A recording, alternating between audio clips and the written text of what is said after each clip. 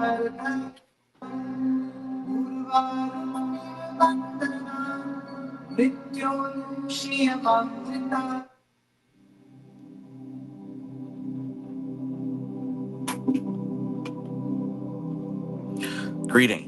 This is TK Trav, aka Travis Magus, here with LVX777.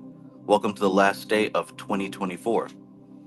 Today we continue our book study on the mystical Qabalah, chapter 20, Tiphareth, beauty, the sun, the savior, the sacrifice.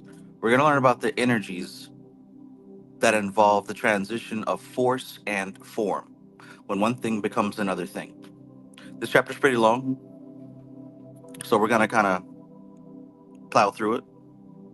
We'll do our best to wrap this up before next year. So hope you're having a fantastic New Year's Eve. I appreciate you being here. You can be at the club, popping it with all the Debbie cakes and the honey buns, Swiss cake rolls, zebra cake rolls. You could be doing that. And hell, maybe you are. Maybe you have your headphones on, listening to the mystical Qabalah while you're enjoying Booty Meat by Sexy Red. In either case, I hope that you feel good about yourself tonight. I hope that you are feeling optimistic about the next 365 days. And yeah, I hope your energy is in order and alignment with your hopes and your dreams, because this is going to be the best year of your life. Now think about what that will look like. Think about what that feels like. What's it smell like? What's it taste like? And once you locate the vibration of the best year of your life, go ahead and step into it. Go ahead and assume it to be true. Go ahead and pretend that that's you right now. Just do it and see what happens. 2025, becoming the most authentic version of yourself. And if you lose anybody along the way, it's not a loss. That's called alignment. Because honestly, when we talk about spirit communication, we talk about healing the inner child and the shadow work and all that good stuff. These things only happen to the true, authentic you. Spirit communication does not happen to the false self that you build to interact with the world and with culture and everybody else. Spirit does not communicate with the false self. Spirit communicates with the true self. So may 2025 find you becoming you, not who everyone else wants you to be. May you find the strength to be who you are, because that's how you tap in without restrictions or blockages. Easier for some people than others, but I wish the best for you. Now, let's get into this chapter 20, Mystical Qabalah, Tiphareth, beauty. So peace and greetings to all my favorite people in the universe. Fat Tony, peace, peace. Manny, peace, peace. Good to see you. ACW, my fellow cyclomate, peace and greetings, peace and greetings. Sunshine Chick, always great to see you. Peace, peace. Benjamin 37, peace. And see, I've had a lot of interactions with a lot of you through the past years, you know, and even though you're just participating through your username, I know that most of you have had significant growth over these past couple months, mainly because you've been in my classes or we had consultations, so I've had a chance to talk with you, communicate with you. And I know that some of you were dealing with issues coming into the year that you're not dealing with now because you figured out how to manage your shit. So good on you. More of that. L, peace. Tian Pomeroy, peace, peace. Cardino, peace and greetings. I'm wasted, but I'm here. Hey, let's get it. Leah Farrell, I just told you, it's going to be your best year. Tian Pomeroy, she's already there. She's already in the future. Let us know how it is. What's it look like? I win. Peace, peace. All right, now we about to get into this because we got to wrap this up before next year.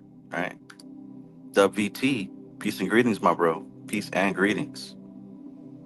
Enchanted Cottage 333. So wonderful to have met you this year. I hope that you're doing fabulous tonight. J Bald Hayo, peace and greetings. See, that's one of the ones I'm talking about. Lasange Decote, happy holidays. Peace and greetings to you. Click wasted or white boy wasted. It's a difference. It's a difference. All right, let's go. Let's go.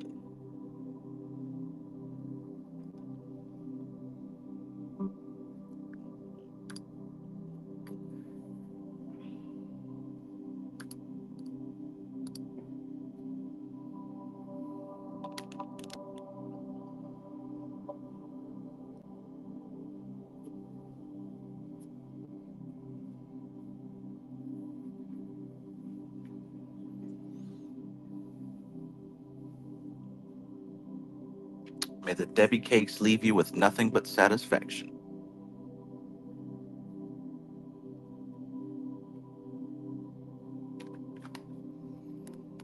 May the light skinned honey buns be sweet. May the dark skinned sweet Swiss cake rolls be just right. May the zebra cakes not give you any drama, but a delicious dessert for dinner and all that. And all of that.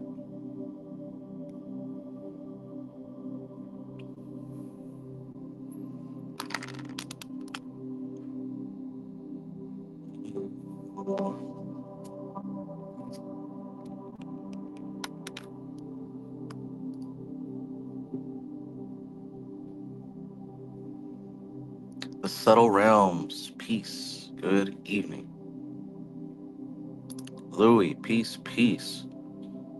We got a full house tonight.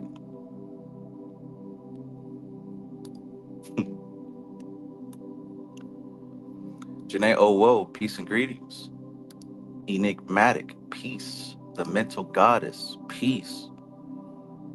Right? Everybody is checking in for the final day and the beginning of the best year of your life. That's what 2025 is called.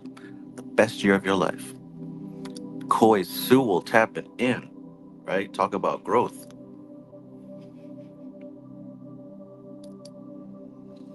Goodness gracious. All right, so 20, Tiphareth, right?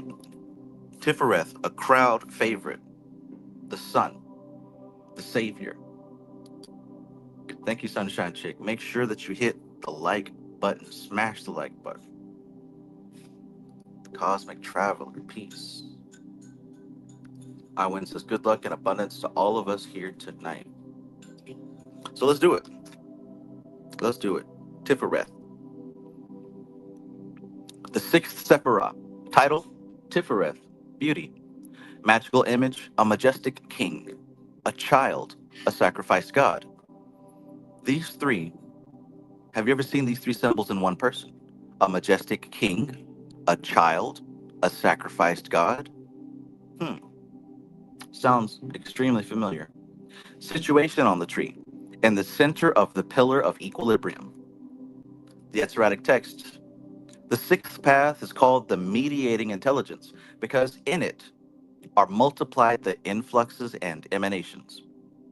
For it causes that influence to flow into all the reservoirs of the blessings with which they themselves are united.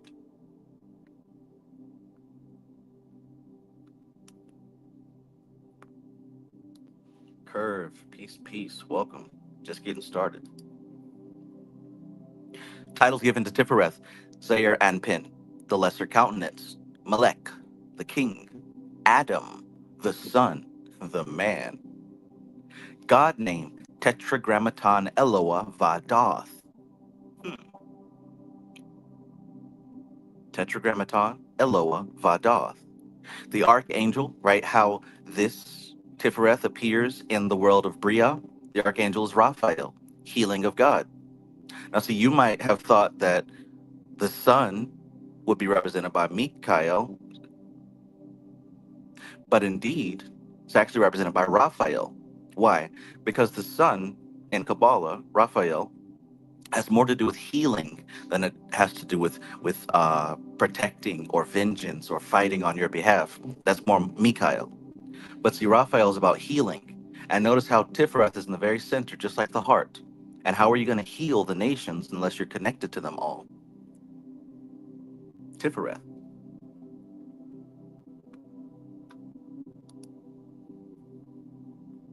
Rosa Flame says that's why Raphael makes more sense to me to be there as well.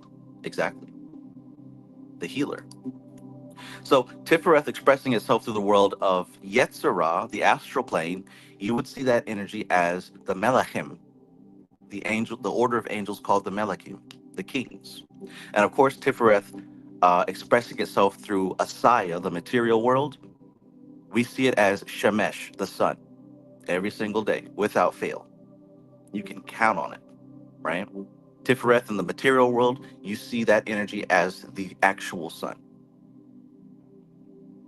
Now, the spiritual experience of you connecting with this force, right? If you actually tap in, the type of vision, the type of experience that you're going to have is the vision of the harmony of things.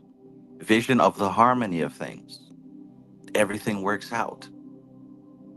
Mysteries of the crucifixion. That's what you're also going to witness, the mysteries of the crucifixion. And what does that mean? We talked about sacrifice last night.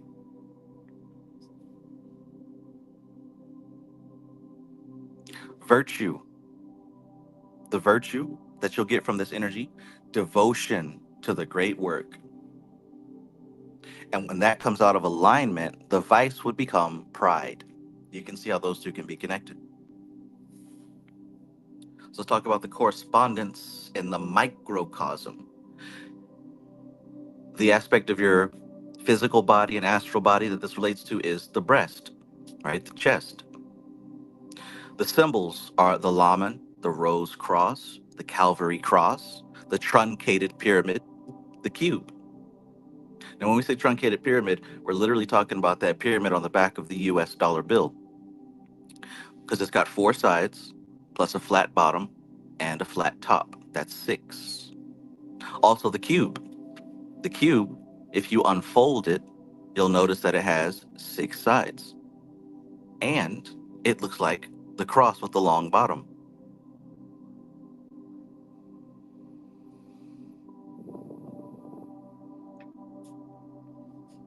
Wraith 636, peace and welcome. The tarot cards are going to be the four sixes. The four sixes, we know those as the Six of Wands, which is victory. Victory. The Six of Cups, which is joy. It's going to be the Six of Swords, which is called earned success. That's not really what comes to mind when you see this, but that's the occult name, earned success. And then, of course, material success. Material success. Everybody here is winning, right? The wealthy dude has enough to give the poor who are receiving. It's their lucky day, right? Everyone's winning. So notice how the energy of these cards, there's a lot of helping, there's a lot of giving, right? There's a transmission here. Even this is symbolic. Who doesn't love to see champion return successful from battle? Who doesn't love a little bit of help when you need it, right? Who doesn't love a little bit of help, especially when you're feeling down? And who doesn't love to be able to give or receive? That's why Christmas is everybody's favorite holiday. Wait, Christmas, Christ, Tiphareth? Let's get into it. Let's get into it.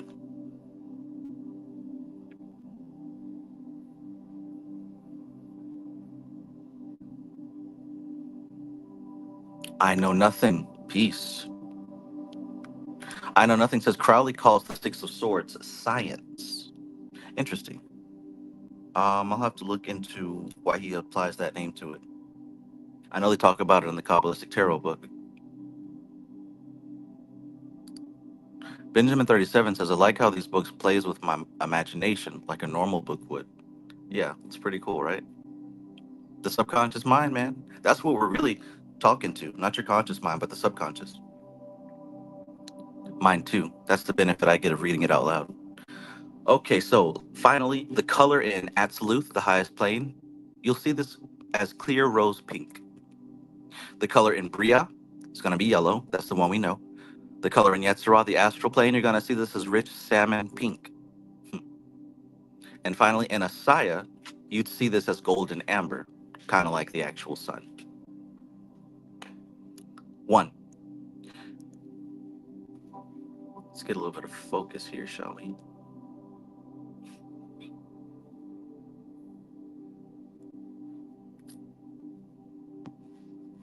All right, one. There are three important keys to the nature of Tiphareth. Three important keys to the nature of Tiphareth. Firstly, it is the center of equilibrium of the whole tree, being in the middle of the central pillar. Secondly, it is Kether on a lower arc and Yesod on a higher arc. Thirdly, it is the point of transmutation between the planes of force and the planes of form. Honestly, I think that's probably the most important thing for you to remember right now.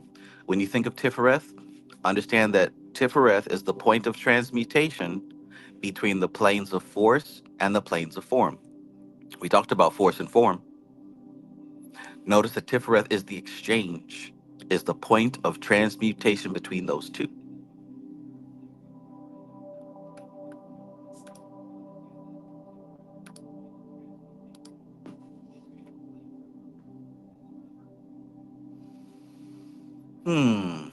The point of transmutation between the two.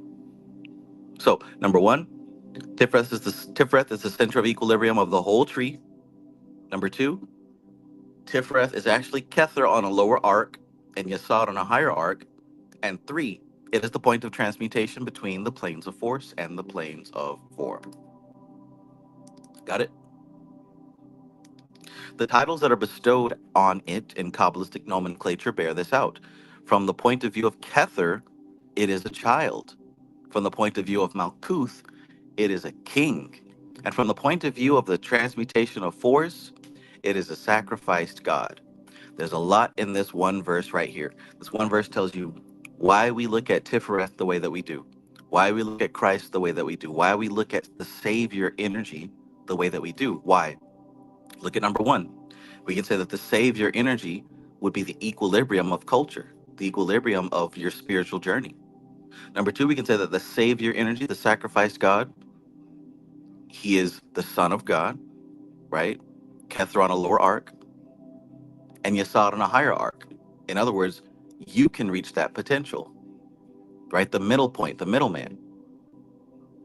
And thirdly, you can say that the Savior energy is the point of transmutation between force and form. In other words, the one that can convert energy into manifestation or manifestation back into energy. Why else do you pray to the Lord to fix it, Jesus? To Jesus take the wheel.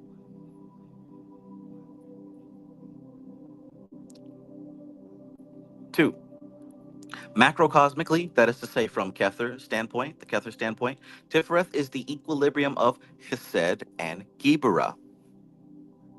Microcosmically, that is to say from the point of view of transcendental psychology, it is the point where the types of consciousness characteristic of Kether and Yesod are brought to a focus. So, in other words, when you look at the energies of the left hand path and the right hand path, they're extreme, they're polar. They're polarized as very objective or very subjective. And because those two polarizing forces meet in the middle, what you get is a clear vessel of consciousness. You got Kether, Tiphareth, Yesod, and Malkuth. Those are like clear vessels of consciousness. You can see yourself in any of those Sephiroth. It might be kind of hard to see yourself on the left path or the right path, but you can definitely see yourself in the middle. Like what you said last night about balancing on a bike. You got to kind of swing to the left and to the right in rhythm to keep yourself in balance. And that's what's happening with Tiphareth. Tiphareth is literally the balance of all the Sephiroth. So I'll read that again. Macrocosmically, that is to say from the Kether standpoint, Tiphareth is the equilibrium of Chesed and Geburah. Microcosmically, that is to say, from the point of view of the transcendental psychology, it is the point where the types of consciousness characteristic of Kether and Yesod are brought to a focus. And what do you hear when you see the types of consciousness characteristic of Kether and Yesod? We know that Yesod is our imagination. It's it's the screen to our computer. The ones and the zeros of the cosmos, that's the computer itself. But nobody operates the computer. We operate through the screen, the user interface of the display. That is Yesod.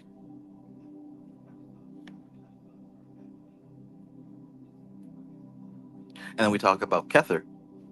That is the highest that we can attain to. You're gonna have to go out of here. You're gonna keep doing that.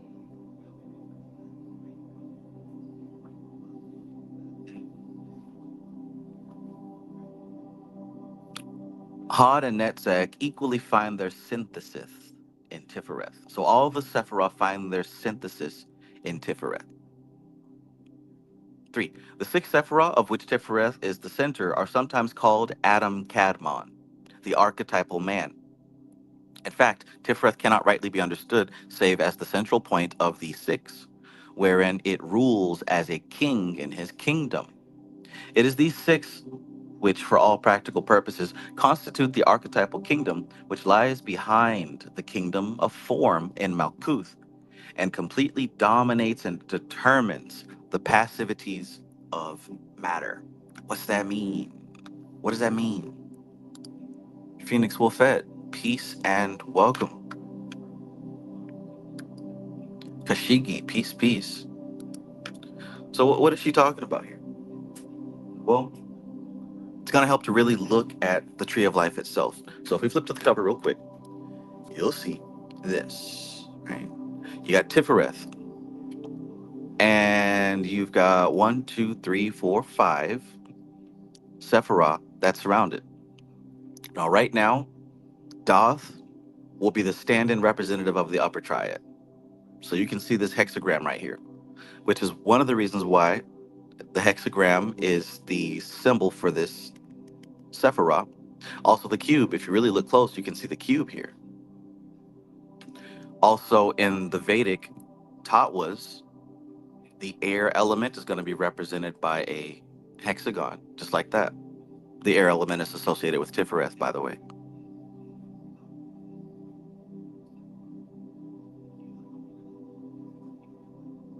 Earth, water, fire, air, Akash, the five elements. But anyways, this would be considered the kingdom that Tiphareth rules, the kingdom that the sun rules. And isn't it's no mystery, right? Because all these revolve around the sun, just like in Isaiah. Mars, Mercury, the moon, well, maybe not the moon, but Venus, Jupiter, Saturn, they all revolve around the sun. So what we're seeing here is three. You've got the upper trinity, which is the crown. This is the Godhead, literally. Here we've got the Son of God. And here we have the bride, Malkuth. So when we talk about the kingdom of form is what you're going to experience with your five senses. But there's a kingdom behind the kingdom of form. So the kingdom of form is like the mask or the clothing that this kingdom wears. This is the true kingdom. And here's the king that rules it, which can also be seen as your higher self. Your higher self ruling the kingdom of these energies here. This is what makes Qabalah so important. This is why the only magic is planetary magic and elemental magic. That's the only there is no other magic. There is no other magic. Planetary magic and elemental magic. Because the planetary magic and elemental magic are the forces that we deal with. So everything that you see in your world is a representative of the forces of this kingdom. There's nothing else. So a lot of this work is about you attaining the position of Tiphareth. Until you do that, you're kind of running on autopilot because ain't nobody else running the show. Ain't nobody else running the show. Even if you believe somebody else is doing it to you You've given them permission. You've given your subconscious mind to allow someone else to rule your kingdom, right? Even if you want to blame an Illuminati or a government or whatever you want to blame it on, what you're doing there is you're giving yourself permission to be influenced by some external force. And if that's what you require for your development, then that is perfect and beautiful.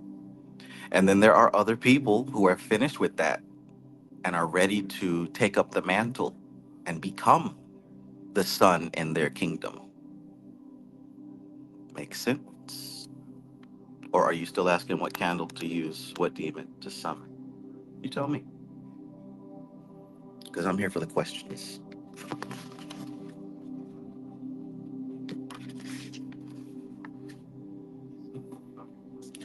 I'm here for the questions. You dig? All right, so number four. Number four. When we have to consider a Sephiroth in relation to its neighbors in order to interpret in the light of its position on the tree, it is not possible to proceed with an entirely systematic and orderly exposition of the Kabbalistic system, for we must, of necessity, forestall with partial explanations if our argument is to be comprehensible. We must therefore give some explanation of the three lower Sephiroth grouped around Tiphareth, Netzach, Hod, and Yesod. Do you see what she's doing throughout this book? In these chapters, she doesn't just talk about the Sephiroth. She has to explain the Sephiroth that are attached to it. As she said, the only way to understand these Sephiroth is in relationship to the others. So she's trying to teach you to think this way. She's trying to train you to think Kabbalistically. To think Kabbalistically is to think in systems, not in individual isolated things, but in ecosystems. So when you look at the Qabalah, when you look at the tree of life, you cannot just look at Tiphareth and just Tiphareth. You have to consider what's around Tiphareth. And that's going to give you the clearest picture of the type of energy you're dealing with. So that's what she's saying here. So right now we're about to touch on Netzach, Hod, and Yesod, simply because we already know about the upper triangle. We know about the Gibarat Chesed. But in order to really explain Tiphareth, we got to take a look at the other three Sephiroth that are attached to her, or him, depending on what angle, right? Alkalinity light, peace, peace. Zero in the building, peace, my guy, peace.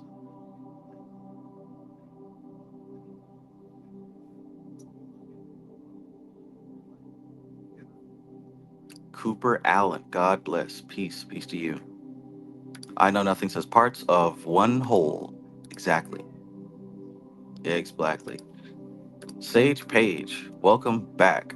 I know you are learning so much right now. You've been on a mystical Kabbalah, cosmic doctrine binge.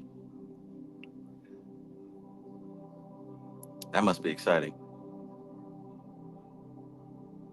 Alkalinity Light says, I ordered the book and received it today. Richard Bandler Transformation book because of you. Thanks, Trav, for all you do and uplighting the consciousness. That's awesome, man. I hope that you read through that book and really understand it and practice it and apply it. It'll change your life if you let it. For sure. It will change your life if you let it. And I'm talking about a good change, a change where you are in control of yourself, which is the most important thing to be in control of. Elias 1 says, just like a body and the organs working together. Then that brings to mind Adam Cadmon again. Right, right. You know your stuff. Let's keep going. So, speaking of the lower three, five, Netzach is concerned with the nature forces and elemental contacts. Right? There's your Venus, there's your Netzach. It's concerned with nature forces and elemental contacts. Hod, Mercury, Hod with ceremonial magic and occult knowledge. Right? So one's dealing with elemental forces, nature forces, one's dealing with ceremonial and occult magic. Can you see how those two relate to each other? Can you see how they kind of complement each other? You, if you watch my videos, you will have heard me speak about two types of magicians. Which one are you?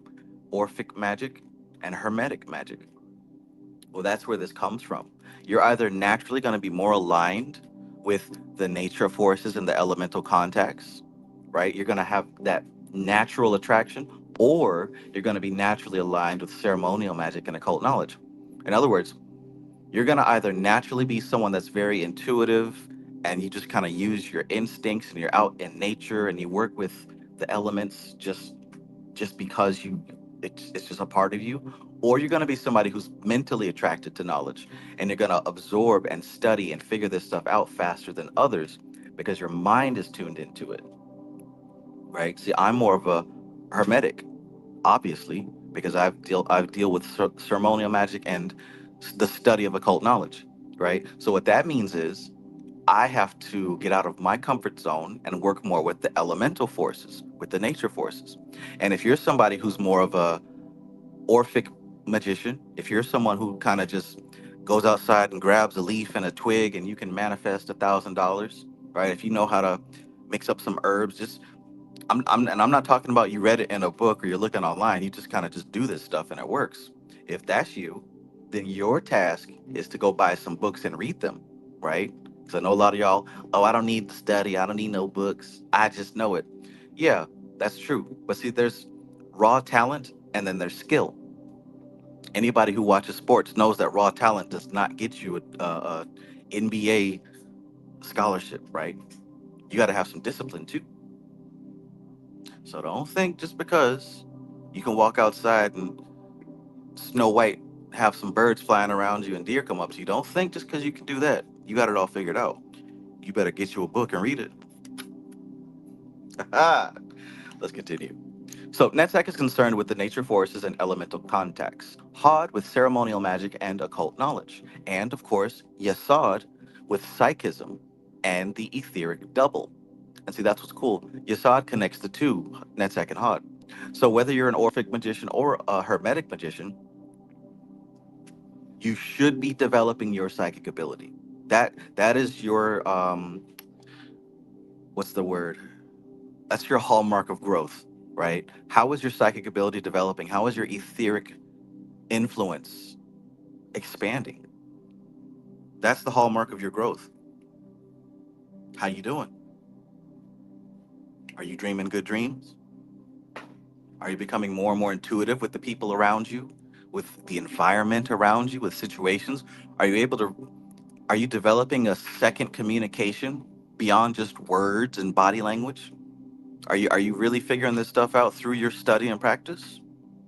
Because that's what should be developing here for all of you, each and every one of you.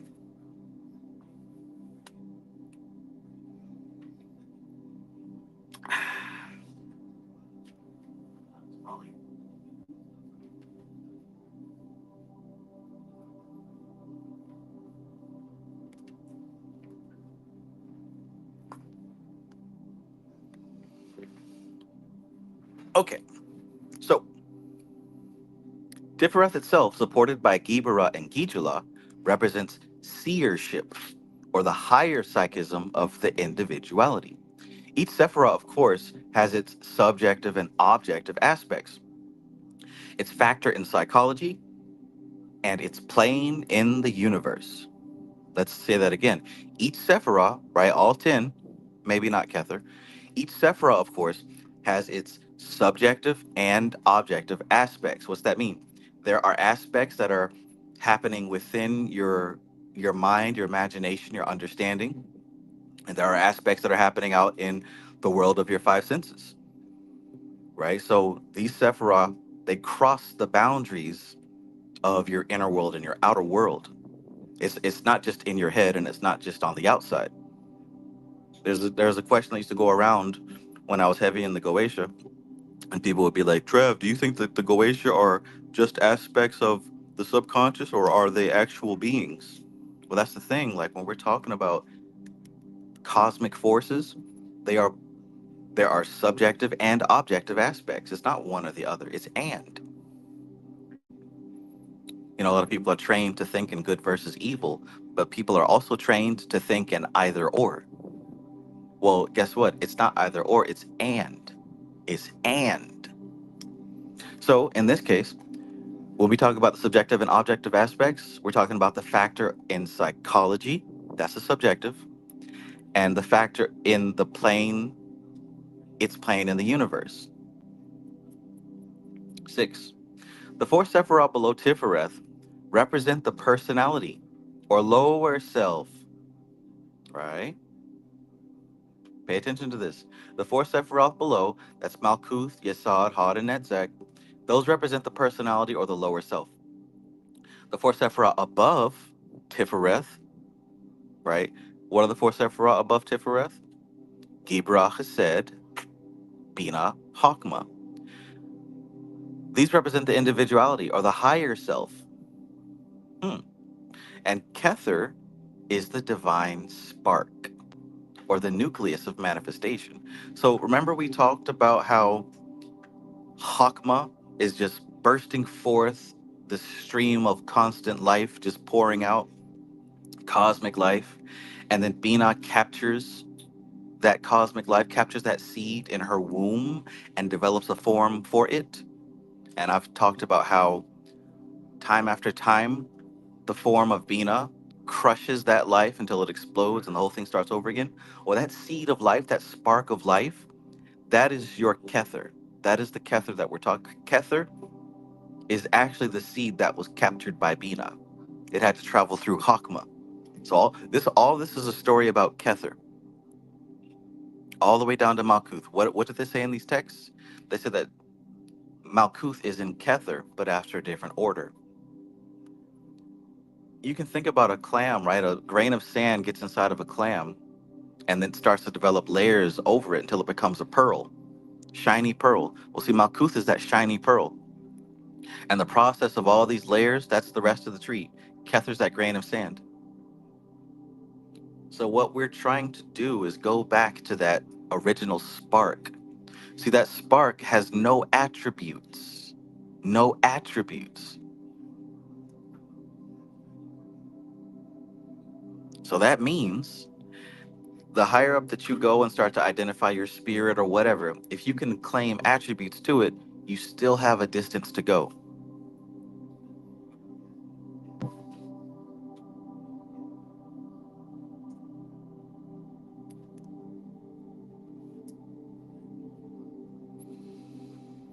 Hmm. Lasange Decote says for better self control, also look into Raja Yoga. I recently finished Mind Management, and Raj Yoga. Awesome stuff.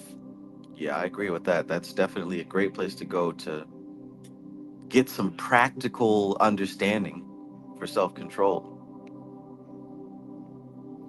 Sage Page says, I'm blown away by the way you break it down. I can't get enough of your content. Straight binge watch most of the videos. Yeah.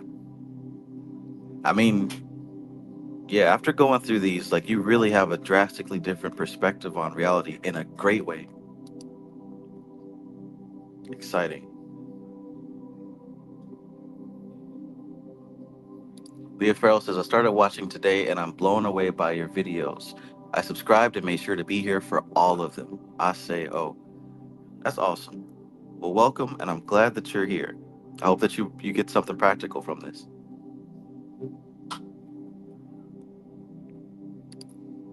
Ray says, had to make a cup of coffee. It's becoming a ritual for me when having these book study sessions with Travis.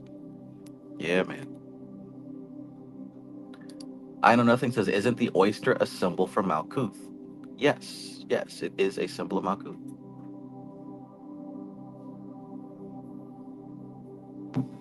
Jay Baldhill says, gonna be bringing you all more of that occult knowledge to gobble up with a live book study of a classic on my channel for us to kick off the new year. And look, click on Jay Baldhill's name right here in the chat. When you click on it, it's gonna open up a menu that says go to channel. Go ahead and go to his channel and subscribe. Jay Baldhill's got some book study content coming up as well. You don't want to miss. So if you have not subscribed already, check out Jay Baldhill's channel. Telling you, man, this is going to be a fantastic year for the occult because it's not about people trying to look cool. We got people really tapped in, teaching the science. So yeah, I'm excited for that, my man.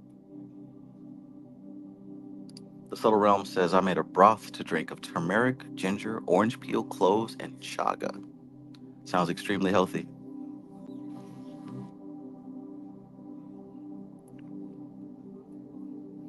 All right, let's get back into it because I want to finish this before the new year, before next year.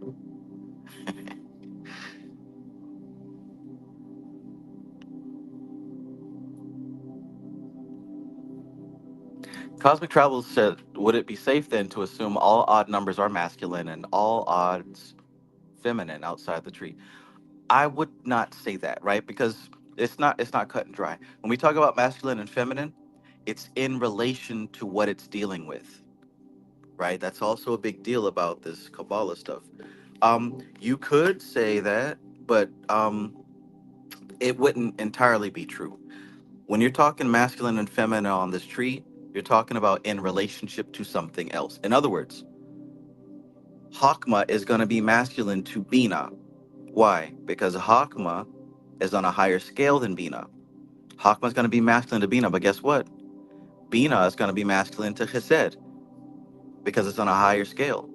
Likewise, Netzach is going to be masculine to Malkuth, right? In fact, the entire tree is masculine to Malkuth. That's why Malkuth is called the bride. And everything on the tree is going to be feminine to Kether because everything on the tree is receiving from above. So it's not so much like one, it's not so much odd numbers and even numbers, it's in relationship. And that's how you look at the tree. Everything here is in relationship. There's no static and solid. It's no good and evil, no positive, negative. It's all in relation, right? This pillar is positive in relation to this pillar, which is negative. And that's in relation to the middle pillar. So you get what I'm saying? This upper plane, this whole upper plane is going to be masculine to the lower plane and vice versa. Well, it's depending on where you're working from.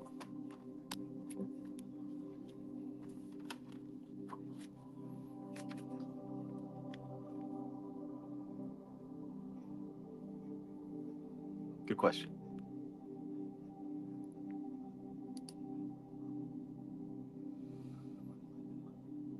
All right. So where were we at? We were on number what?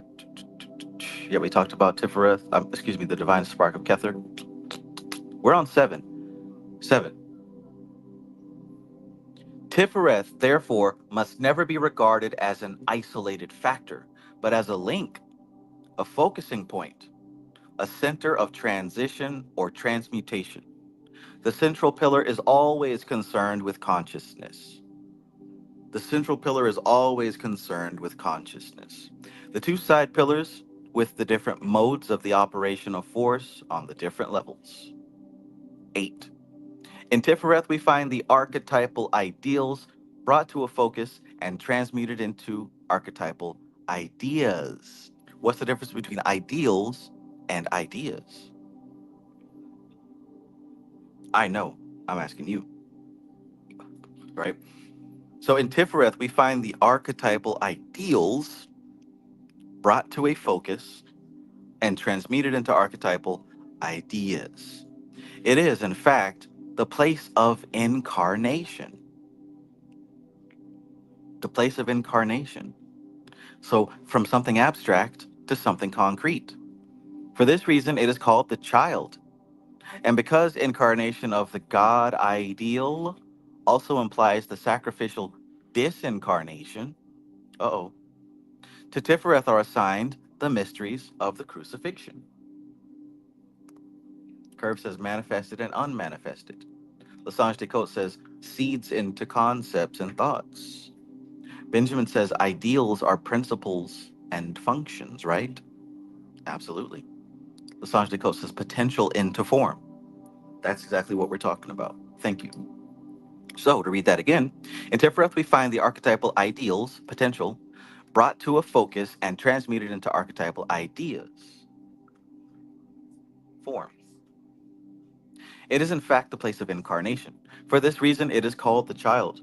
And because incarnation of the God ideal also implies the sacrificial disincarnation, to Tiphareth are assigned the mysteries of the crucifixion.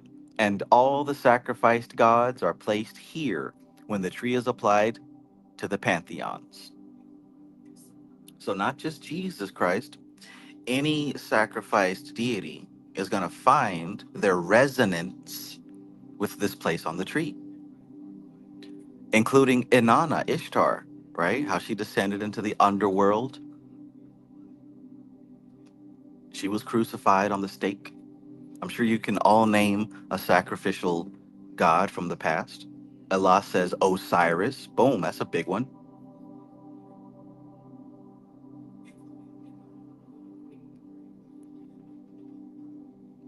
Any sacrifice god you'll find here, because we're not talking about an individual person. We're talking about the energy, the force that they represent.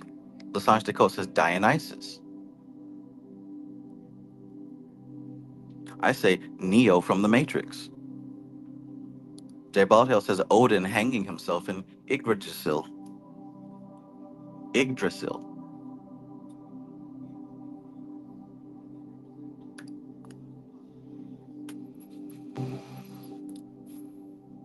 God the Father is assigned to Kether, but God the Son is assigned to Tiphareth for the reasons given above.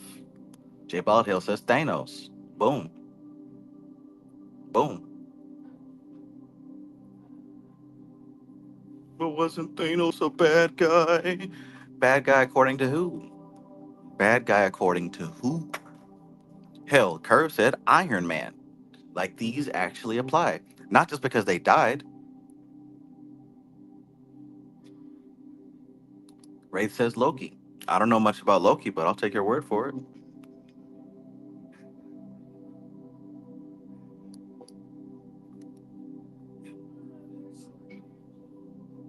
I keep forgetting the chick's name from Fortnite, who was part of the Seven. She sacrificed herself to save the entire island. Gosh, I should remember her name as much as I play that game. Anyways, Eli says the sun dies and rises again during Christmas. Boom. That's the main one right there. The sun. Kashigi says, my old self. Perfect. As it should be, right? Your old self sacrificed so that the new you can be born. And guess what? Your current self needs to be put up on that cross willingly, right? Because remember, you got to think about it in the Bible. Christ had the opportunity to turn and run away. He could have ran away. He could have went off and did something else, but he chose to die for the sins of the future, right? I know a lot of people talk shit about Christianity. Oh, this a slave religion. Anything negative you can say, right? That's coming from ignorance. But you got to look at the science behind it. Look at the science behind it. Christ died for your sins. That's supposed to be a metaphor. Your current self needs to willingly sacrifice for your future self. Because if not, what you doing? If not, what are you doing? You got to recognize right now who you want to be and where you want to be and what sacrifices need to be made to get there. Boom. Curve said, imagine Jesus saying, fuck this shit, I'm out. Like, what kind, you know what I'm saying? Like, that don't even match. Allah says, put your ego on the cross and be born again anew. Sunshine Chick says, any slave getting beat to save others for freedom. Man, imagine the type of person you have to be to sacrifice yourself, to lay down your life for somebody else. A lot of people don't have that kind of heart. A lot of people don't have that kind of heart because a lot of people wouldn't do it for themselves. A lot of people wouldn't do it for themselves, would they? That's why a lot of people stay in situations that they're unhappy with and they just keep on suffering every day. But, anyways, let's get back to this, right? Curve says, what did he count? Um, I might have to meditate on that. Matter of fact, I don't want to meditate on Diddy. What Diddy count? Look, we have a no Diddy rule on this channel because as soon as somebody mentions Diddy, we go off on a Diddy spree for 20 minutes. Dang. Curve says Robert Kelly, he was fighting for his life. Now I could make a case for R. Kelly. I could see that. I could see that. Right. Diddy maybe not. Omnia Arlandria. See, I love the fact that you're showing up more and more earlier to these live streams. Because before you used to come at the very end. But here you are, right in the beginning. Great to see you, Omnia Arlandria. All right, let's keep going. No Diddy. R. Kelly's fine, but no Diddy. Where we at? 9. Exoteric religion goes no farther up the tree than Tiphareth.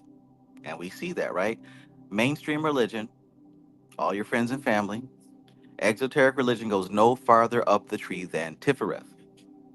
It has no understanding of the mysteries of creation as represented by the symbolism of Kether, Hakma, and Bina, nor of the modes of operation of the dark and bright archangels as represented in the symbolism of Gibera and Gijula, nor of the mysteries of consciousness and the transmutation of force as represented in the invisible Sephiroth Doth, which has no symbolism. So, coming from somebody who's read this book multiple times and understood it better each time around, when she mentions Doth, pay attention, right? Because she tries to not give you too much about Doth. So when she does mention something specific about Doth, it's important. One thing that you should have noticed is that in the god name of Tiphareth, you'll find the word Doth. So what does she say right here? In number 9, she's saying that mainstream religion doesn't go past Tiphareth in its understanding of spirit and consciousness. Um, and she's going forward to explain the aspects of these other Sephiroth and how they impact spiritual understanding. She included Doth. So let's run it back. So she said that exoteric religion goes no further up the tree than Tiphareth. It has no understanding of the mysteries of creation as represented by the symbolism of Kether, Hakma, Bina. And we know that because divine masculine, divine feminine. Then she says it has no understanding of the modes of operation of the dark and bright archangels, right? You know the symbolism of the angel on your left shoulder and on your right shoulder? She said that that's Gibera and Gijula. And it's funny that if you look on the cover of this book, they are positioned on your right and left shoulder. Then she says mainstream religion has no understanding of the mysteries of consciousness and the transmutation of force as represented in the invisible Sephiroth Doth, which has no symbolism. So she just told you what Doth was all about: the mystery of consciousness and transmutation of force. So she said that Doth is responsible for transmutation of force, but before she said that Tiphareth was responsible for transmutation of force. And where's Doth in relation to Tiphareth? Hmm. Perhaps there's a black sun behind the sun. 2 suns in the sky. So you thought it was literal. You up there looking for a second sun because somebody made a little YouTube video about 2 suns in the sky, not realizing that it's metaphorical and occult.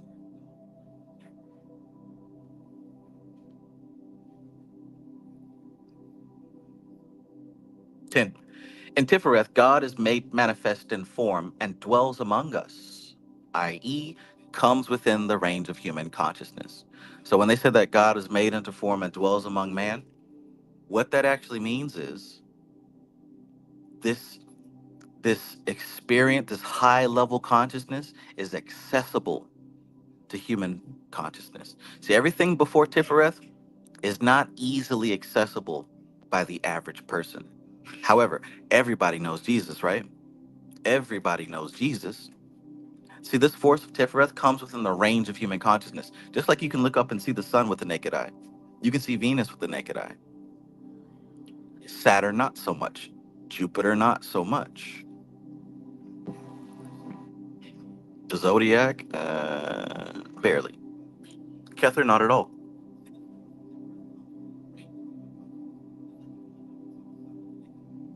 I know nothing says damn. That's why popular religion can't go beyond polarity, good and evil, right? Because the average person isn't conditioned to think like that. Hence why the occult is hidden and secret, not because somebody's hiding it, but because the average mind isn't conditioned to understand it.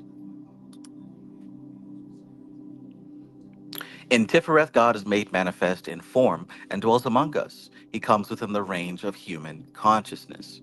Tiphareth, the Son, shows us Kether, the Father. Aww. 11. In order that form may be stabilized, the component forces out of which it is built must be brought into equilibrium. So in order that form may be stabilized, the component forces out of which it is built must be brought into equilibrium. Therefore, do we find the idea of the mediator or the redeemer inherent in the Sephiroth?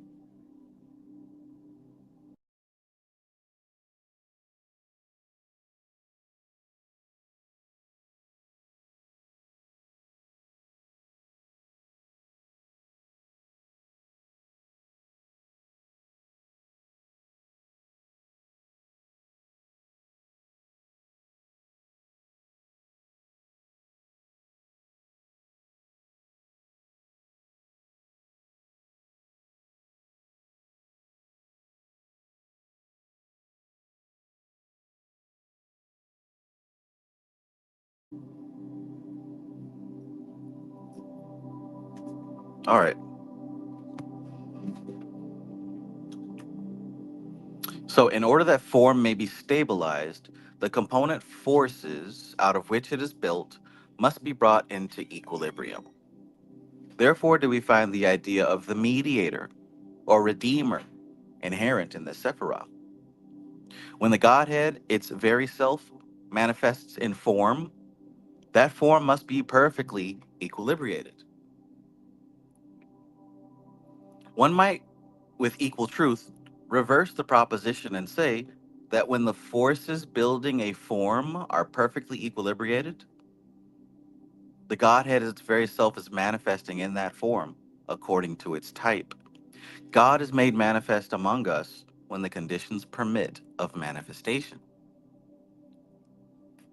God is made manifest among us when the conditions permit of manifestation.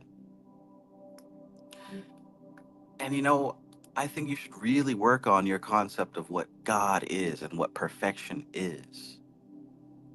Because as long as you're living in the now and you're being authentic, you are operating through the perfect version of yourself. Because here's the thing, your ascent up to growth, your development, your expansion of consciousness, it's never going to stop. As long as you're in the world of manifestation, your development is never going to stop. So if you're thinking that perfection is an end result, you're already setting yourself up for disappointment. Perfection isn't in the future, perfection is in the now. You can be the perfect version of yourself right now as long as you are being authentic, being yourself, being what you're supposed to be. And what are you supposed to be? Whatever your energy is aligned to be, right? I can't tell you, it's not some future destination, right? If them Debbie cakes done gave you a pot belly, right? Own it, accept it. That's the perfect version of you right now. And if you want that pot belly Debbie cake version of yourself to become a flat belly version of yourself, you're gonna have to sacrifice them Debbie cakes. You're gonna have to sacrifice and crucify the pot belly version by getting on that treadmill, by putting down them Debbie cakes, right? By doing your thing. You see how this works? But in the meantime, Potbelly You is the perfect version of you when you own it and stop beating yourself up about it, right? Or whatever thing you got going on. And there's something special about that because when you allow your authenticity to shine through, you allow alignment with what you're supposed to have, or what you're supposed to be, and that opens the door for continued abundance. But the whole thing about rejection and denial and self hate and self judgment and all this other stuff that we do emotionally because we haven't done our shadow work, that is keeping us out of perfection. That's keeping us out of alignment. But anyways, that's only a piece of what she said. What she said is actually much bigger than Debbie Cakes. I'll read it again. When the Godhead its very self manifests in form, that form must be perfectly equilibrated. And what she's saying here is that form, Bina makes it look easy, doesn't she? She makes it look easy. But in truth, to capture force into a form takes a lot of balance, a lot of harmony, a lot of harmony. So when the Godhead its very self manifests in form, that form must be perfectly equilibrated. Because look, isn't matter a sin in itself? So it's not even about the matter, it's about the spirit recognizing itself within that matter in the moment. One might, with equal truth, reverse the proposition and say that when the forces building a form are perfectly equilibrated, the Godhead, its very self, is manifesting in that form. It's not the form, it's what's manifesting in the form, according to its type, of course. God is made manifest among us when the conditions permit of manifestation. Get right. Get right. Veronica Archaga, peace and welcome. I love you, Veronica. I hope you're having a fantastic evening. Peace, peace.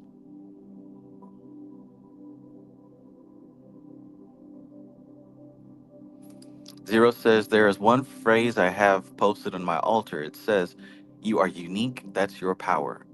Made me think about that. Yes, sir. Yes, sir. Amon Ra Centro, peace. Patrick says, just seen you were live. What I miss was playing DB Sparking Zero. Peace and greetings. Peace and greetings. We're talking about Tiphareth, as promised. We're going to get through this. We're going to get through this before the new year. Tiphareth, transmutation, sacrifice, transmutation of force into form, and vice versa. Jai Jagopal, peace, driving safe, driving safe.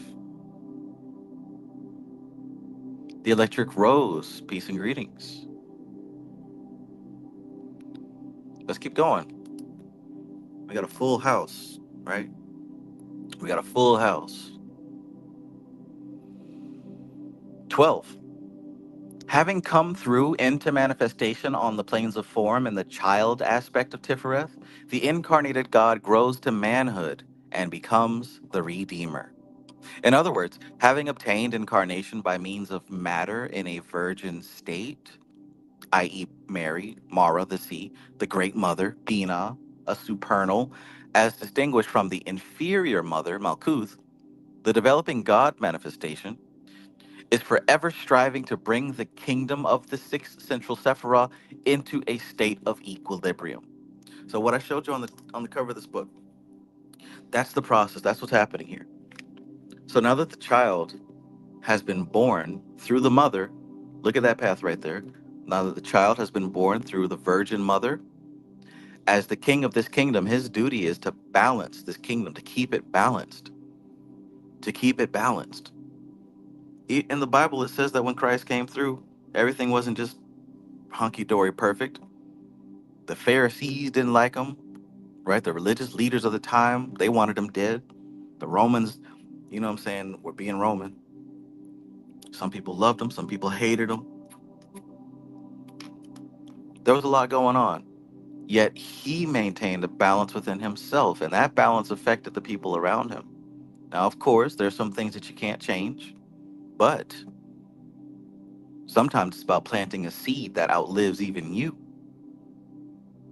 And when you're doing the work, the seeds that you plant that come from on high, they persist and subsist. But anyways, the duty of the king, the crowned king, the child king, is to harmonize the kingdom, to keep the kingdom in balance.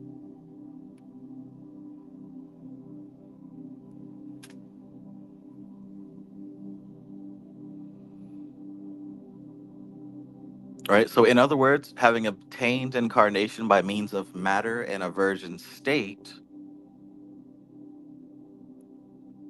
The developing God manifestation is forever striving to bring the kingdom of the sixth central Sephiroth into a state of equilibrium.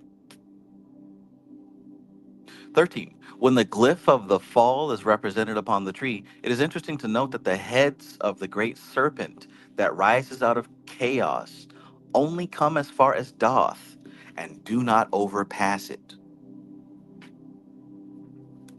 Does anyone remember the visual of that experience?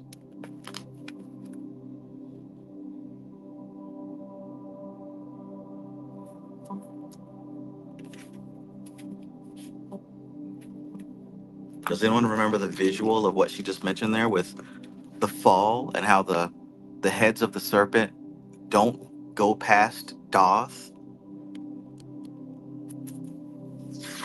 Or do we need a refresher?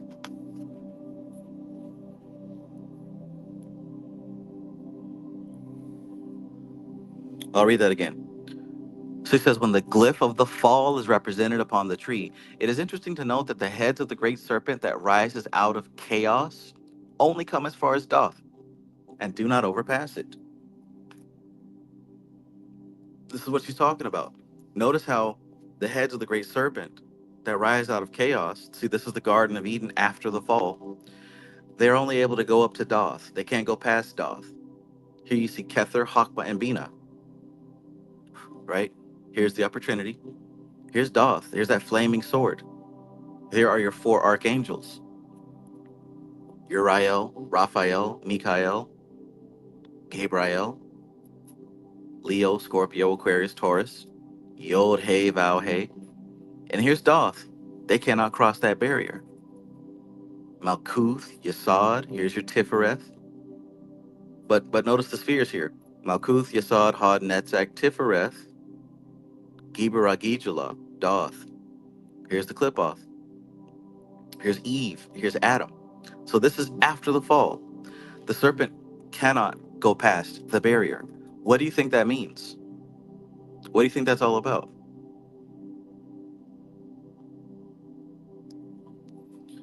To contrast, let's look at the Garden of Eden before the fall. You know we got to bring this out. Always got to bring this out. So here's the Garden of Eden before the fall, right? You'll see that Kether, Hakma, and Bina are actually united as one entity here. You'll see Eve, you'll see Adam, you see the two pillars, right? If you just look at what we've learned so far, you can kind of see the symbolism here. Here's the clip off that everybody is so excited about.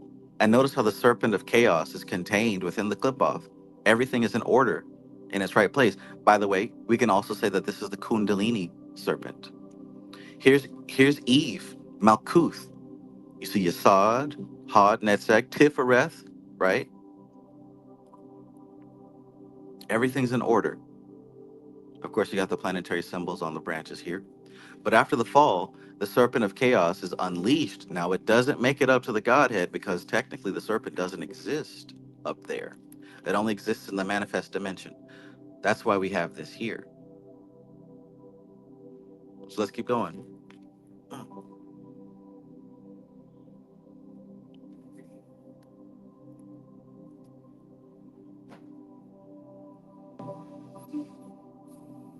Patrick says, is the Golden Dawn by Israel Regardie 7th edition? I have the 6th edition, actually. That's the 6th edition.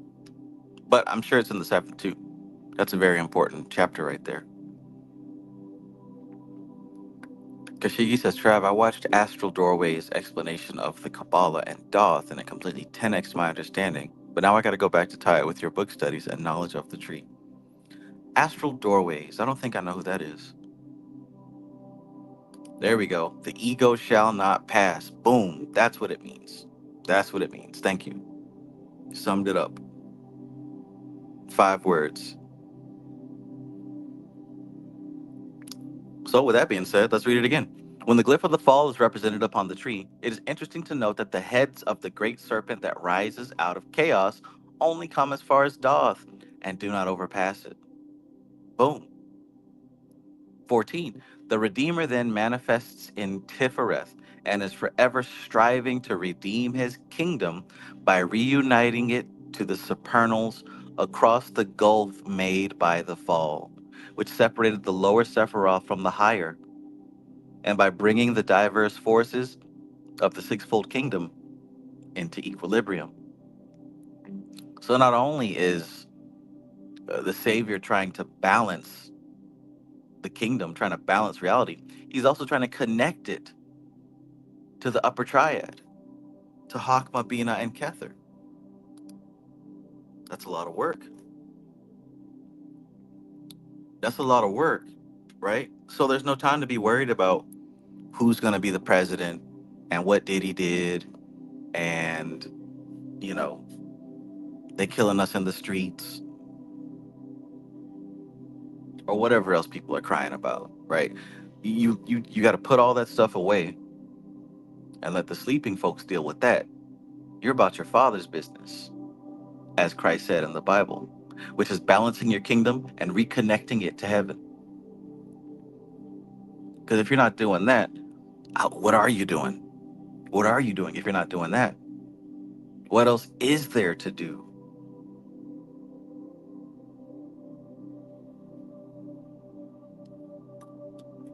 Nigga, I'm getting money. Okay, and then what? And then what? Nigga, I'm clapping cheeks. Okay, and then what? What's after that?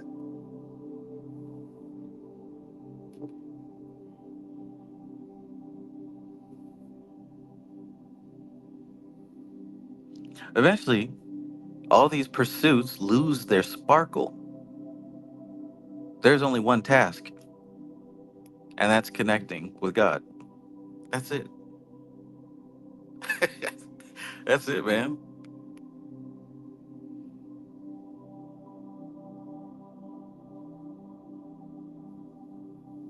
15. To this end are the incarnated gods sacrificed, dying for the people, in order that the tremendous emotional force set free by this act may compensate the unbalanced force of the kingdom and thus redeem it or bring it into equilibrium. So look what she said, man. Look what she said. Even though I made that joke, right? Most people are too busy being consumed by matter. Most people don't know that there is a way out of matter. So they don't have the energy or the time or the level of consciousness to do the work. That's why the Redeemer exists. Because what did Christ do? Died for our sins, for the sins of the people who aren't doing the work. What, Jesus was doing the work and he had what, 12 disciples? They carve out the path for the common person to get there, right?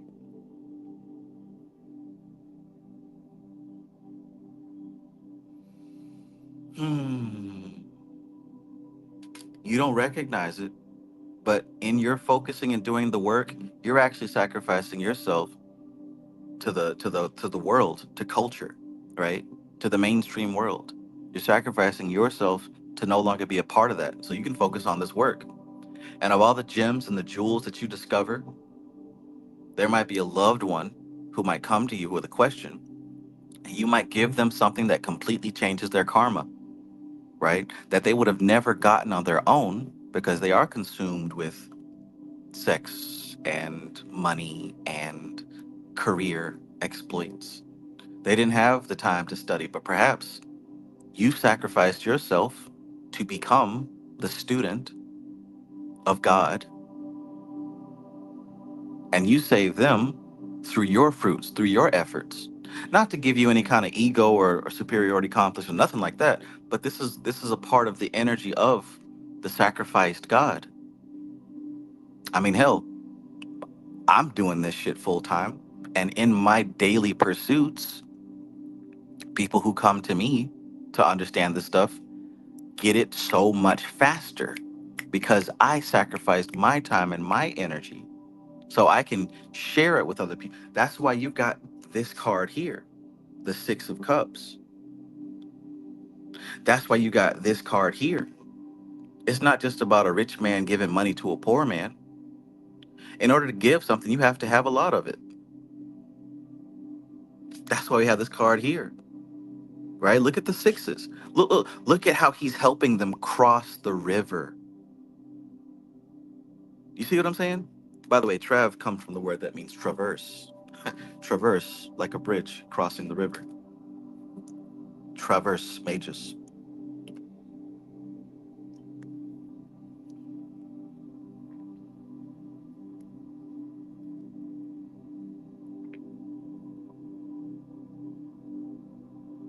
Interesting stuff. Kashigi says, man, awareness is a constant sacrifice of self. Facts. Patchwork says 12 disciples. Could that correlate to 12 zodiac signs? You already know. You already know. The numbers tell you more than the words do. Automatically, systematically. Kashigi says 12 cranial brain nerves as well. Travis Christ. Oh, goodness. Curve says sacrificing myself to God. Allah Akbar type shit. Right? Boom. Jai Jagopal says, hence sacrificing the life on the truck, mediating to attain God and harness energy and staying away from the masses norm. Right. Right. 12 equals 3. A triangle, which means fire, light.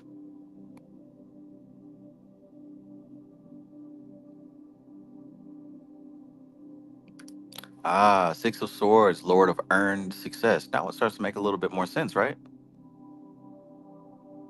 Now it starts to make a little bit more sense.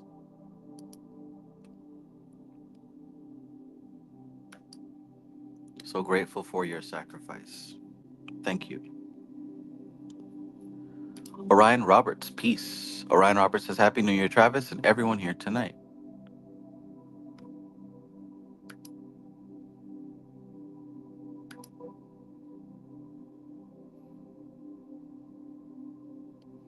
All right, let's keep going. Kasaja, peace and greetings. Let's keep going, right? Because we crossing that river. We are crossing that river.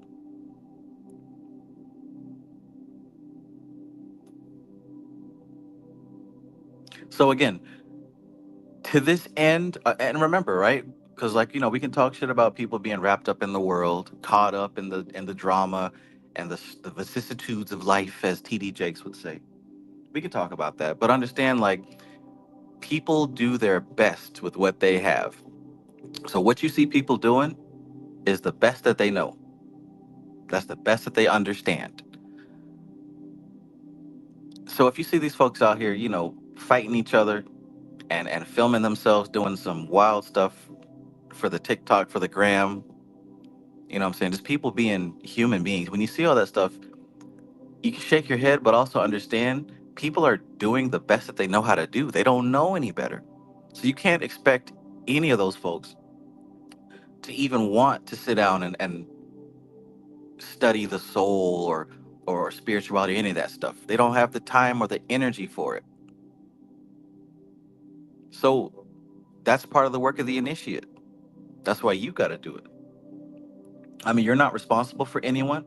However, if if the spirit needs to get to a person, how will it get to them except through somebody who's in contact with the spirit? You get what I'm saying? The Bible talks about careful how you deal with people because you never know when you might be entertaining an angel unawares. Did you ever think that you might be that angel for somebody? I know nothing says facts, Trav. Silly people doing what's useful and appropriate to them. Hey. All right. So So, to this end are the incarnated gods sacrificed, dying for the people, in order that the tremendous emotional force set free by this act may compensate the unbalanced force of the kingdom and thus redeem it or bring it into equilibrium. So, when you do that, you're doing the work of bridging the gap across Doth. I mean, just think about it. If it wasn't for Bobby Hemmett, or Brother Panic, right? Phil Valentine, or whatever teacher of the occult that got you into this whole thing. If it wasn't for them, you wouldn't be here. And of course, it's not any one of those people, but each of those teachers added to your journey and gave you a lot of this right here, right? When you look at those teachers, they gave you a lot of this. They helped you get further across that void. So, in order to pay it forward, you do your work so that you might be able to help somebody else. But, like it or not, you still are kind of part of the collective. You kind of sort of still are a part of the collective. So, I mean, yes, you're going to make it across for sure. Um, but woe unto him who has the opportunity to help and decides not to. All right, you understand what I'm saying. Let's go on to the next.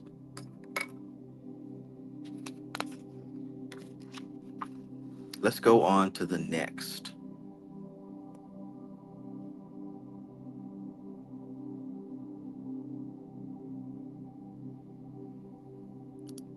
Jai Jagopal says, should I sacrifice not talking for 6 months at all? What's your thoughts on that, Master Trav?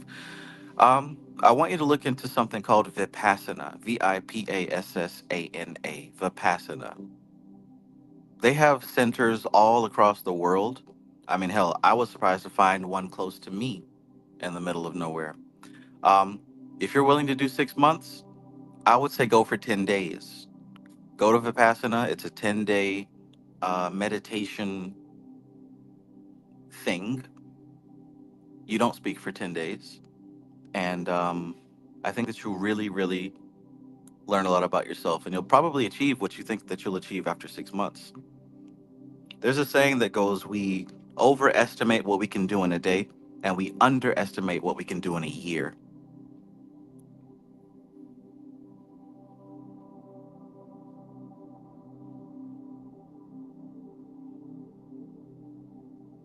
The Subtle Realm says, I went to a 10-day Vipassana retreat 10 years ago. It was beautiful. Me too. It was 10 years ago for me as well. Yep. So yeah, if you're willing to do 6 months of not talking, do the 10 days. And I promise you, you're going to get more out of that 10 days than you would out of that six. Well, yes, yes, because it will be guided and you'll be under the supervision of people who are doing this every day. All right, let's keep going. 16. It is this sphere on the tree that is called the Christ Center, and it is here that the Christian religion has its focusing point. The pantheistic faiths, such as the Greek and Egyptian, center in Yesod. Let me go back. So it is this sphere on the tree that is called the Christ Center, and it is here that the Christian religion has its focusing point. Boom. The pantheistic faiths, such as the Greek and the Egyptian, center in Yesod. And the metaphysical faiths, such as the Buddhist and the Confucian, aim at Kether. But as all religions worthy of the name have both an esoteric or mystical and an exoteric or pantheistic aspect, Christianity, although it is essentially a Tiphareth faith, has its mystical aspect centering in Kether, and its magical aspect, as seen in popular continental Catholicism, centering in Yesod. Its evangelical aspect aims at a concentration on Tiphareth as a child and sacrificed God, and ignores the aspect of the king in the center of his kingdom, surrounded by the five holy Sephiroth of manifestation. What came first, the Bible or Qabalah?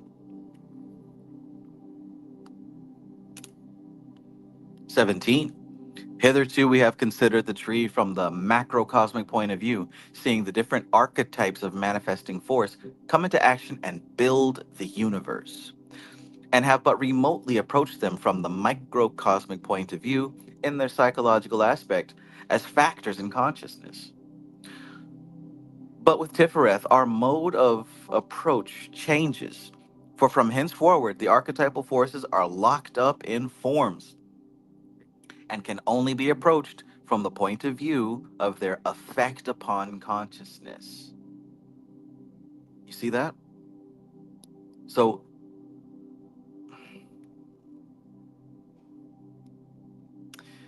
this whole dance of the tree is about force becoming form, with the hope that the force can break free from the form and retain what it's learned. Now, since we're at the middle of the tree, Tiphareth, our mode of approach changes. See, before, when we were dealing with the upper section of the tree, we approached them psychologically within our consciousness. Now, things are going to change with Tiphareth. Our mode of approach changes. For from henceforward, the archetypal forces are locked up in forms. So from Tiphareth on down, Hod, Netzach, Yesod, Malkuth, we're looking at the forms, and we have to decipher what's behind them, right? They can only be approached from the point of view of their effect upon consciousness. In other words, our mode of approach must now be through the direct experiences of the senses, though these senses are not of the physical plane only, but function in both Tiferet and Yesod, each according to type. See, this is why you have clairvoyance, clairaudience, clairsentience. It's not just something cool to do. You're supposed to be opening up those senses. That's why I say you're supposed to be developing psychic ability. You're supposed to be developing those senses because that is you returning to where you came from. Everybody has the capability to do it. It's not because you're special and you're chosen. Everyone is supposed to be doing that. But as I said before, in the beginning of this video, a hallmark, a signpost that you're developing and you're evolving on the path is that you are opening psychic abilities. You're supposed to be doing that. It's not something strange just for TV. That's a natural byproduct of doing the work. You get what I'm saying? Somebody asked about astral projection right last night. It's not a cute trick or something that you can figure out how to do. You're supposed to be unlocking that ability. You get what I'm saying? Like that's a part of this path. You're supposed to be unlocking psychic ability. You're supposed to be developing lucid dreaming, astral projection. It's not gonna happen every night. I'm not saying that, but it should be happening, right? It should be happening. When you meditate, you should be tapping into something every now and then. And here's why, right? Look at what she said. In other words, our mode of approach must now be through the direct experience of the senses. She didn't say your eyes and ears. She said the senses. Though these senses are not of the physical plane only, but function in both Tifereth and Yasad. So what she's saying here is there's more than just your eyes and your ears. The faculty to see extends all the way up to the higher self. That's why you dream. That's why you have visions and you can communicate with other intelligences. Because you have, and if you have senses on other planes, that means you have bodies on other planes. Now we're talking about the etheric body, astral body, mental body.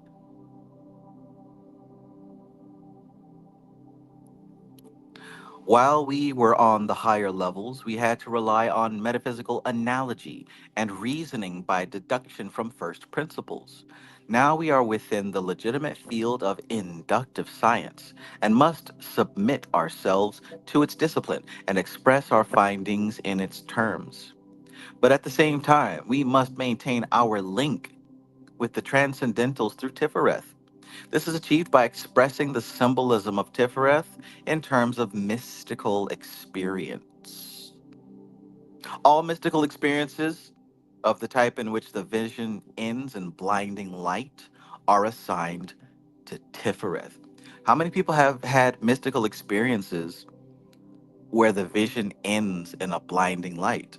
How many have had that experience or experiences like that?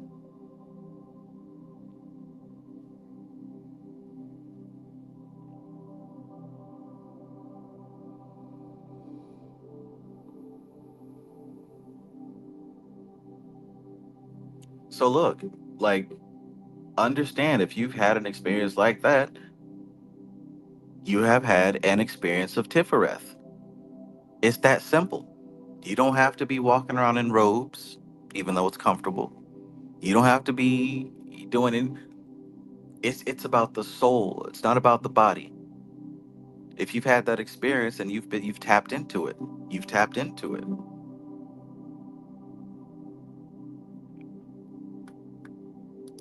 right? I see that a lot of you have. Void stranger, peace and greetings, right? I see a lot of you have. Patrick says I've even had an invocation end in a blinding light. Boom.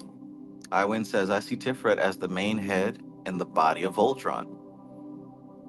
That would not be an incorrect metaphor. So look, all mystical experiences of the type in which the vision ends in blinding light are assigned to Tiphareth for the fading out of form and the overwhelming influx of force characterizes the transitional mode of consciousness of this sphere on the tree. Visions which maintain clearly outlined form throughout are characteristic of Yesod. Illuminations which have no form, such as those described by Plotinus, are rising towards Kether. So what you saying here? If you're having visions and you can describe it, right? If it has shape and form and you're seeing people and you're seeing events and places, if it's clearly defined like that, you're operating in the realm of Yesod. That's why I have constantly said that Yesod is the realm of the imagination. It's the screen of the computer, right? You know that your computer is the box, the rectangle that is processing the ones and the zeros and the electricity, and it's outputting something for you to see on the computer screen. So the screen's not the computer. Likewise, that's Yesod. Yesod is going to translate the data into observable phenomena. Now, what you're saying here is, as you move up this tree, as you move up this tree, you might start getting into blinding light. In other words, and I've said this before, there's nothing to see past the lower astral plane. There's nothing to see past Hod and Netzach. There's nothing to see past really the Yesod. If you can see it, you're still operating in Yesod, and that's okay. But once you get past this realm, there's nothing to see. You're dealing with pure energy. You're dealing with pure force, because this is where force gets turned into form and filtered downwards, which means if you go past this, you're not seeing form, you're dealing with force directly. That's another reason why the Qabalah, Tree of Life, has these different scales of color, because these colors are literally pointing you to a certain kind of energy. If you're operating in the astral plane of Yetzirah, you're going to see certain kinds of colors. If you're operating in Bria, guess what? You're going to see certain kinds of colors. That's why the color scales are important with this. But there's nothing to see past this area, really. If you're dealing with the higher self, you're probably not going to see anything.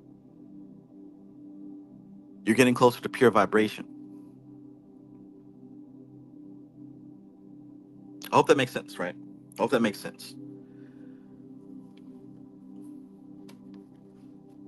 Past the lower astral plane, you're really not going to see anything because you're dealing with a different set of senses here.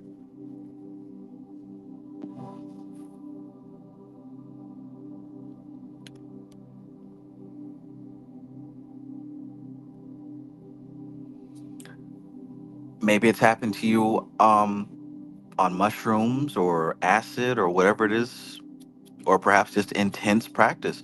Have you ever had visions and illuminations that were very difficult to describe to somebody else? Maybe you've seen fractals and patterns and just colors and like that is the type of thing you're going to see when you're in the higher astral plane. It's very difficult to break down into terms that you could describe. Now, if you can describe it clearly, oh, Trav, I was flying on the back of a dragon and we were passing through purple clouds and I saw my grandma and then we went over here to Chuck E. Cheese. All that's happening in Yesod, which means, and this is what that means though, if you're able to break it down and describe it so clearly, that means you really, really need to do the work of the symbolism. because it was definitely not what you saw. Oh, I met with this entity, this deity, and they said da da da da. Well, that means you need to rely heavily on that library of correspondences that I told you to build. Remember that? Build up your library of correspondences. That means you need to rely heavy on those correspondences and continue breaking down that dream until you get to the force behind it. Because if you saw it clearly, you're still in your sod. And what did you say before? That's the realm of illusion. That doesn't mean it didn't happen and it's not true. What that means is the truth is disguised, it's wearing a mask.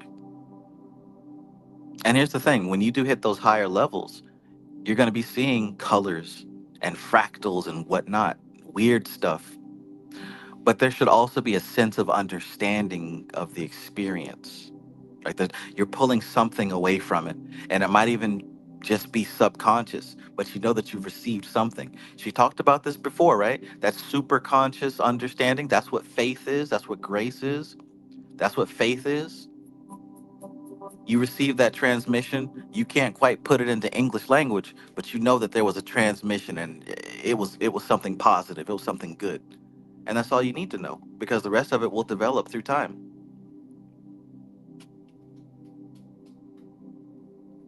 Is what I'm saying making sense?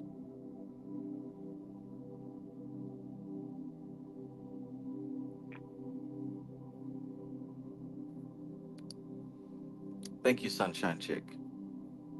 Please see pinned message if you are interested in giving a donation for our beloved teacher, Travis Magus. Yes. If this information helps you, if you appreciate it, and if you would like to send a donation, please. I've got the link to my Cash App and PayPal pinned at the top of the comments. And as it says there, I greatly appreciate it because right now, this is a labor of love. I mean, it always has been, but, you know, being demonetized sucks.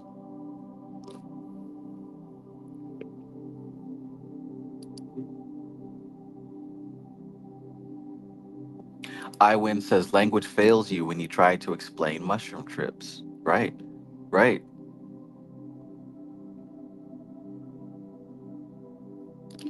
Zero says one time I was meditating really intense in the sound and feeling of the sea at the beach, and suddenly I experienced the absorption in the object of meditation and experienced a blink, like when you turn off and then on the TV.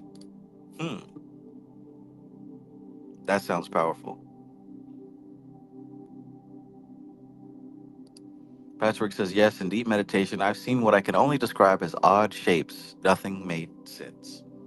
Sounds like what we're describing here. Kashigi says, I saw an entity that was kind of like a flashing light, but only the colors white and black. Now, that sounds familiar. That sounds familiar.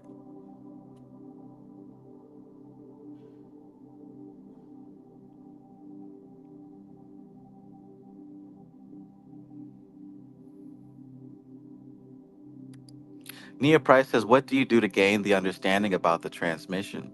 You trust your subconscious mind. Because here's the thing that we have to learn, all of us. It's not about the conscious mind. Like when you get these flashes and these visions, that is the communication. The fact that you had it, that's the communication. As far as your conscious mind is concerned, understand that your subconscious mind is faster than the conscious mind. It processes reality faster and it processes reality more comprehensively, meaning that it connects dots more thoroughly. So when you receive these transmissions, it's not for you, it's not for your conscious mind, it's for your subconscious mind. So trust that process. Trust your subconscious mind to do what it's supposed to do because it's going to do it anyway, whether you want it to or not, and watch it unfold. Right? The same thing goes for when you look up at the clock and see 11:11. Consciously, it doesn't mean anything, but the fact that you saw it, that is the transmission. Now, allow the subconscious mind to do the rest as it's already doing. All you have to do is just make sure that you're studying correspondences and getting your life in balance. The subconscious mind is really the powerhouse here. It's really the part of you that's doing the work. It's not about your conscious mind. Like, it's not about memorizing these terms, even though that helps. Part of this work is giving more authority trust and credence to the subconscious and allowing it to really have more influence over your reality. Because, like I said, it is faster, it is more comprehensive, and it's closer to the truer part of you than the conscious mind is. The conscious mind is heavily influenced by likes and dislikes and trauma and culture and the environment. The subconscious mind, it's already a perfect ecosystem. So, what do you do to gain the understanding about the transmission? Trust your subconscious mind. Keep building up your correspondences. Be grateful that you got that transmission, and whatever you're doing to connect, keep doing that, and let it unfold throughout time. It doesn't always come right away. Sometimes it unfolds over years. I'm telling you from experience. Sometimes it takes weeks, months, years. Sometimes it's instantaneous. But you know when it's instantaneous? When you've properly built up your library of correspondences, because now the conscious mind can keep up with the subconscious mind. I'm telling you. My gnosis in the building. Peace, peace, my brother, peace.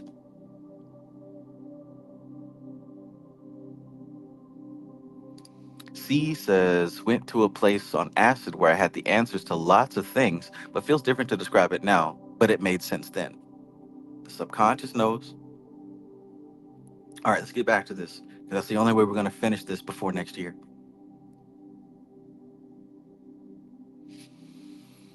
Hmm.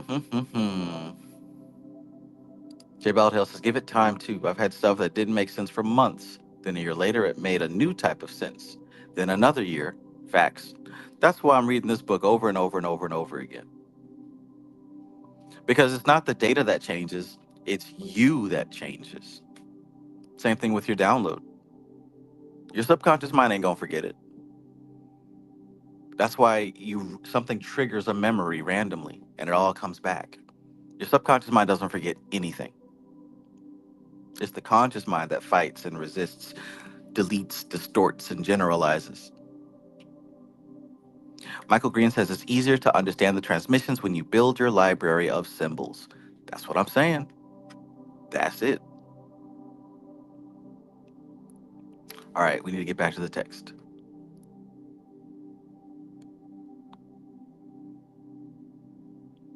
Back to the text. Back to the text. Okay. All right. Yeah, that's a good one. Zero says the library of correspondences is like the upgrading the items to communicate with your soul. Right. Because the subconscious mind communicates through symbols, not through the English language. So if you hope to translate properly, you've got to have a thoroughly filled library of correspondences. I don't just say that because it makes my teeth white. I'm saying that because that is a master key. Build your library of correspondences, and the rest will follow. Free your mind, and the rest will follow. You dig? All right, now, here we go. Visions which maintain clearly outlined form throughout are characteristic of Yesod. Illuminations which have no form, such as those described by Plotinus, are rising towards Kether. 18. In Tiphareth also are gathered up and interpreted the operations of the nature magic of Netzach and the hermetic magic of Hod.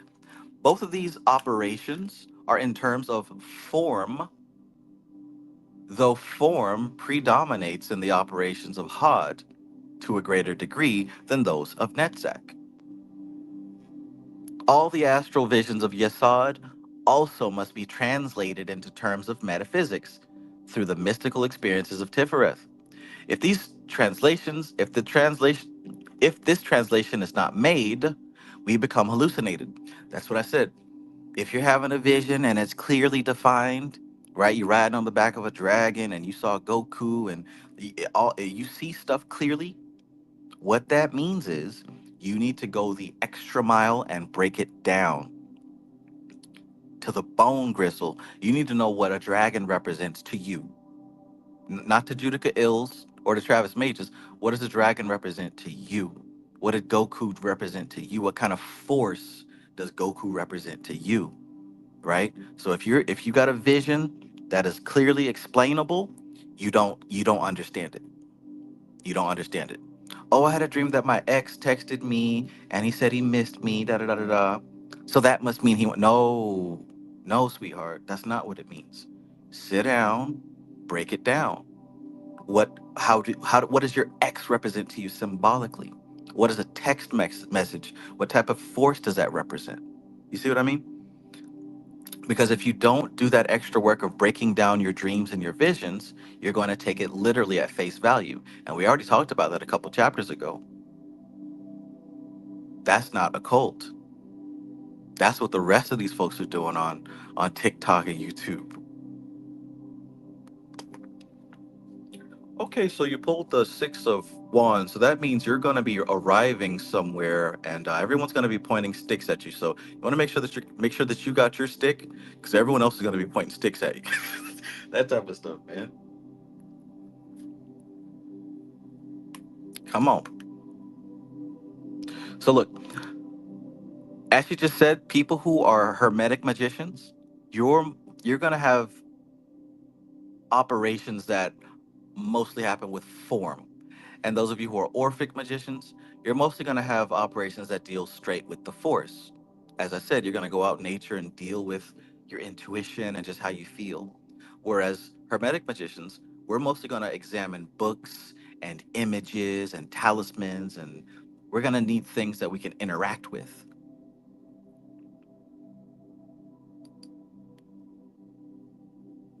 All the astral visions of Yesod also must be translated into terms of metaphysics via the mystical experiences of Tiphareth. If this translation is not made, we become hallucinated, for we think the reflections cast into the mirror of the subconscious mind are translated there into terms of brain consciousness, are the actual things of what they are really, only the symbolic representations. Symbolic representations. That's what you're seeing in Yasad.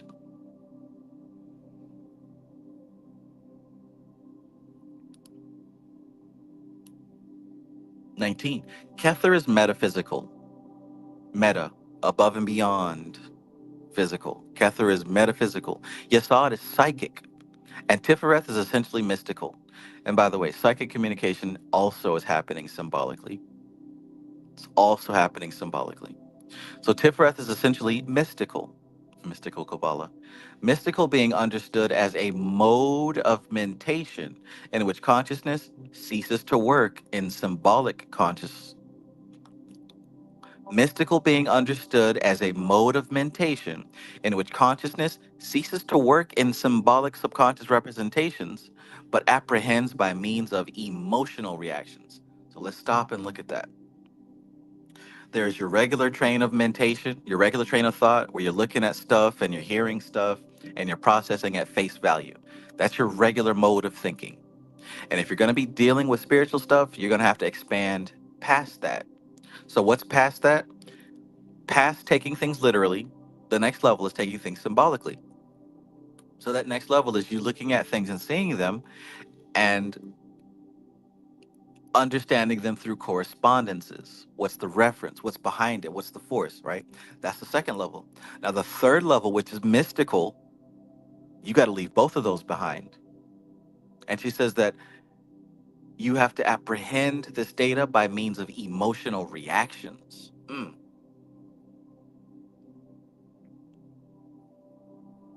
So, what kind of impact did this data have on your consciousness? See, there's only a handful of emotions. There's not 100,000 emotions. There's a billion different symbols, but it's only a handful of emotions. In other words, it gets very simple the higher up you go. So, in other words, if you're operating on this extremely high mystical level, if something is making you angry and upset and agitated, you are not resonating with it. You're in dissonance with it. You're going in the wrong direction. But if it's something that brings you peace and harmony and bliss, You're resonating with it and you're going in the right direction. In other words, when you're getting up to this mystical level, there's only about 5 or 6 directions you can go.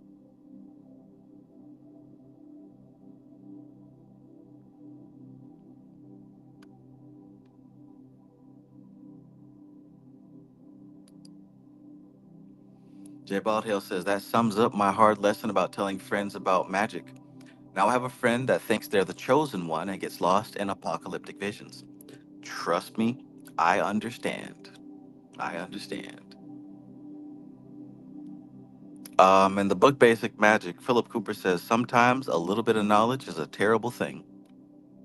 No, he says that in the Magickian, actually. Sometimes a little bit of knowledge is a terrible thing.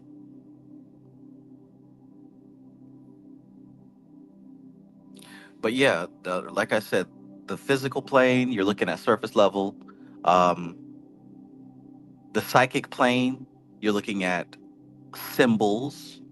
The mystical plane, hey, it's only so many directions you can go because we're dealing with emotional reactions. And then above that is Kether, metaphysical, above any type of above attachment, basically, above identification, all oneness. See, the reason that the options get smaller the higher up you go is because you're reaching unity. You're getting closer to unity.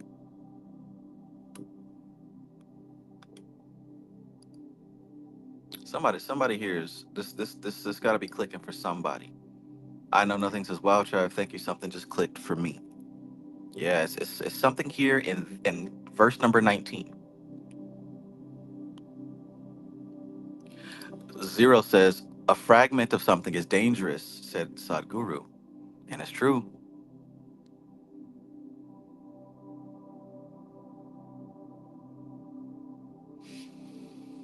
Mm.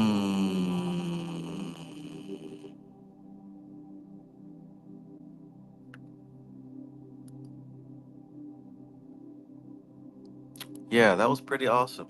Iwin says, by the way, Trav, your interviewing Philip Cooper was dope. I gotta rewatch that, Jim. Yeah, man. Shout out to Dreamwise, because that would have never happened if it wasn't for Dreamwise. That was pretty cool. Pretty cool. Interview with Philip Cooper. I'm glad he's still doing his thing. Okay, come on. Can we finish this before the new year? Jesus Christ. Oh my goodness, that's a lot of pages, boy. We might need to take a break. We might need to cut this thing in half. I didn't realize it was that long. We still have 20 pages to go. I'm gonna have to just blaze through it, man. All right. Whew. I'm trying to watch the ball drop. I'm trying to do the countdown with my little boy. I thought we'd get it done quicker than that. We might have to pause. All right, so where we at? 20. The different additional titles and symbolism assigned, well, I guess it would be symbolic, right, to be doing Tiphareth through the transition of one year to the next, because Tiphareth is about the transition of force into form. I guess that would be symbolic, right? What's the point of rushing? We'd rather have this thorough.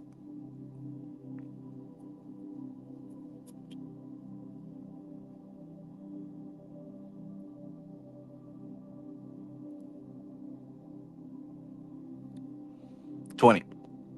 The different additional titles and symbolism assigned to the various Sephiroth, and especially the god names thereof, give us a very important key for the unlocking of the mysteries of the Bible, which is essentially a Kabbalistic book. What came first, the Bible or Kabbalah? The Bible, which is essentially a Kabbalistic book. According to the manner in which deity is referred to, we know to what sphere on the tree the particular mode of manifestation should be assigned. All references to the Son always refer to Tiphareth. All references to the Father refer to Kether. All references to the Holy Ghost refer to Yesod. And very deep mysteries are concealed here. For the Holy Ghost is the aspect of the Godhead that is worshipped in the occult lodges. The worship of pantheistic nature forces and elemental operations take place under the presidency of God the Father. And the regenerative ethical aspect of religion, which is the exoteric aspect for this epoch, is under the presidency of God the Son in Tiphareth. Now you got threes right here: Rajas, Tamas, and Sattva. I wonder which one is which. Father, Son, and Holy Ghost.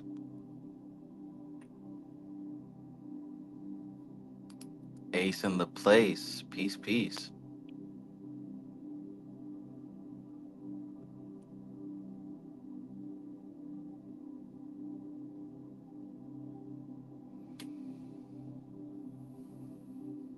Mhm. 21. The initiate, however, transcends his epoch. You hear that? Look at what was said here. The regenerative ethical aspect of religion, which is the exoteric aspect for this epoch, is under the presidency of God the Son and Tiphareth.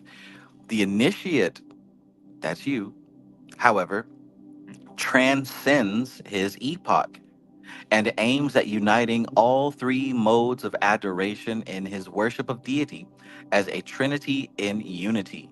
The Son redeeming the pantheistic nature worship from debasement and making the transcendental Father comprehensible to human consciousness. For whoso hath seen me hath seen the Father.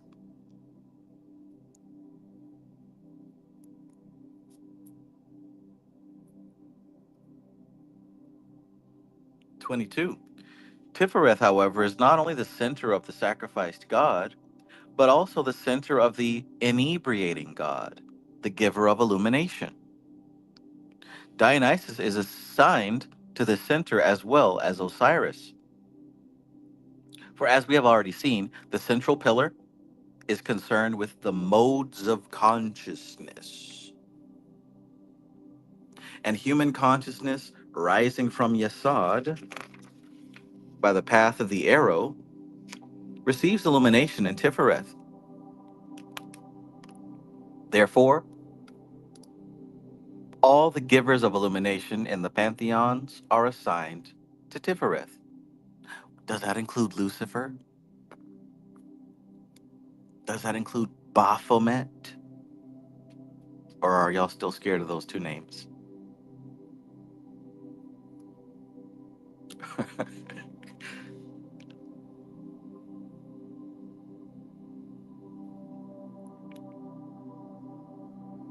23.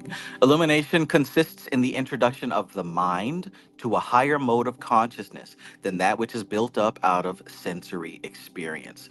Very key. If you notice the two different colors of highlights, that means that on the first read I understood something, and then on a following read I understood it more.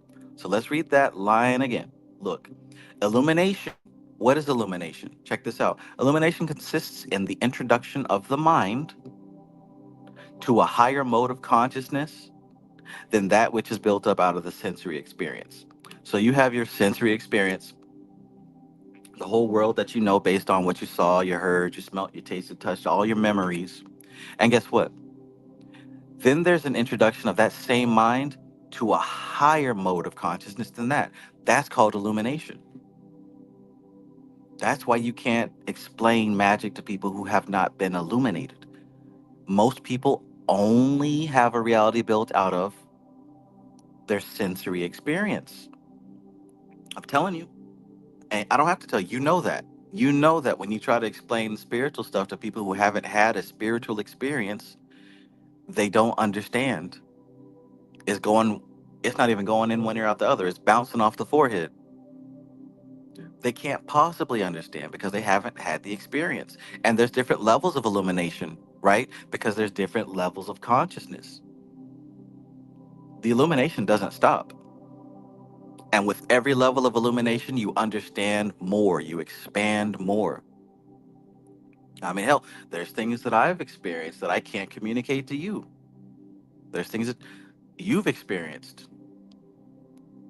There's different levels, but illumination does not stop.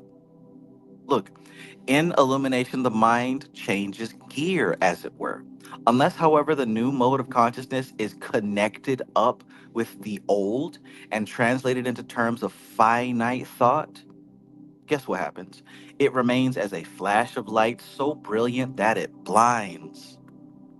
Mm, mm. So, look, it's not even enough just to have illumination, y'all, because anybody can do that. Anybody can smoke some tweed, take some mushrooms or some acid. Anybody can do any of these things and receive a introduction to a higher mode of consciousness. Anybody can do that. Crackheads and meth heads and heroin addicts, anybody can do that. Hell, even alcohol can take you there. Anybody can do that. That's not the thing. Here's the thing. In illumination, the mind changes gear, as it were. Unless, however, the new mode of consciousness is connected up with the old, right? So you got to connect it up, first of all, and translate it into terms of finite thought. So this illumination has to be connected to the lower mind so that you can process the data. Unless you do that, it remains as a flash of light so brilliant that it blinds. We do not see by means of the ray of light that shines upon us, but by means of the amount of that ray which is reflected from objects of our own dimension upon which it lights. Man, that's heavy right there. We do not see by means of the ray of light that shines upon us, but by means of the amount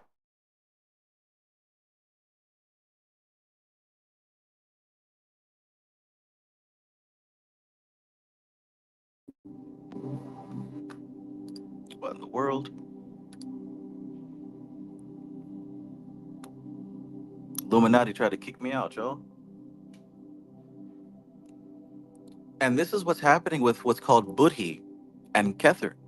When the light of consciousness shines upon matter, what is reflected is what you're aware of.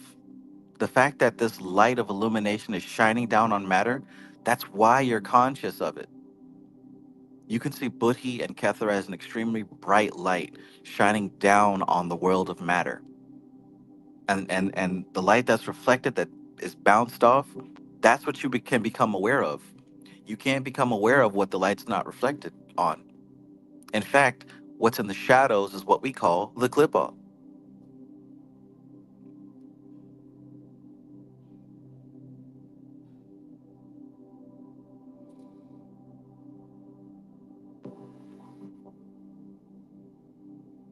Let me read that again because the CIA tried to cut me down, y'all.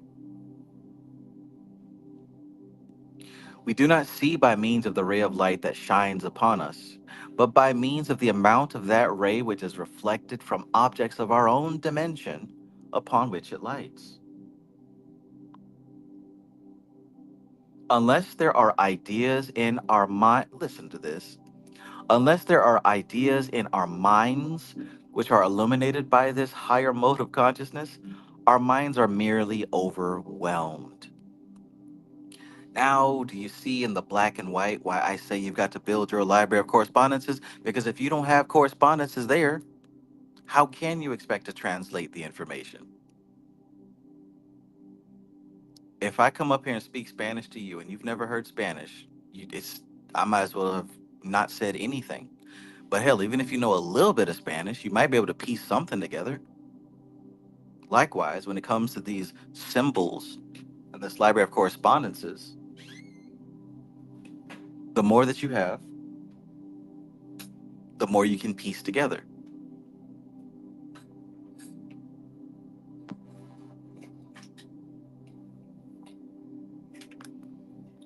Can you put this in the fridge and then give me the cherry one that's cold? All right.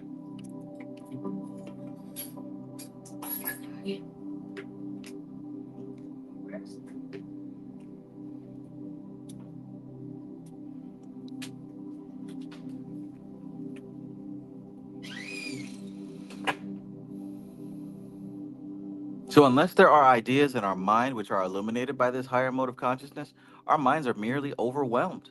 And the darkness is more intense to our eyes after that blinding experience of a high mode of consciousness than it was before. In fact, we do not so much change gear as throw the engine of our mind out of gear altogether. This, for the most part, is what so called illumination amounts to. There is enough of a flash to convince us of the reality of super physical existence, but not enough to teach us anything of its nature. Thank you.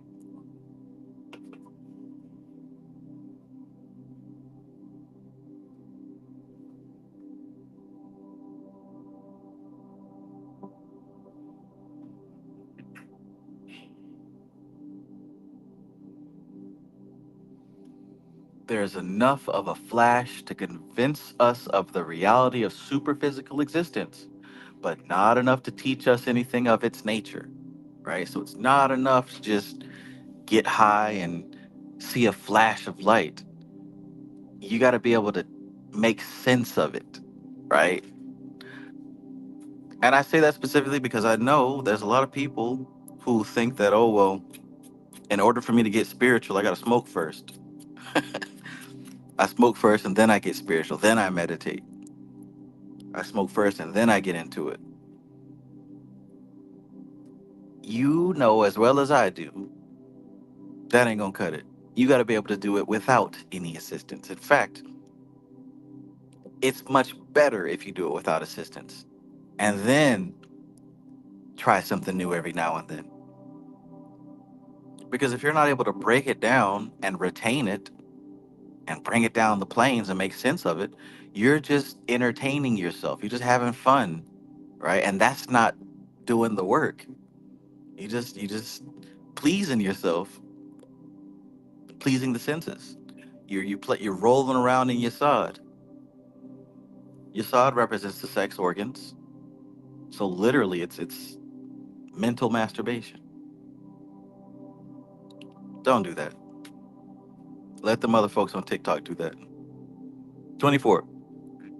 The importance of the Tiphareth stage in mystical experience lies in the fact that the incarnation of the child takes place here.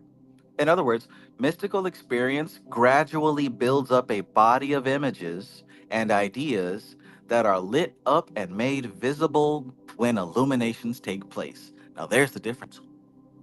When you have built your library of correspondence and illumination takes place, the light actually has something to shine on. So it isn't just a blinding flash of craziness. Now you can actually put pieces together because the pieces are illuminated. You have symbols there that can reflect the light and make sense.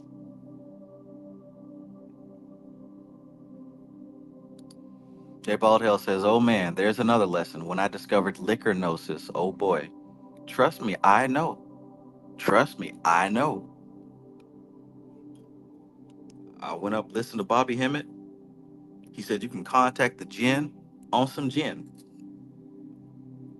So I made it my personal mission to figure out how he did that.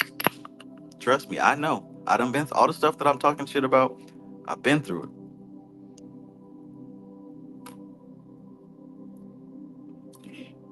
Bobby said you can sip that gin and get into contact with the gin. DJINN. I said, bet. I was bad, boy. I was going to work, messed up. Holy cow. Talk about I'm doing a coat work. I'm doing a coat work. Man, if you don't put that $8 bottle of whiskey down for you get your behind fired, jeez Louise, boy. Ooh, man, what a crazy time. Jay Baldhill says, I mean, a handful of the biblical prophets were drunks. Absolutely, man. Absolutely. And here's the thing, man. See, we are so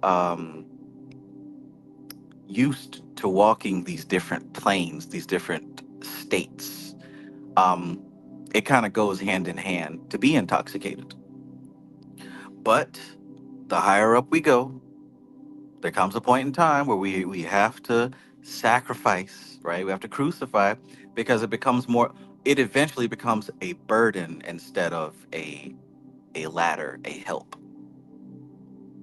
Like I said, trust me, I know.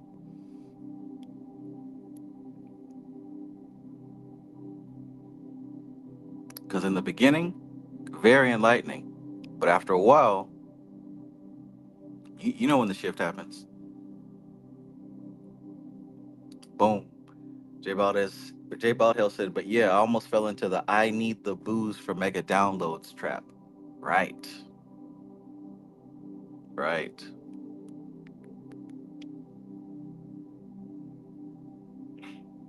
Michael Green says sex magic can be like that too. I'm gonna take your word for it.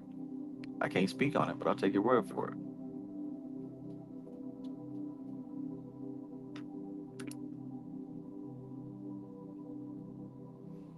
Mm.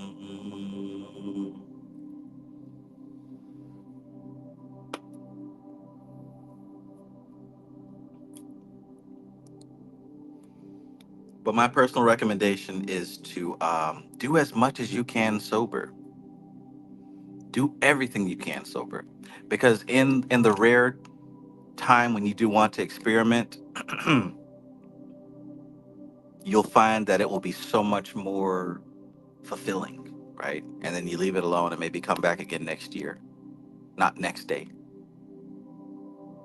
Just like with shrooms, right? I've identified that there is a time of the year, a season, when everything is in alignment for the shrooms. And we've pinpointed it down to around October, November. Not every damn day, not every weekend.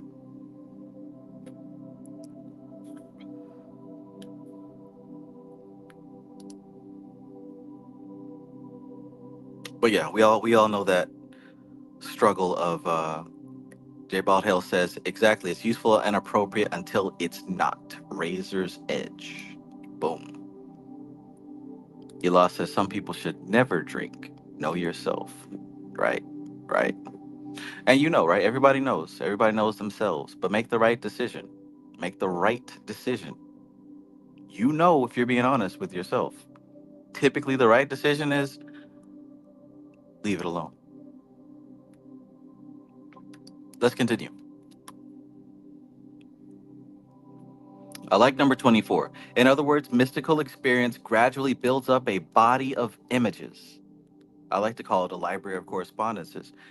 A body of images and ideas that are lit up and made visible when illuminations take place. 25. This child aspect of Tiphareth is also a very important one to us in such practical work of the mysteries as is concerned with illumination. For we must accept the fact that the child Christ does not spring like Minerva, full armed from the head of God the Father, but starts as a small thing, humbly laid among the beasts, and not even housed in the inn with the humans. The first glimpses of mystical experience must perforce be very limited because we have not had the time to build up through experience a body of images and ideas that shall serve to represent them. So, of course, yeah, the first glimpses are going to be in the manger on the hay with the donkeys and the chickens and the horses because we haven't fully built a representation for these forces. Look, these forces exist, but in order for you to come into contact with these higher forces, you literally have to build a vehicle for them. And you got to be careful with that, right? Because the subconscious mind speaks in metaphors. You got to choose the right symbolism to represent these forces. Check.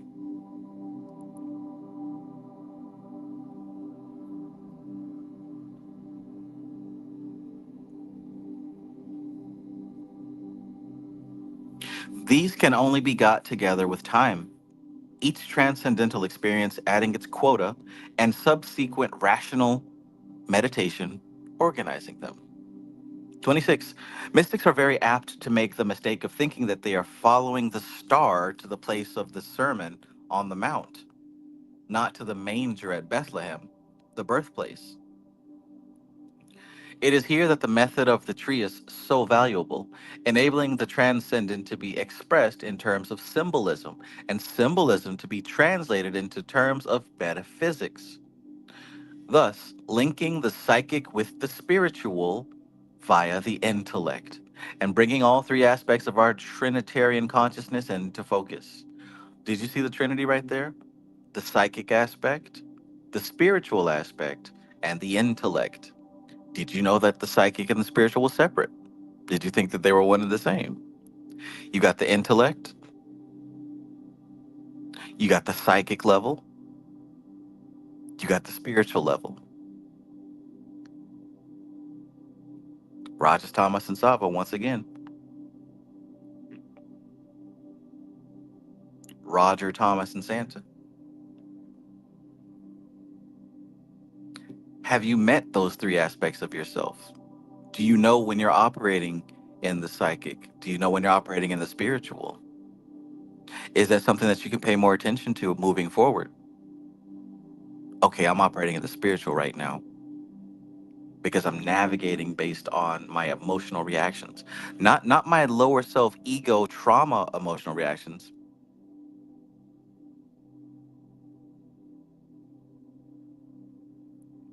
27. It is in Tiphareth that this translation is made, for in Tiphareth are received the mystical experiences of direct consciousness, which illuminate the psychic symbols. 28. The central pillar of the tree is essentially the pillar of consciousness. The central pillar of the tree is essentially the pillar of consciousness, just as the two side pillars are the pillars of the active and passive powers.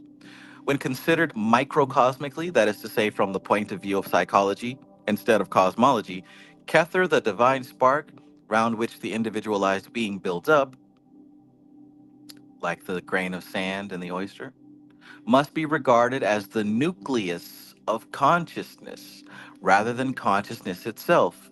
Did you see that? Let's read it again. When considered microcosmically, that is to say, from the point of view of psychology instead of cosmology, Kether, the divine spark round which the individualized being builds up, must be regarded as the nucleus of consciousness rather than consciousness itself. So Kether is not consciousness itself, it's the nucleus of consciousness. Doth, the invisible Sephiroth, is also on the central pillar, though strictly speaking, it always belongs to another plane to that on which the tree is being considered. For instance, as we are considering the tree microcosmically at the moment, Doth will be the point of contact with the macrocosm. Hmm. So if we're looking at the tree microcosmically, we're looking at it from the point of view of psychology, right? So if we're going to consider Doth on the psychological aspect of the tree, Doth would be the point of contact of the macrocosm, of the cosmos, of the mind of God, that which is far beyond. So if we're looking at the tree as far as psychology goes, the point of Doth, which technically isn't there, is the point where we would consider the mind of God as opposed to the mind of the individual. For instance, as we are considering the tree microcosmically at the moment, Doth would be the point of contact with the macrocosm. It is not until we come to Tiphareth that we get clear cut, individualized consciousness.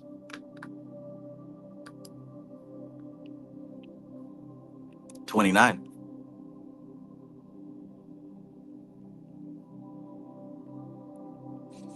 Tiphareth is the functional apex of the second triad of the tree, whose two basal angles consist of Gibra and Gijula, Chesed. This second triad, emanating from the first triad of the three supernals, forms the evolving individuality or spiritual soul. It is this which endures and builds up throughout an evolution. It is from this that the successive personalities, the units of incarnation, are emanated. It is into this that the active essence of experience is absorbed at the end of each incarnation when the incarnating unit dissolves into dust and ether. Look at that. When the incarnating unit, that's not just your body, but also your memories and your mind, when it is done, when it's finished, it's reabsorbed into Tiphareth.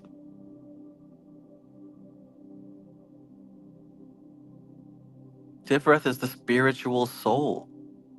It is this which endures and builds up throughout an evolution. So look, The Tiphareth aspect is the part that is continuing to evolve throughout incarnation after incarnation.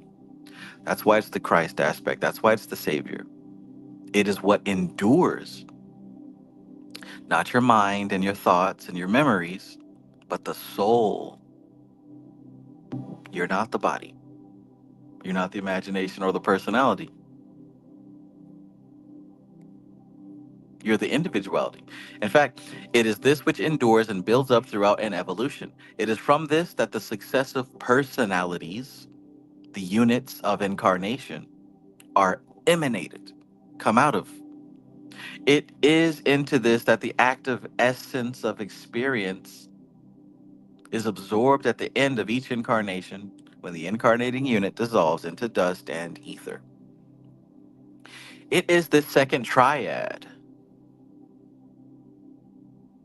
which forms the oversoul, the higher self, the holy guardian angel, the first initiator. It is the voice of this higher self which is so often heard with the inner ear, not the voice of discarnate entities or of God Himself, as is thought by those who have had no training in tradition. It's funny, man. Some people might hear the voice of this higher self, and since they don't know anything, they say they're hearing spirits and devils or God Himself, not understanding that it's your higher self talking to you.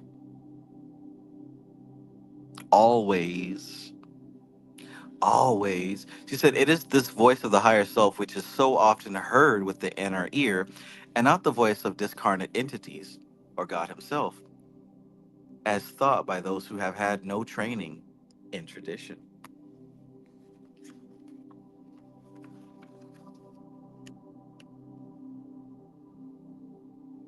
31. Overshadowed and directed by the second triad, the third triad builds up through the experience of incarnation, with Malkuth as its physical vehicle. Brain consciousness is of Malkuth, and as long as we are imprisoned in Malkuth, that is all we have. But the doors of Malkuth are not closely shut nowadays, and many there are who can peer through the crack at the phantasmagoria of the astral plane and experience the psychic consciousness of Yesod. When this has been achieved, the way opens for the higher psychism, the true seership, which is characteristic of the consciousness of Tiphareth.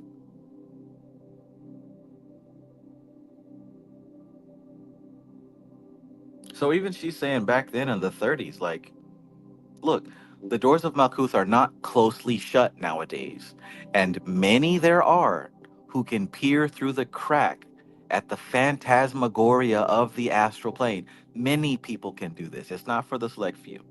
In fact, you're probably doing it and don't even realize it. You're probably calling it something else. And they experience the psychic consciousness of Yesod.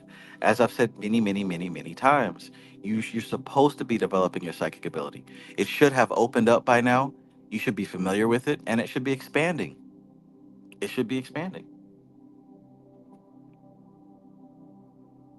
When this has been achieved, the way opens for the higher psychism, the true seership, which is characteristic of the consciousness of Tiphareth. 32.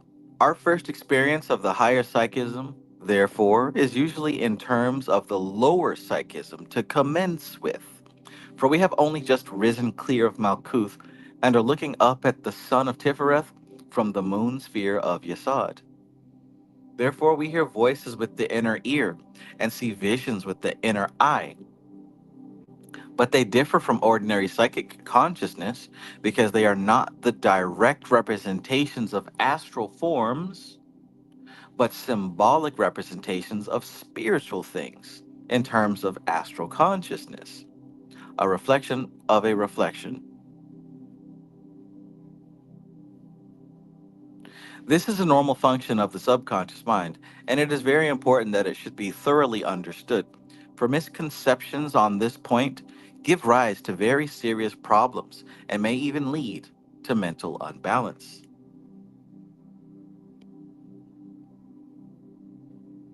33. Those who are familiar with Kabbalistic terminology know that the first of the greater initiations is said to consist of the power to enjoy the knowledge and conversation of our holy guardian angel. This holy guardian angel, be it remembered, is really our own higher self. How many of you have had contact with your guardian angel? How many of you have had contact with your holy guardian angel?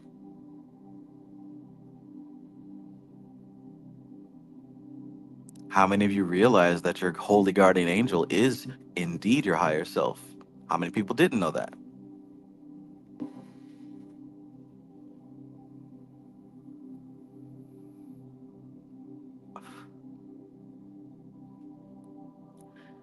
It is the prime characteristic of this higher mode of mentation that it consists neither in voices nor visions, but is pure consciousness.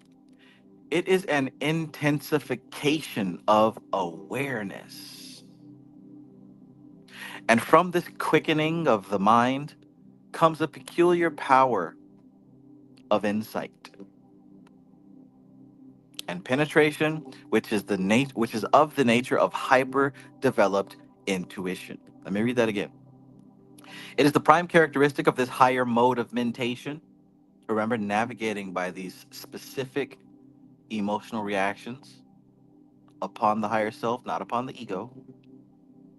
When you leave yourself behind, when you leave behind your likes and your dislikes, your hopes and your fears, your dreams, your memories, your attachments, your identity, when you leave all that stuff behind and you're navigating as as pure consciousness as you can get,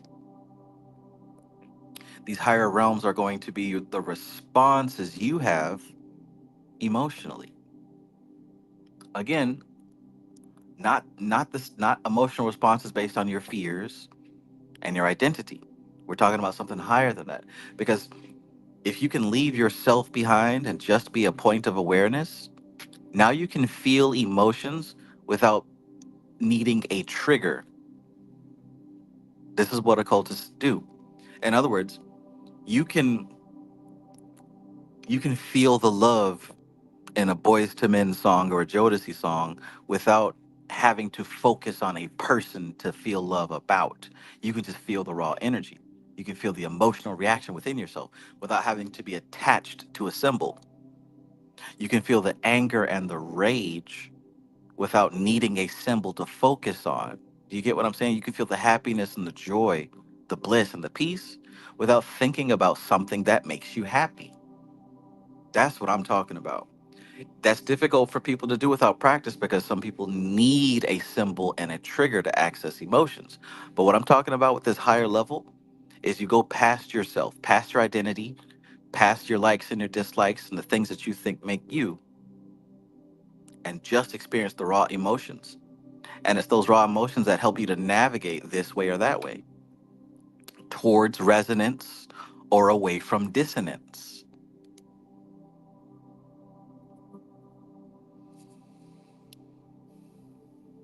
I'm going to assume, I'm going to assume that that was clear.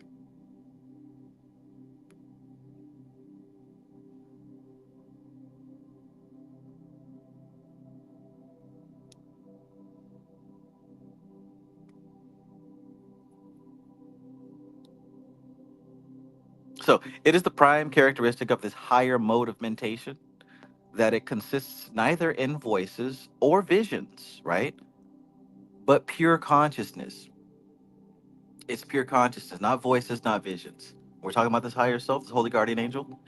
It is an intensification of awareness. And from this quickening of the mind comes a peculiar power of insight and penetration, which is of the nature of hyper developed intuition.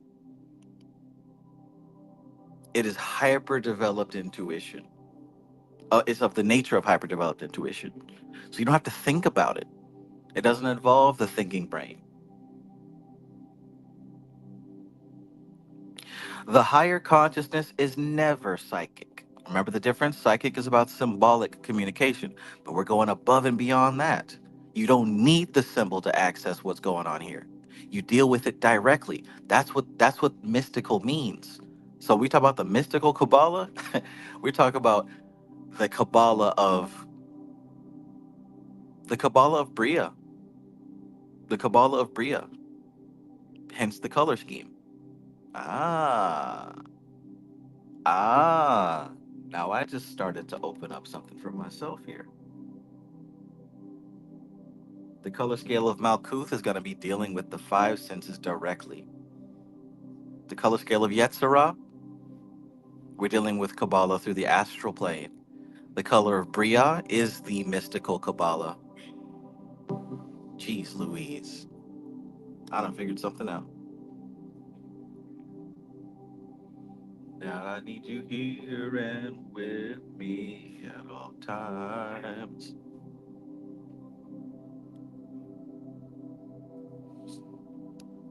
My feelings are so deep for you that I won't let go.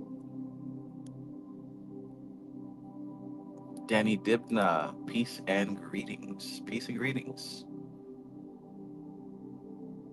Hope you're getting something practical out of this, my friend. Let's keep going. I can't let this love slip away. 34. Nope, nope, nope. We're still working on this right here. So the higher consciousness is never psychic, but always intuitive. Look at this. It's never psychic. It's always intuitive, containing no sensory imagery. Remember what I said? There's nothing to see past Yasod. There's nothing to see past the lower astral plane. If you're seeing things, you're still in Yasod. If you're seeing clearly shapes and dragons and places and people, you're still in the plane of Yasod. Look at what she says. It's always intuitive. It's never psychic. It contains no sensory imagery. It is this absence of sensory imagery which tells the experienced initiate that he is on the level of the higher consciousness. This is why the dreamless, being aware in dreamless sleep, is so important. Now, this isn't something that Dion Fortune's making up. If you read Dharana Darshan or if you studied yoga, mental yoga, there may be a concept that comes to mind. So I'm going to grab Dharana Darshan right here, and I'm going to look in the beginning here where he talks about these two types of meditate. There it is. So, dang it, 33, I want to say. In chapter 5, he talks about how there's two types of meditation. I'm looking for the names of them, basically.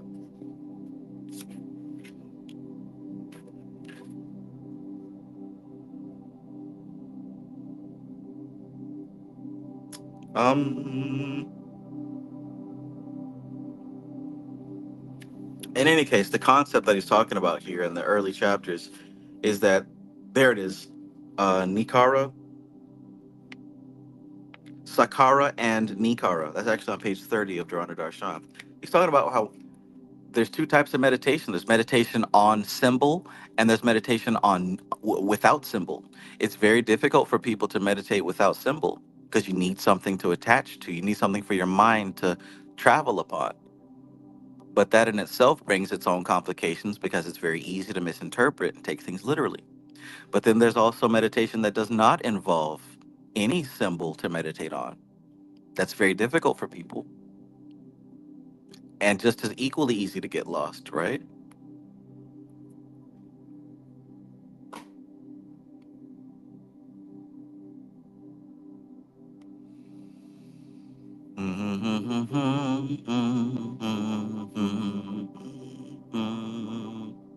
Danny Dibna says, can you speak more on how to actually utilize these colors in the different four worlds through visualization or meditation? Or a good way to think about the colors on the different scales of the tree is as street signs, right? If you're traveling and you see you're on Martin Luther King Boulevard, you take a right, you keep going, right? And then you see you're on Wallflower Street, right? Think of them as street signs. letting you know where you are energetically. Now, before even getting to that point, there should be work done to have experiences with these different paths and Sephiroth. Because on the lower planes, like I said, you saw it and whatnot, you're able to see symbols. You're able to identify things with your mind's eye, with your imagination. And those symbols let you know where you are. But the higher up you go, there's no more symbols. There's nothing to see because we're dealing with pure force. So in that case, it's difficult to navigate. The colors help you navigate because the pure force is going to appear as color. This is some, and that might sound weird and far fetched, but if anyone has ever done psychedelics, right, and really went to a high state, there is nothing to see but color and maybe some fractals. But understanding the types of colors will give you an indication of where you are, what states.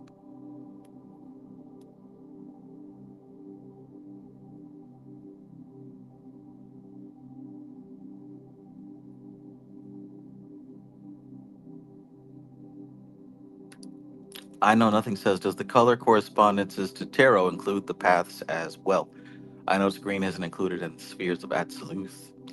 Yes. Yes. That's what the color of the tarot cards are.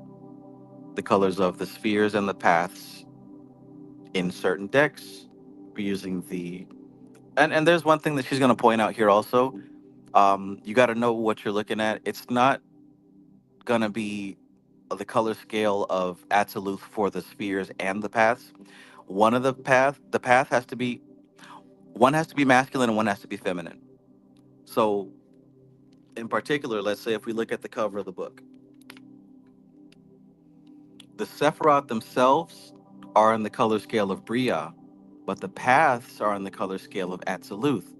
So one has to be masculine, one has to be feminine. At all times when we're dealing with alternating force and form, one has to be masculine, one has to be feminine. So if the color scale of the cards is Atziluth, that means that the paths would have to be of a different scale.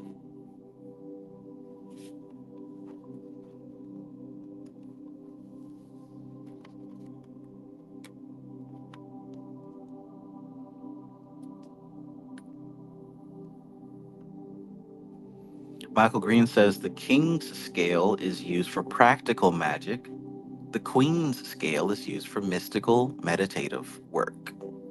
Very well said.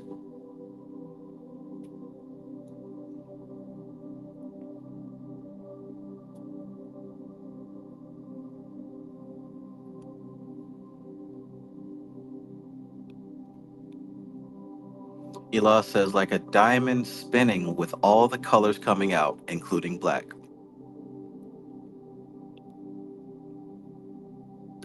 And the light coming out of the diamond, if you look around, everything is this light.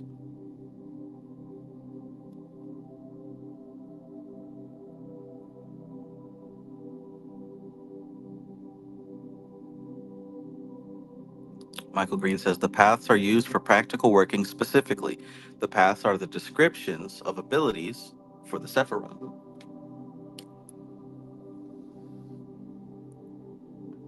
Mm-hmm. Absolutely. Absolutely.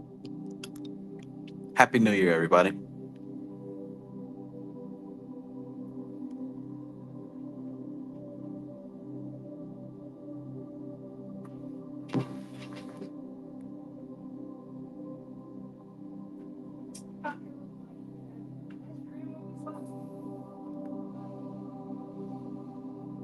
All right.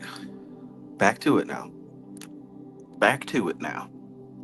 Here we go. So, the higher consciousness is never psychic, but is always intuitive,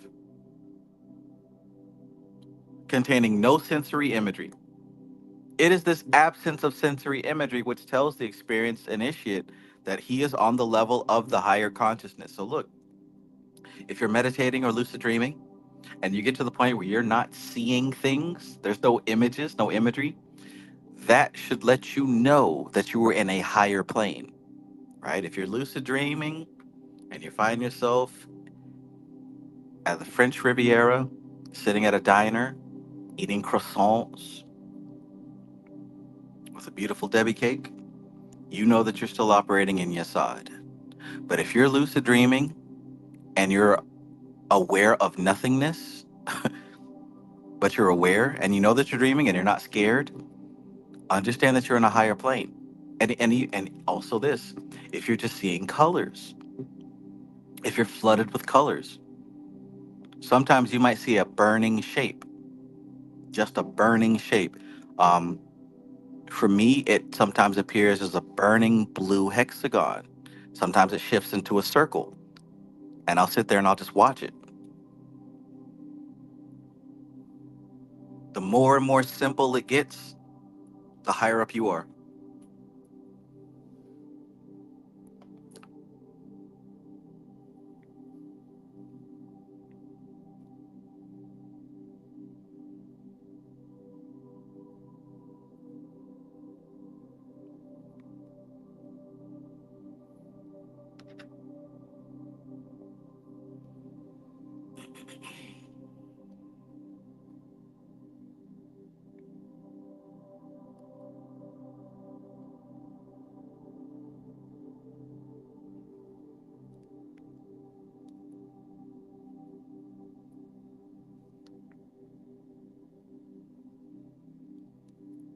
Curve says, "Damn, I thought seeing nothing was telling me it ain't working."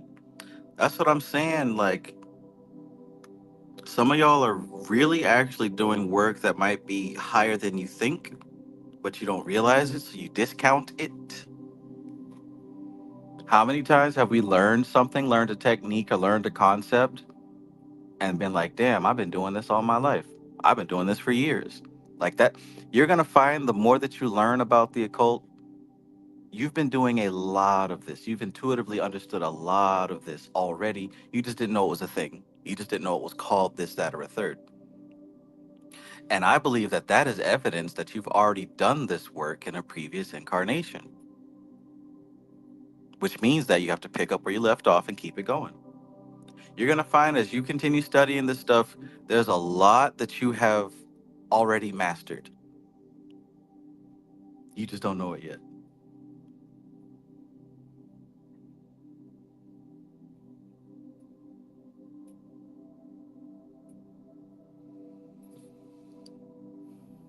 And honestly, that goes for everybody who's listening here.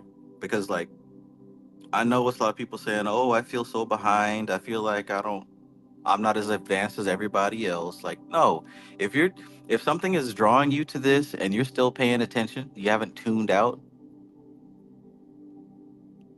something in you is telling you that this is important and you need to hear it, right? And what's telling you that? It ain't your ego. It ain't your five. It damn sure ain't the five senses. Five senses is saying, "Hey, go grab a." Travis keep talking about these Debbie cakes. Go get that light skin honey bun. That's what the five senses are telling you, and the ego's telling you, "Yeah, this is boring. This isn't practical." But there's a higher voice that's telling you, "Hey, this information is important right now." That also, I would say, is evidence that you've done this work in a previous incarnation. You're just now playing catch up. And once we catch up, we push the envelope. Let's keep going. 34. The ancients recognized this, and they differentiated between the mantic methods, which included the chthonic or underworld contacts, and the divine inebriation of the mysteries. The Maenads, rushing in the train of Dionysus, were of an entirely different order of initiation to the Pythonesses. The Pythonesses were psychics and mediums, but the Maenads, the initiates of the Dionysic mysteries, enjoyed exaltation of consciousness and a quickening of life that enabled them to perform amazing prodigies of strength.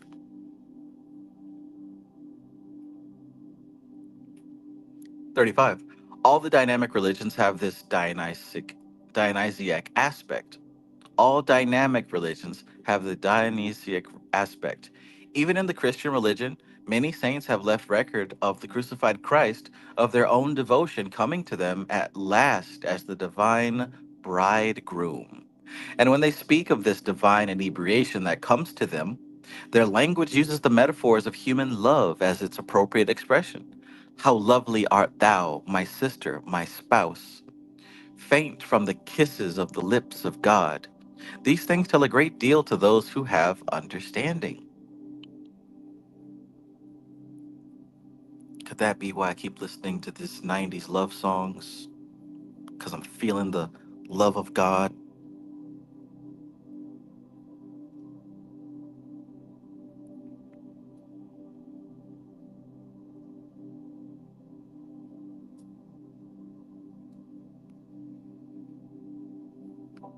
Curve says, so true. There are certain Bible verses I wholeheartedly believed in, and she brings them up in this book. That's how I kind of figured I'm not new to this, but true to this.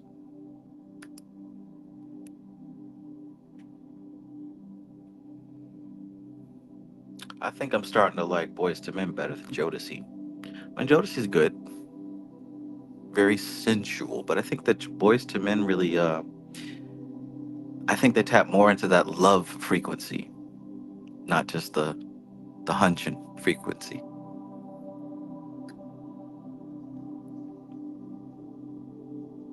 Faint from the kisses of God, of the lips of God.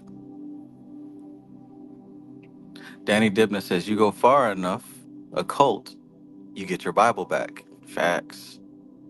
Facts. 36. The Dionysiac aspect of religion represents an essential factor in human psychology, and it is the misunderstanding of this factor which, upon the one hand, prevents the manifestation of the higher spiritual experiences in our modern civilization, and upon the other, permits of the strange aberrations of religious feeling that, from time to time, give rise to scandal and tragedy in the high places of the more dynamic religious movements. 37. Hold on. Patrick says, so I've done this in a past life. Thought this was my first go round. Listen, my friend, that's not even a question. You most definitely have. Everybody here has most definitely been involved with this science specifically in a past life. You see the people around you who have not. You can see very clearly who has not. When you mention anything of this vibration here, it shuts their eyes gloss over. Brain shuts all the way down. That's how you know somebody. What were they doing last time? Sniffing butts and pooping in the grass. That's what was happening last time around. Tooth and nail, red of tooth and nail, as Dion Fortune said. You mentioned Qabalah, eyes gloss over. You mentioned spirit. You mentioned meditation. I don't have time for that. I'm too busy. That's a waste of time, right? Stuff. That's how you know somebody hasn't done this before.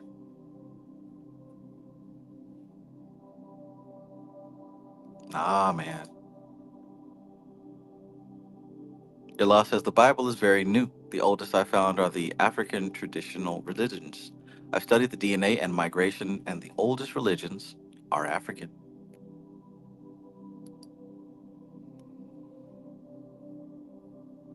You can see the ones who haven't touched this before in their incarnations. They're showing, they're demonstrating it. Patrick says, "Oh, I've tried to talk to people about high magic and they don't want to listen." Shit, try to talk to people about low magic and they don't want to listen.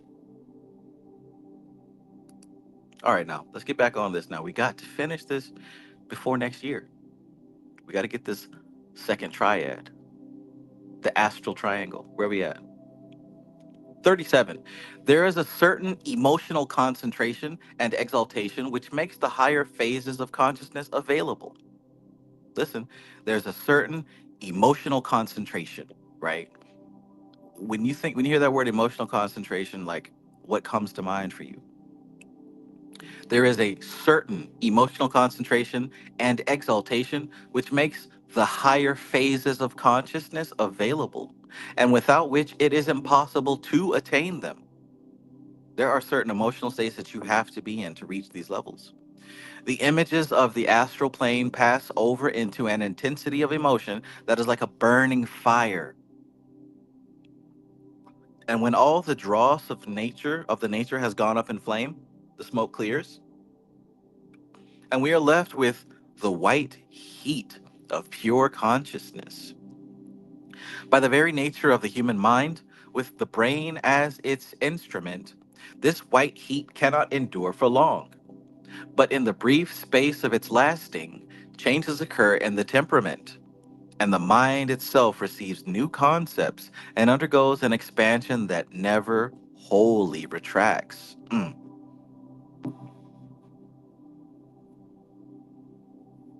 The tremendous exaltation of the experience dies away, but we are left with a permanent expansion of personality, an enhanced capacity for life in general, and a power of realization of realities which could never have been ours if we had not been swung forcibly across the great gulf of consciousness by the momentum of ecstasy.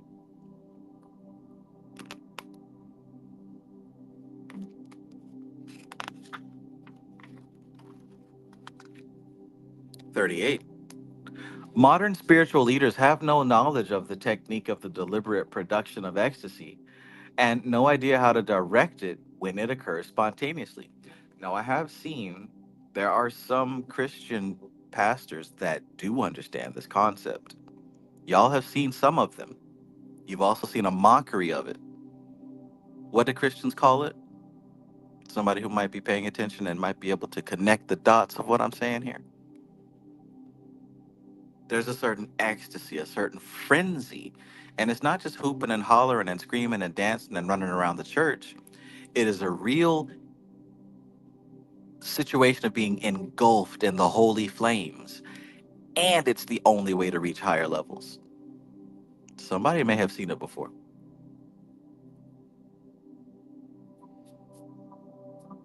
And just like a city, there's a lineage of pastors who've unlocked that and they pass it down to the next one.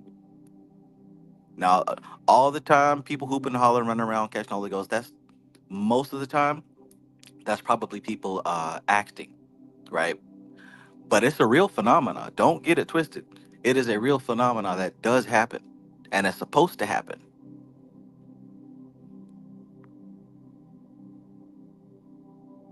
She coming in a Honda. Shala Halabosha. She coming in a Honda. Kelly is coming in a Honda. Patrick says receiving the Holy Ghost. Drake Barrington says baptism of the Holy Spirit. Danny Dibna says speaking in tongues. Fat Tony says Holy Ghost. Right, right. Y'all know what I'm talking about.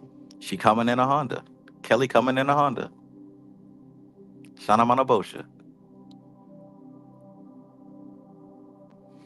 Right. Now I'm not talking about the fake stuff, but what I'm saying is it is a real phenomena that does happen, and that's what she's talking about here. And I have seen it. There are some pastors who do know how to ignite that fire, and they know how to direct it, and that's why they swimming in money because abundance is supposed to come with it. Money's not wrong, and a pastor being rich is not wrong. Now, of course, if his means of getting there is scrupulous, then maybe, but we got to get out of that whole thing of thinking that rich people are evil just because they're rich. That's a very poor mentality to have, literally and figuratively. She coming in a Honda. Hala Alabosha.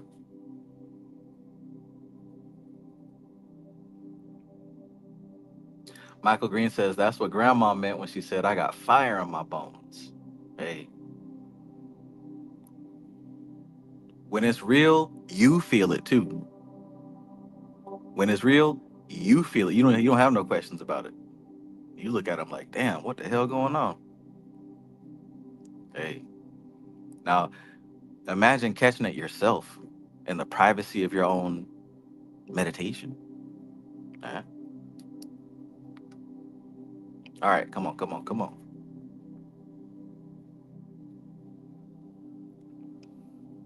Modern spiritual leaders have no knowledge of the technique of the deliberate production of ecstasy and no idea how to direct it when it occurs spontaneously.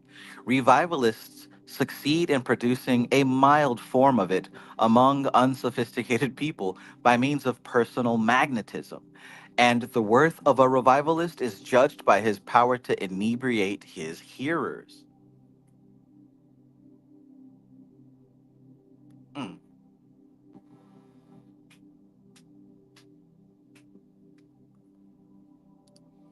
Patrick says, oftentimes the whole eat the rich mentality is just people who are envious. Absolutely.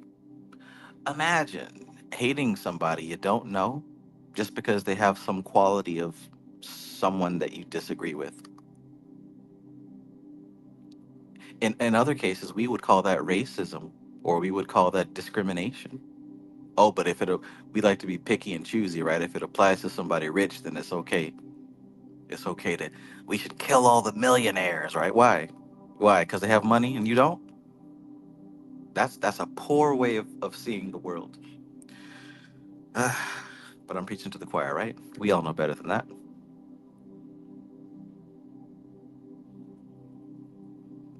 Somebody else's bank account has nothing to do with me.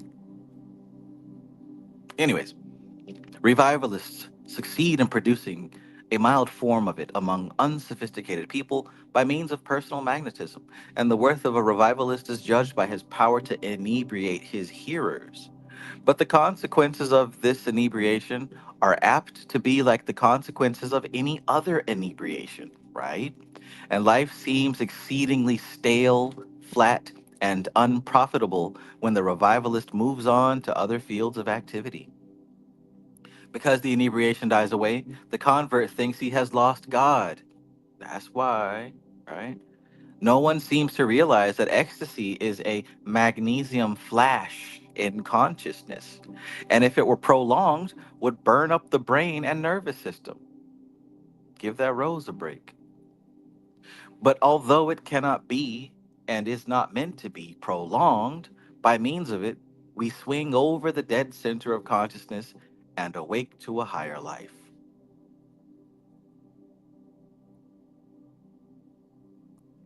39.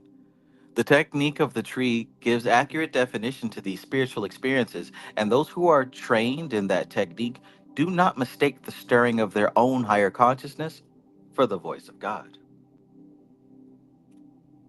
From the sensory consciousness of Malkuth, through the astral psychism of Yesod, to the formless intuitions and quickened consciousness of Tiphareth, they rise and descend smoothly and skillfully, never confusing the planes or suffering them to leak one into the other, but bringing them all into focus in a centralized consciousness.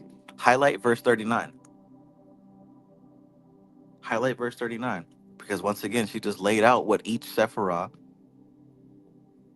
represents.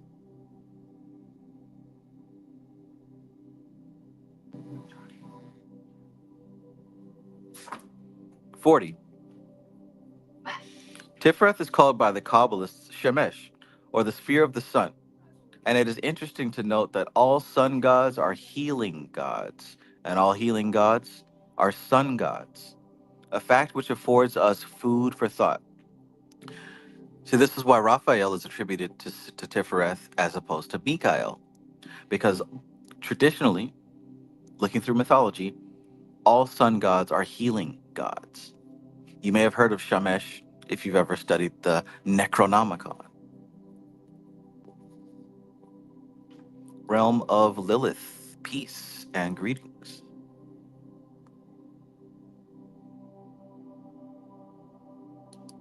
Hail Shamash. 41.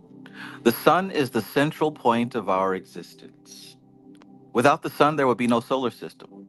Sunlight plays a very important part in the metabolism, the life process of living creatures, and the whole of the nutrition of green plants depend upon it. Its influence is closely allied to that of vitamins, as is proved by the fact that certain vitamins can be used to supplement its activities. We see, therefore, that sunlight is a very important factor in our well being. We might go even further and say that it is essential to our very existence, and that our association with the sun is far more intimate than we realize. 42. The symbol of the sun in the mineral kingdom is gold. pure and precious, which all nations have agreed in calling the metal of the sun, and recognizing as the most precious metal and the basic unit of exchange.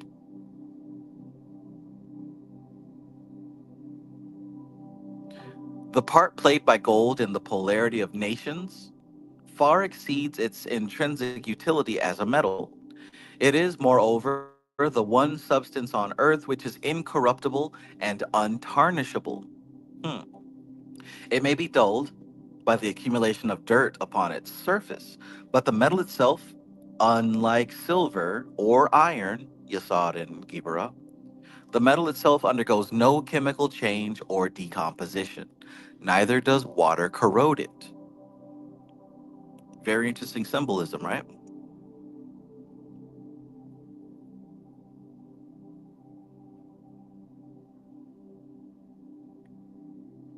43.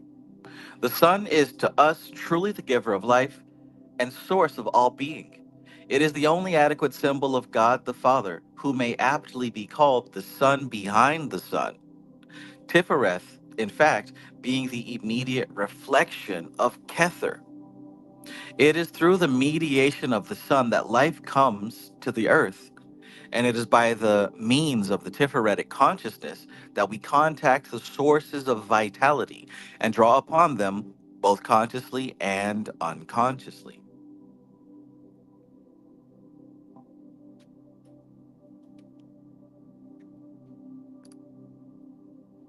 44.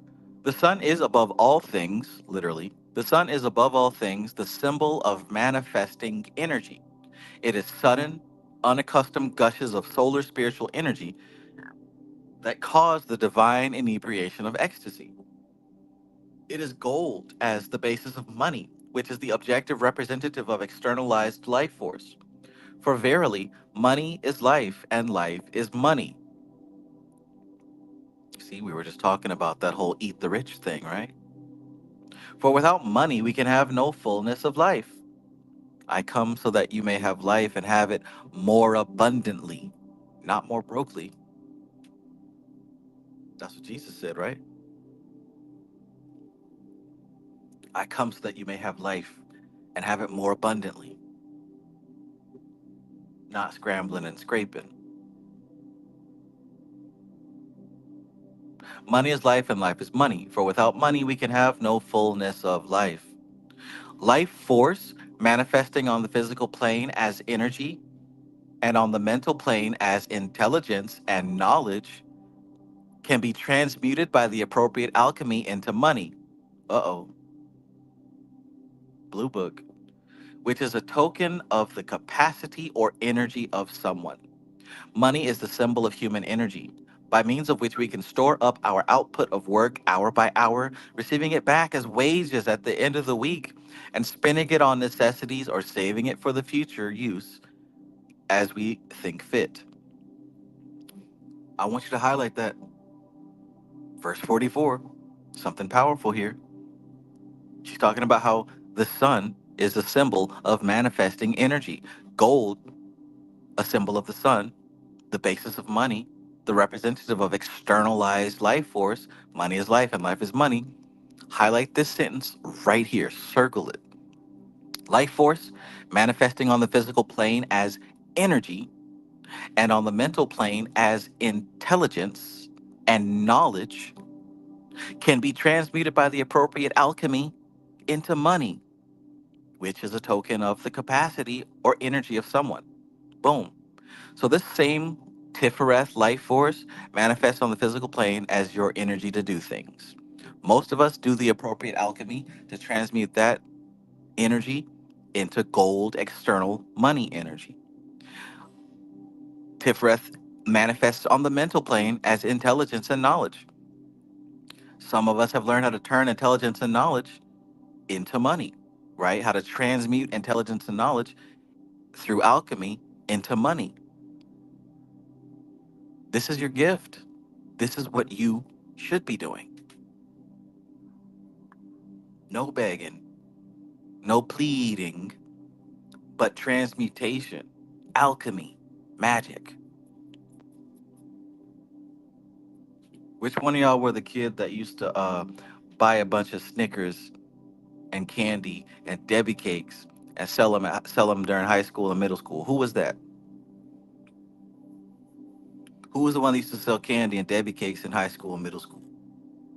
See, you were one of the lucky ones that learned early how to use alchemy, how to turn desire into cold hard cash. Why stop? Hey, I knew you was gonna say me. For some reason, I knew it was gonna be you. I knew it was you, Fat Tony. Don't get it twisted. That's alchemy, learning how to transmute. Right? You produced gold out of Debbie cakes, right? And why stop? Cut grass, shovel snow. See, and that's transmuting energy into money. Like if you look at it from that perspective, from that angle now, does it seem difficult, or are you getting new ideas? Right? When you look at it from this perspective of transmuting energy or intelligence into gold, alchemy, that's your magic. Maybe you can sit down tonight and start thinking of some things in a different way. Fat Tony says we used to go downtown Chicago with candy bars at 12, 13, and 14. See, and I wish that I learned about that early. I wish that I learned about it that early.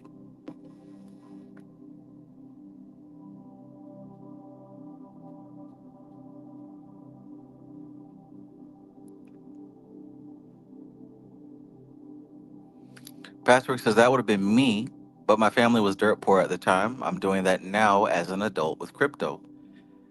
And here's the thing, man. You can transmute anything. That's why it's called alchemy. With the right perspective, you can transmute anything into gold. Number one tarot card, the magician. Like gold is within the center of everything. So with the right methods, you can transmute it. You got girls on OnlyFans selling bathwater, socks, and used drawers. You can transform anything back into its gold element with the right formula. You don't need to do what everybody else is doing. Damn that, because you'll feel limited. Do something that's unique to you. What do you have an abundance of? Do you have some abundance of energy, some abundance of ideas? What can you transmute?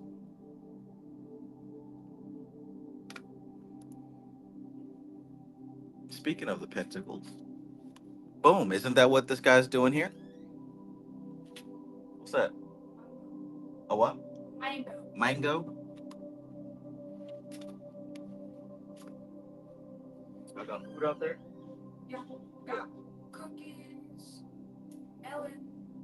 Uh-oh.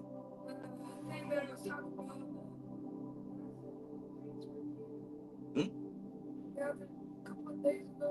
Is that why my door handle's starting to break? Because you doing that?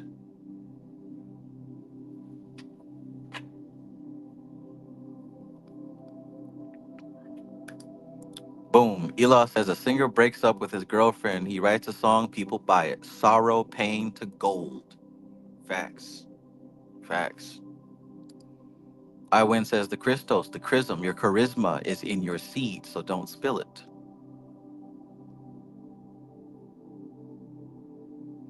Iwin says niggas down bad if they pay for OnlyFan hoes. I mean, that's an opinion, right? That's a judgment. Personally, from the perspective of an entrepreneur, why judge a customer? Let them spend their money on what they're gonna spend it on. Who gives a damn if they're down bad? Let them be down bad. That's their prerogative. That's what they want. Cool. It's cool like that. It don't change nothing for me. Let them spend their money. That's what money's for. It's exchange. You exchange energy to get what you want. Somebody's got to do it. And you know what? For the people who is making a living off of that, big ups to them. Respect their hustle. Hey, I ain't got no judgment for down bad. Let them be that way. Like I said, somebody got to do it. They, Patrick says, I have some knowledge in magic. I should create content. Gotta learn more first. Start where you at. Start where you at.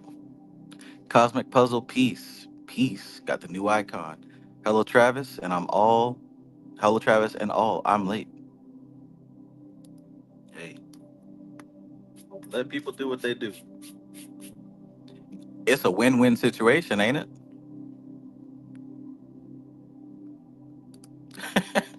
I'm a hustler, baby. I just want you to know it ain't where I've been, but where I'm about to go. You heard? You heard?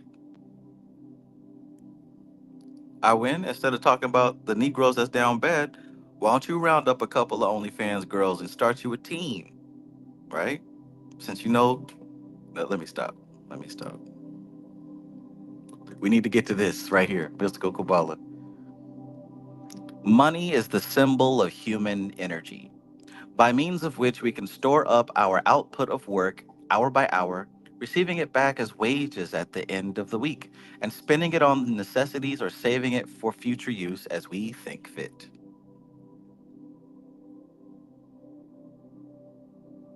Rose of Flame, peace. I'm out, my most favorite souls. Happy New Year and much love. We'll see you on the other side, Rose of Flame. Peace, peace. The gold which backs the notes is a symbol of human energy and is only earned by an expenditure of that energy. Though it may be the energy of a father or a husband transmitted through an heirs, yet nevertheless, it is the symbol of some human being's activity in some sphere. Period. Even if it be only the sphere of company promoting or burglary. Burglary.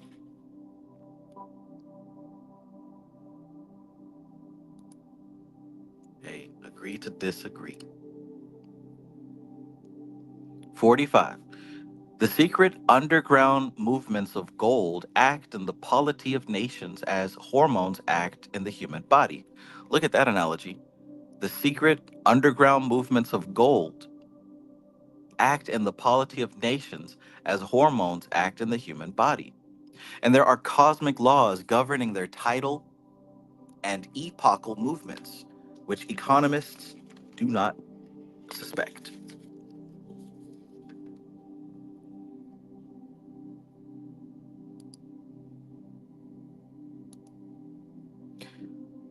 46. Um, Give me just a second, real quick. Hold on. Be right back. Wait.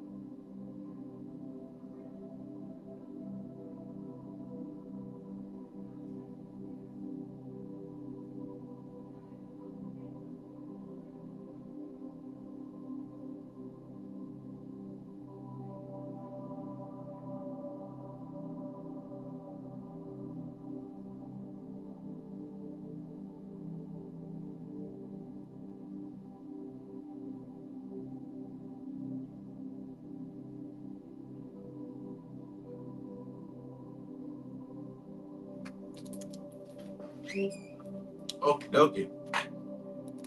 Artichoke. Apparently, I'm having a New Year's party.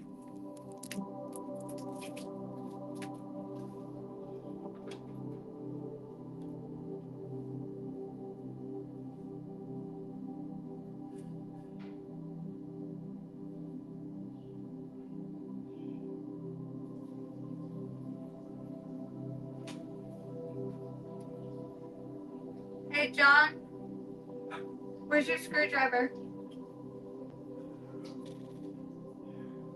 Phillips, not flat.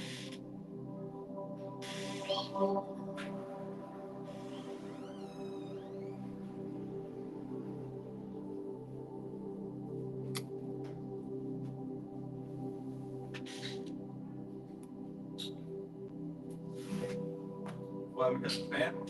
Yeah, it's getting loose.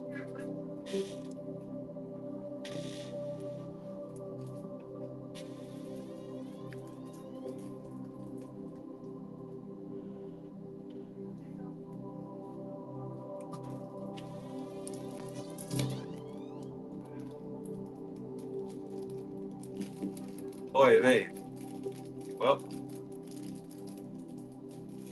that's what it is.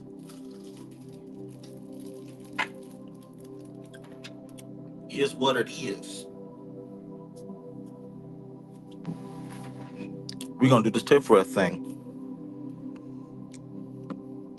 Well, at least I know there will be food when I leave this room. That's always a benefit. Okay, where we at? Mm-mm-mm.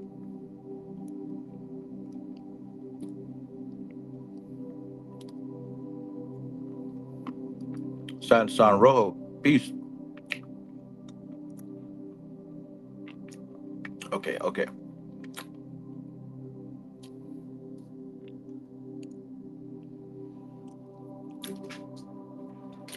Had the nerve to ask me if I got in a fight with a fairy. I wouldn't call it a fight.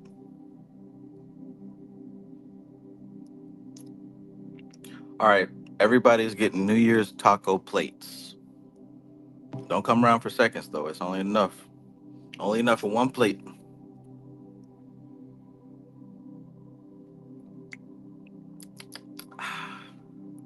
All right, back to it. Where were we? Right up here, 46.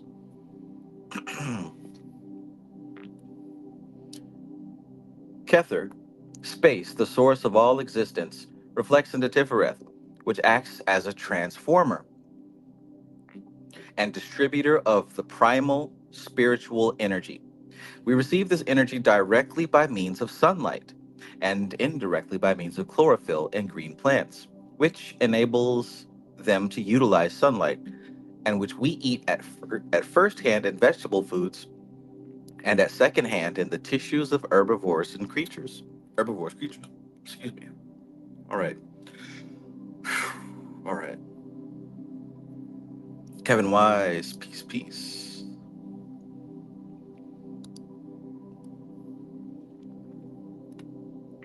So we eat the sun.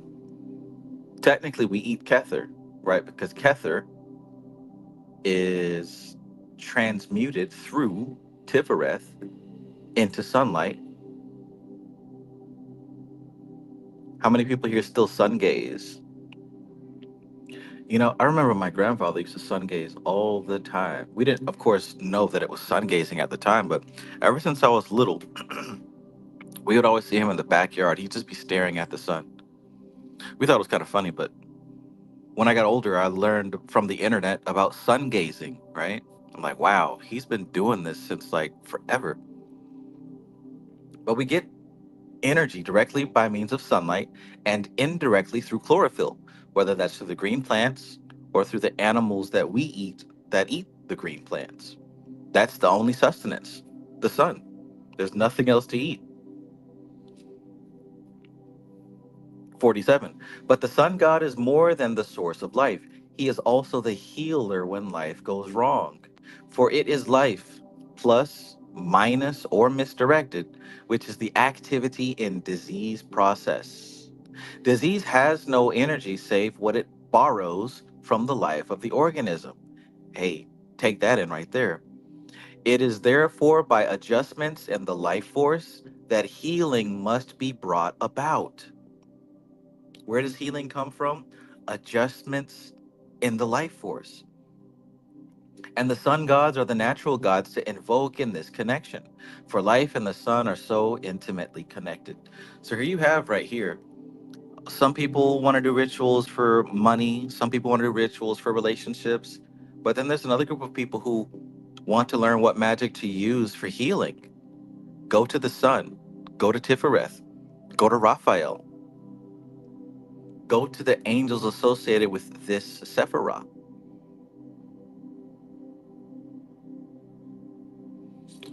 In basic, simple visualization, this energy can be seen as a circle with a dot in the middle. And that right there is the energy of Tiphareth. Tiphareth is the central force that holds everything in balance, in harmony, just like that dot in the center of the circle. The energy of Tiphareth is the inner of is the energy of order, harmony, balance. That's why it's called beauty, because it's the most beautiful thing to behold. Balance, energy in balance.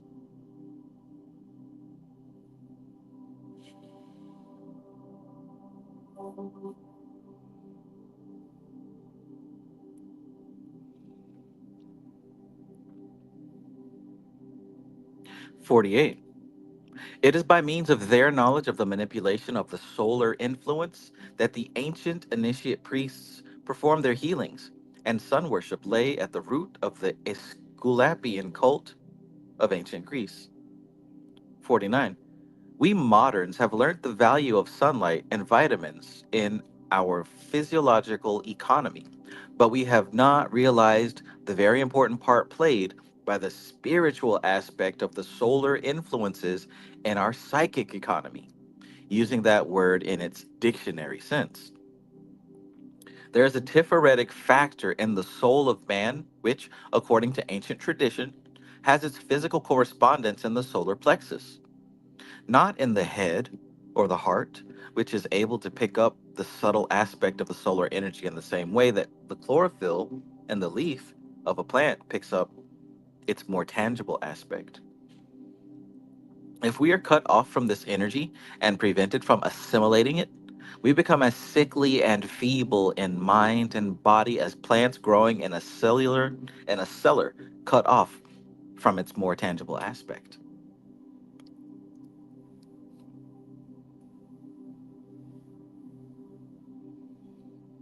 Oh, that's interesting. Allah says, think of this when you look at your sun sign. Think of this when you look at your sun sign. Jyotish is good because of the nakshatras. Your sun works different from everyone else because where your sun is when you're born, so learn your own sun where it is in your birth chart. That's a good point. That's a good point. I got my Gemini sun.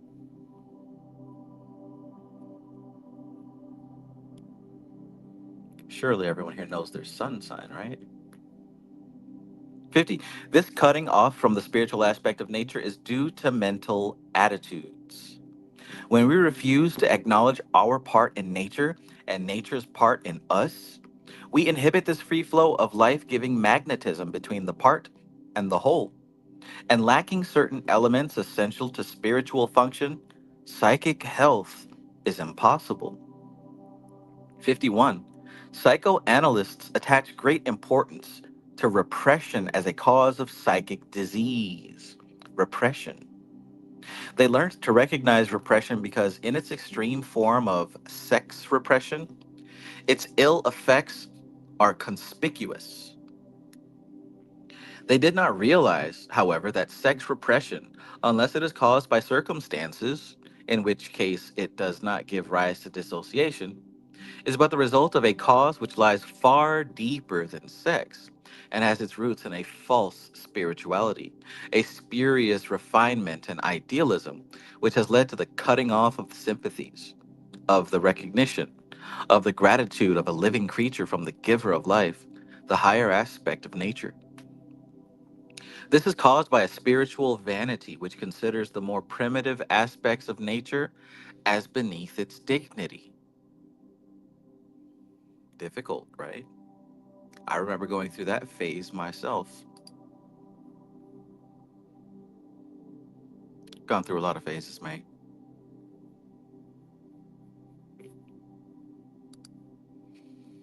Zero says, talking about the zodiac signs, have you heard about nakshatras, Trav? They are really accurate too. Yes, sir. I've most definitely heard of the nakshatras. I've got several books on them. We did go through a cycle here on this channel where we were really deep into the Vedic stuff. We covered almost everything. Um, yeah, and we had a specialist. We had somebody who studied the nakshatras and Vedic astrology, like just as well as I know Kabbalah. Kristen knew Vedic astrology like super far deep. But yeah, we went through a cycle about Jyotish on this channel here a few years ago, as a lot of you remember.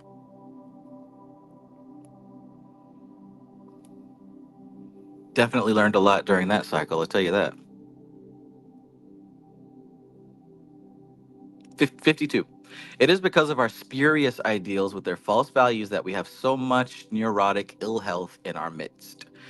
It is because Priapus and Cloacina are not given their due as deities that we are cursed by the sun god and cut off from his benign influence. For an insult to his subsidiary aspects is an insult to him. And of course, we know that Priapus is a male sex god, and Cloacina is a female sex goddess. So it is because Priapus and Cloacina are not given their due as deities, right? Because not just divine masculine or divine feminine, but also divine sexuality. These are cosmic factors. To condemn sexuality is to condemn a part of the Holy Spirit, hence causing mental illness.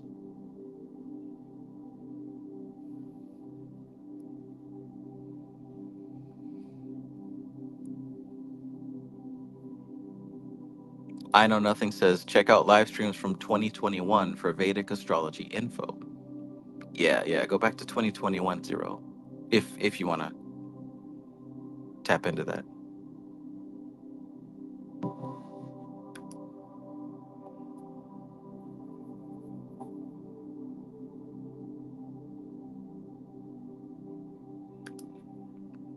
But yeah, everything here has its place, right? Everything in this world has its place. You don't have to be slanging iron all up and down the neighborhood, but at the same time, we understand that sex is not anything evil or bad. We respect life in all of its aspects because all of it comes from Kether, from the one. She said it's how we relate to it psychologically. On verse 50, she said this cutting off from the spiritual aspect of nature is due to mental attitudes. It's your mental attitude that's going to cause uh, mental health or alignment.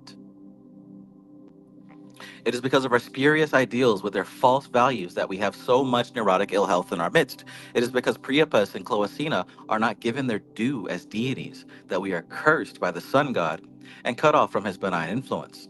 For an insult to his subsidiary aspects is an insult to him. In other words, an insult to one of the lower forms of God, one of the lower manifestations, is an insult to God itself. There's a saying that says, something about don't insult anybody else's God because you're insulting your own, or something like that. Interesting to note, Priapus here is usually depicted as having a gigantic erection, stupid large.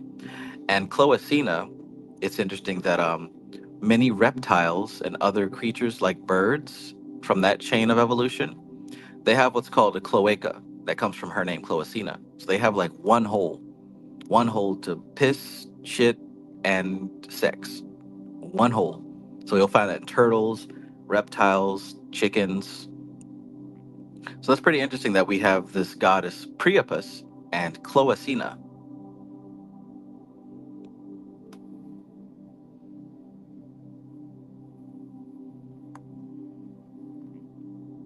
Cosmic Puzzle Piece says, so my true will could be some freaky shit.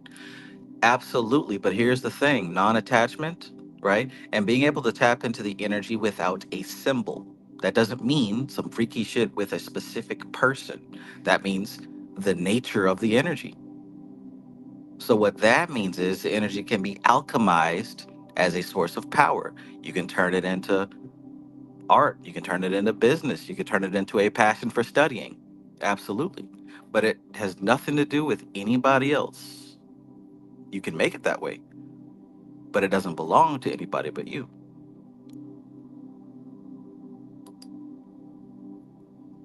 Funny, but yes, absolutely. Let's keep going. 53. When a creature is not in a fit state for reproduction, sexual advances are repellent to it. This is the natural basis of modesty and protects the organism from waste and exhaustion, right? If a female mammal is not in heat, she's going to fight any male that tries to mate with her, right? So she says, when a creature is not in a fit state for reproduction, sexual advances are repellent to it. This is the natural basis of modesty and protects the organism from waste and exhaustion. Because an accumulation of decomposing excreta gives rise to disease, the odor of their excreta is repulsive to living creatures of even the lowliest development, so that they avoid its neighborhood. Out of these two repulsions, so rational and valuable under natural conditions, under our artificial conditions of civilized life, all manner of irrational taboos have grown up. So you see that out of those two things, out of not being in the state for reproduction, and out of the accumulation of waste, those two things uh, repel others. Out of these two repulsions, so rational and valuable under natural conditions, of course, under our artificial conditions of civilized life, all manner of irrational taboos have grown up. The repulsion is overdone and no longer serves its biological purpose. We've evolved past those things, yet we still hold on to the repulsions. 54. Our attitude towards two important sections of natural life implies that they are unnatural, debased, poisonous. Consequently, we cut ourselves off from the earth contacts. Then the circuit is broken, and the heavenly contacts also fail us. The cosmic current comes down from Kether, through Tiphareth and Yesod, into Malkuth. If the circuit be broken anywhere, it cannot function.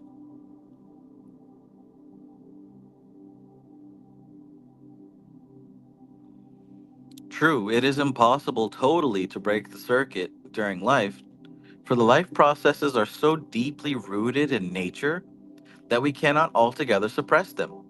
But a mental attitude can cause such a kinking of the tube. Listen, true, it is impossible totally to break the circuit during life, for the life processes are so deeply rooted in nature that we cannot altogether suppress them.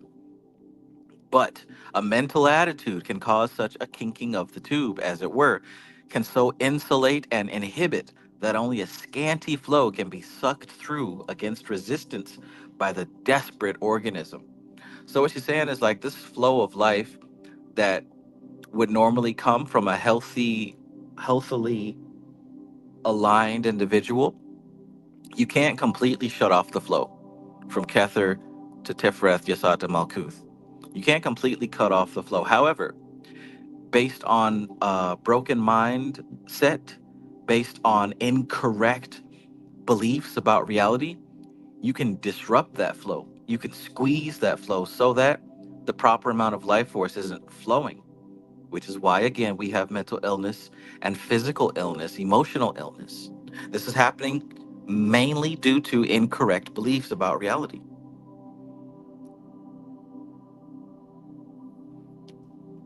incorrect beliefs about reality. Cosmic Puzzle Piece says, LOL, don't deny yourself. I would even say examine the reasons for denial, because there may be very good reasons to deny yourself, but there are also reasons that are founded in beliefs that are not useful or appropriate.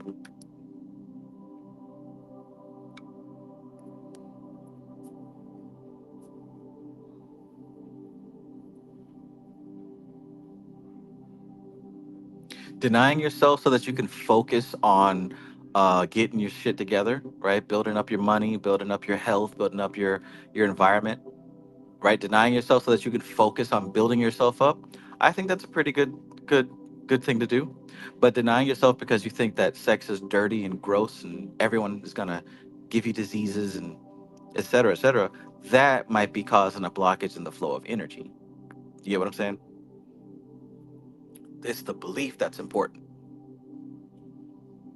You don't have to have sex to exist.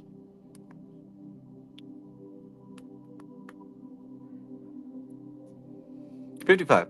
In Tiphareth, the Sun Center, we have the spiritual manifesting in the natural. And we should give reverence to the sun god as representing the naturalization of spiritual process. The spiritualization of natural process has had a good deal to answer for the history of human suffering.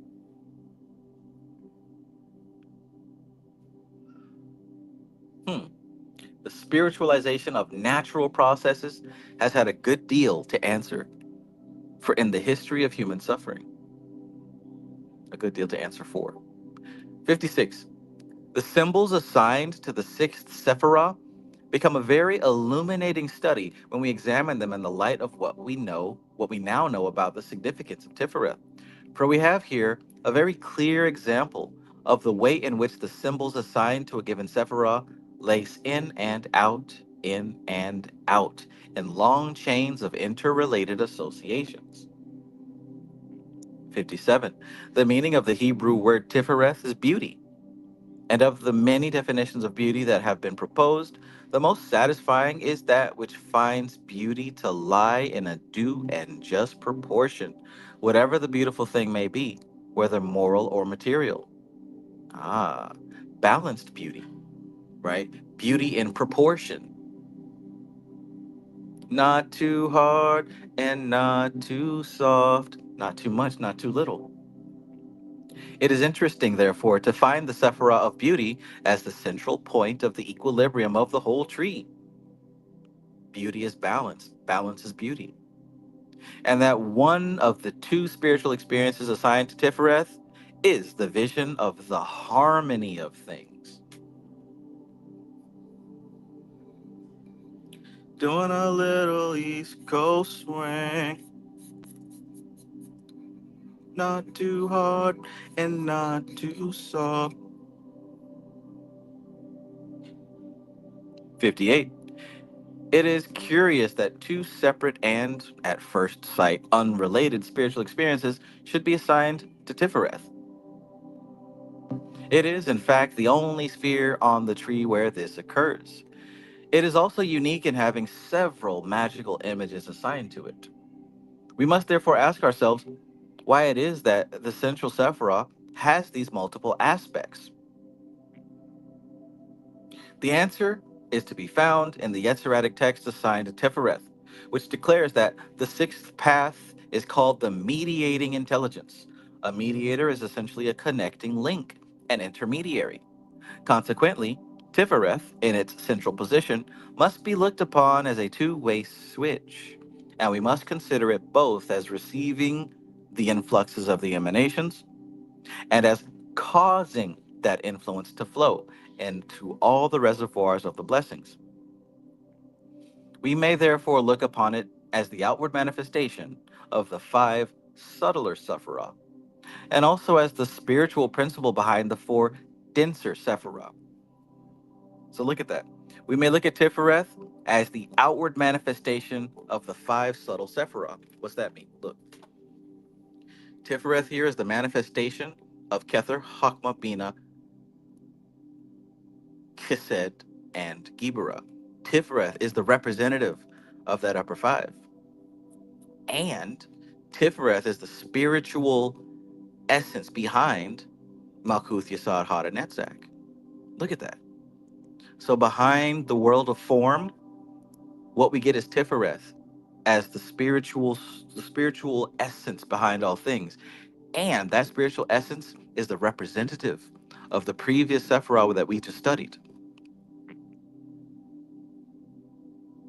The all unknowable divine masculine, divine feminine, king on his throne and king ready for war. All of that is balanced and harmonized by Tiphareth. And that is the essence and energy behind nature and science and imagination and the physical plane. Look at how it all comes together. In this one chapter about Tiphareth, she manages to describe all the other Sephiroth. And it should be a mystery because look, I'm connected to Kether, I'm connected to Hakma, to Bina, to Chesed, to Gibera, to Had, to Netzach, to Had, to Netzach, to Yesod. And, I mean, really, truly, in a way, to Malkuth. Nice, the subtle realms. To be my sunshine after the rain.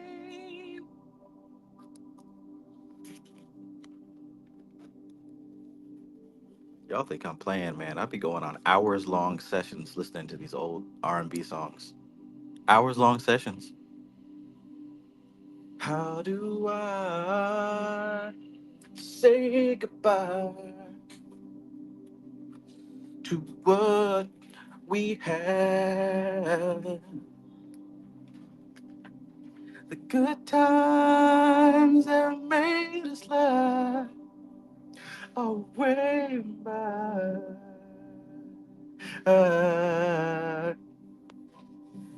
I thought we'd get to see forever. Dang, man.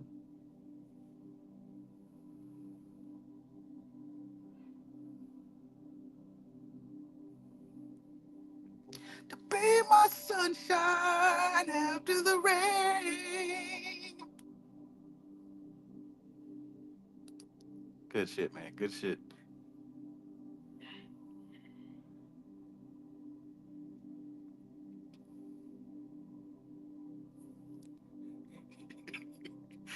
All right, now back to it.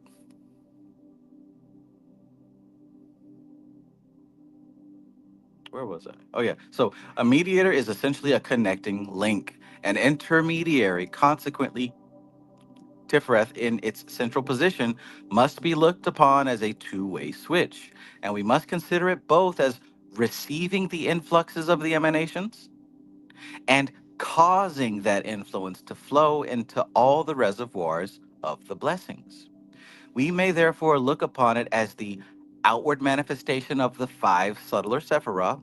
Remember that, the top five, and also as the spiritual principle behind the four denser Sephiroth. If looked at from the side of form, it is force. If looked at from the side of force, it is form. It is, in fact, the archetypal Sephiroth in which the great principles represented by the five higher Sephiroth are formulated into concepts.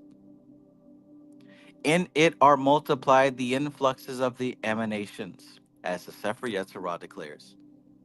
So right there, when you look at Tiphareth, we're seeing the Christ force. We're seeing baby Jesus. You're seeing Christ as he's crucified, and you're seeing Christ the King that comes back after the resurrection. All the fact that it is that Trinity within one, what it's trying to show you, like the Redeemer, right? The Savior that walks amongst us.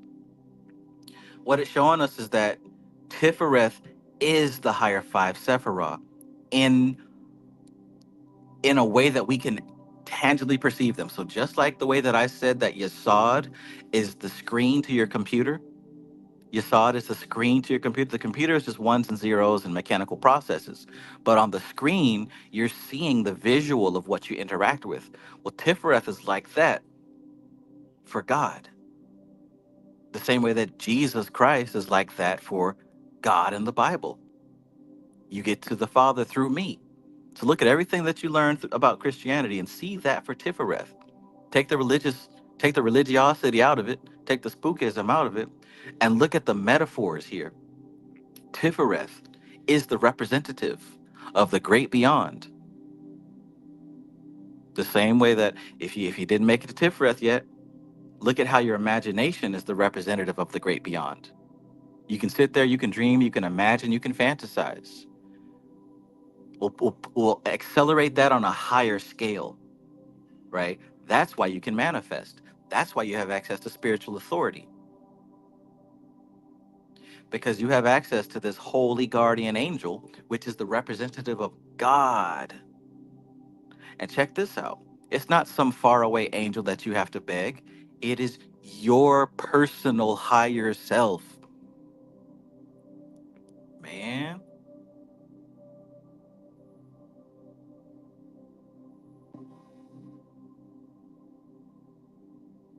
man,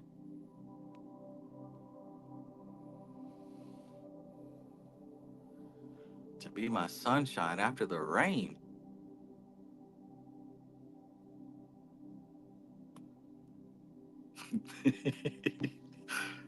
Oh man. 59. The name Zaire Anpin, lesser countenance, as distinguished from Eric Anpin, the vast countenance, one of the titles of Kether, further bears out this idea. For the formless formulations of Kether take shape in this, the sphere of the higher mind. I drew an arrow there because you really should pay attention to that. For the formless formulations of Kether, remember, Kether has no attributes. Kether has no attributes. The formless formulations of Kether take shape in this, the sphere of the higher mind, Tiphareth. As previously noted, Kether is reflected into Tiphareth. The Ancient of Days sees himself reflected as in a glass, and the reflected image of the vast countenance is called the lesser countenance and the sun. 60. But although a lesser manifestation and a younger generation as viewed from above, Tiphareth is also Adam Kadmon, the archetypal man, when viewed from beneath, from the side, that is to say, of Yesod and Malkuth. So looking up, Tiphareth, excuse me, let's go back.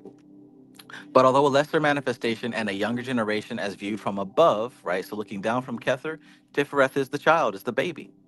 Tiphareth is also Adam Kadmon, the archetypal man, when viewed from beneath, right? So from Malkuth and Yesod looking up, we see the man. But from Kether looking down, they see the child. Tiphareth is Melech, the king, the husband of Malka, the bride, which is one of the titles of Malkuth.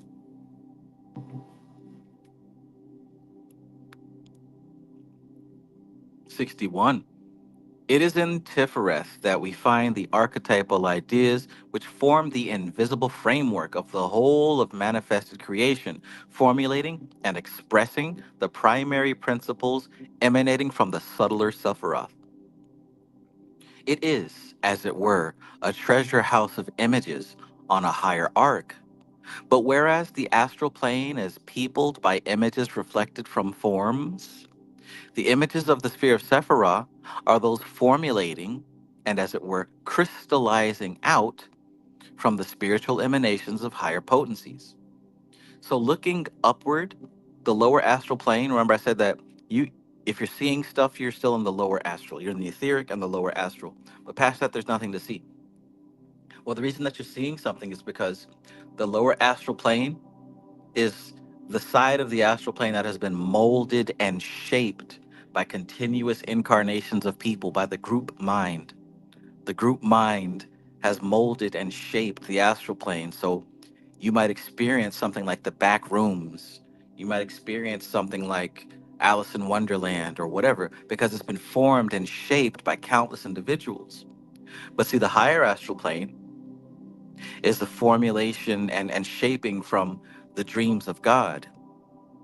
So it isn't exactly that there's nothing there. It's that we don't have the equipment to see and to process what it is, right?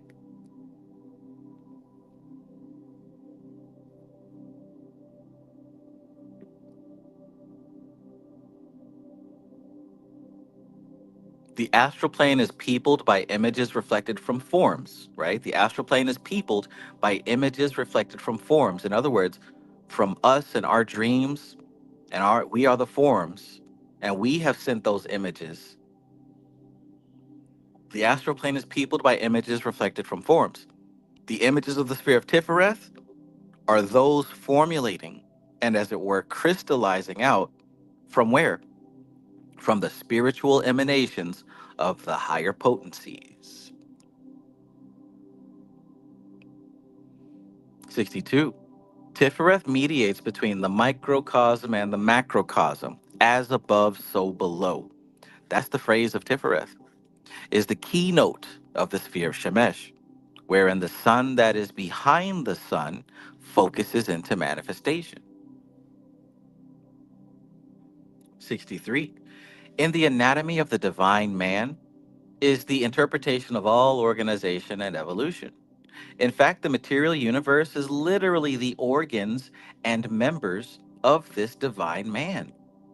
It is as though an understanding of the soul of Adam Kadmon, which consists of the influxes and the emanations, that we can interpret his anatomy in terms of function, which is the only way in which anatomy can be intelligently appreciated. It is because science is content largely to be descriptive and shrinks from purposive explanations that it is so barren of all philosophical import. So when we talk about the divine man and we talk about the fact that the planetary bodies in the material universe are the organs of the divine man, well, we know that through understanding the influxes of the emanations, of how these celestial bodies interact and interplay with each other. We can interpret his anatomy in terms of function, which is the only way in which anatomy can be intelligently appreciated. What's the function of your brain? What's the function of your heart? Look at the function of the heart and notice that that is represented by the sun. I said the function of your brain, of your mind. We could talk about the moon and Mercury, the rational mind and the subconscious mind. Notice how the moon is stable in its change, right? Just like the mind. Look at Mercury running fast, zipping fast, to and fro. Ooh, 1111. Thanks, Patchwork. Thank you, Sunshine Chick. Oh, we getting close. That's the last 1111 on the East Coast. The last 1111 on the East Coast of 2024. I'm ready for it. I'm ready for it. Ain't gonna hurt nobody.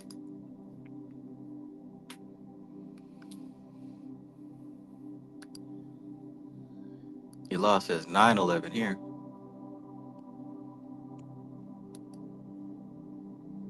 Get ready, man. Y'all should be excited. You're entering into the absolute best year of your life. You hear me? This is the year when shit will click and you're gonna figure this thing out, even if you think you already got it figured out. This is it. Let's keep going. Let's keep going.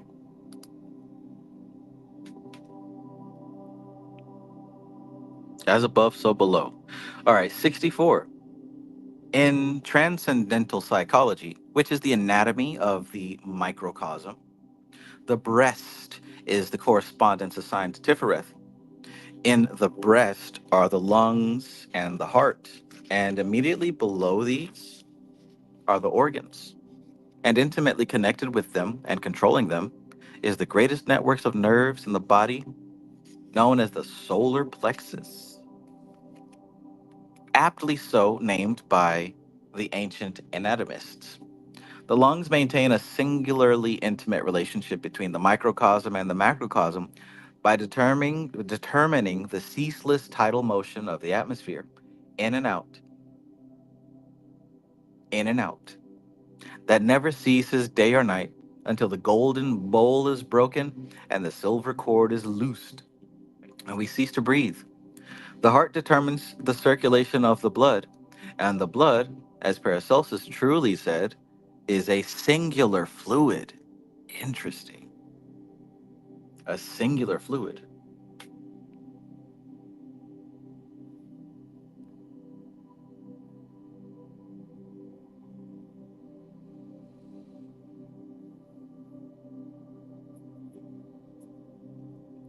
Modern medicine knows well what sunlight means to the blood. It has also discovered that chlorophyll, which is the green substance in the leaves of plants, which enables them to utilize the sunlight as their source of energy, has a very potent influence upon the blood pressure. 65. The three magical images of Tiphareth are curious, for at first sight they are so utterly unrelated that each one appears to cancel out the others. But in the light of now, what we now know concerning Tiphareth, their significance and relationship appears clearly, speaking through the language of symbolism, especially when studied in the light of the life of Jesus Christ the Son. 66. Tiphareth, being the first coagulation of the supernals, is aptly represented as the newborn child in the manger at Bethlehem. As the sacrificed God becomes the mediator between God and man. And when he has risen from the dead, he is as a king come to his kingdom. Tiphareth is the child of Kether and the king of Malkuth, and in his own sphere he is sacrificed. 67. We shall not understand Tiphareth aright unless we have some concept of the real meaning of sacrifice, which is very different to the popular one, which conceives of it as the voluntary loss of something dear.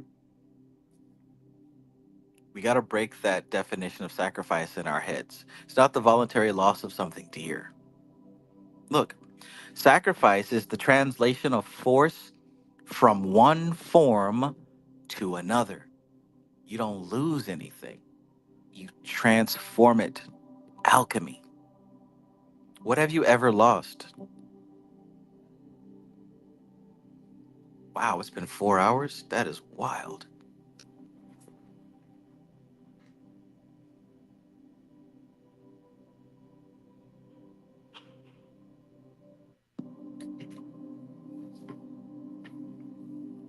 What have you ever lost? Because when you think about it, after enough time has passed, you can see what that has transformed into, can't you? Whatever it is that you thought you lost, you can see what it has transformed into. Kashigi says transformation through Doth. No, transformation through Tiphareth. What have you ever lost? If nothing else, it transformed into a lesson. If nothing else, it transformed into a lesson. Because what's yours anyway, man? What's yours anyway? Hey, what? It's food. Oh, that looked like something else. What in the world, man?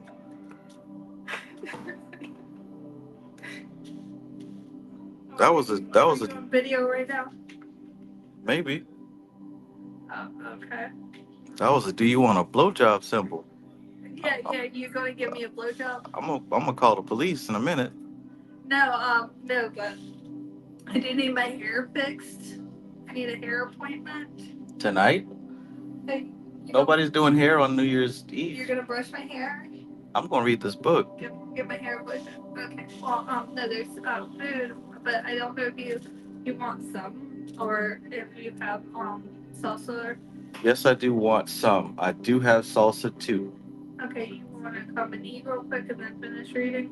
I want to try to get as much done as I can before. New Year? Yeah, Okay. I'll come out in a sec though. Wait a minute, I'm calling the police. I'm a saved man. I've I've changed, turned over a new leaf.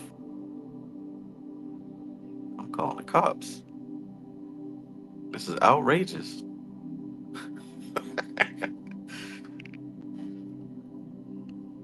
Got me all excited for no reason. I'm trying to read about Tiphareth, damn it. Where we at, man? Sheesh. Come here and do that. My heart is palpitating. My heart is palpitating. I need a glass of water now. Hold on.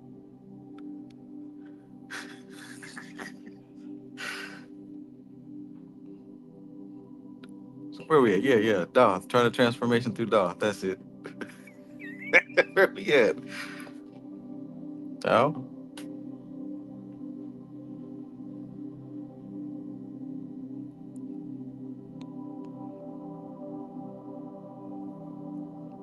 I legit lost my place. Here we go. Uh, yeah, we did that. Did that. Here we go. So sacrifice is the translation of force from one form to another. There is no such thing as the total destruction of force. However completely it disappears from our kin, it maintains itself in some other form according to the great natural law of the conservation of energy, which is the law that maintains our universe in existence. Energy may be locked up in form and therefore static, or it may be free from its bondage to form and in circulation.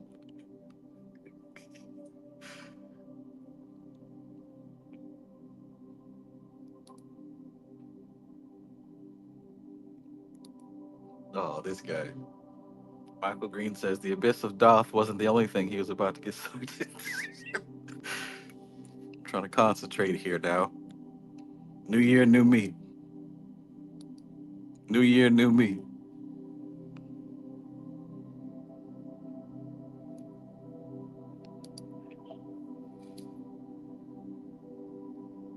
Yala says Tiphareth equals beauty. 1081 181. Wheels, Ophanim, the angelic order associated with the second Sephiroth.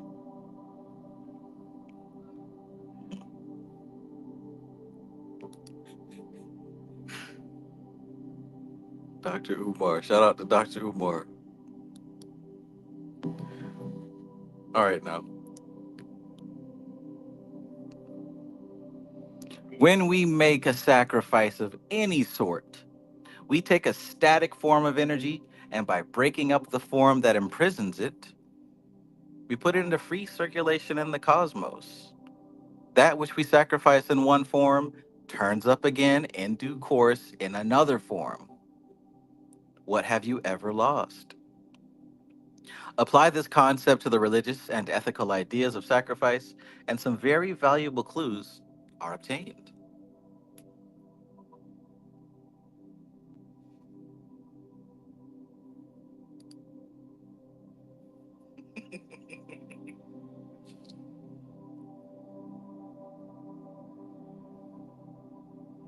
Oh my goodness. 68. The god name of this sphere is Eloah Doth, which associates it intimately with the invisible Sephiroth that comes between it and Kether.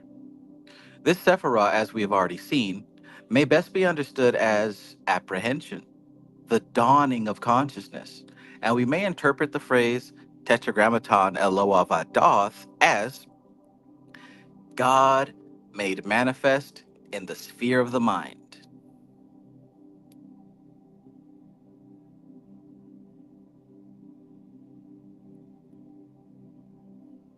God made manifest in the sphere of the mind. So that could be the name of Tiphareth. And notice how Doth translates into sphere of the mind. Um, Let me go see if she found the salsa. I'll be right back.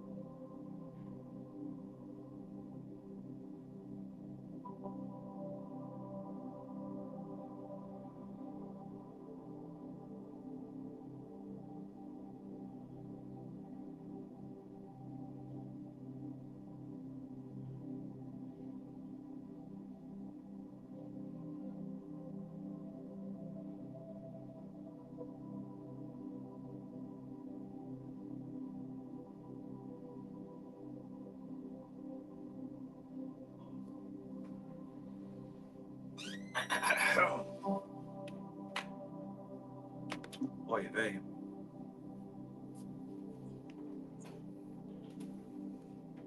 All right, where where are we here?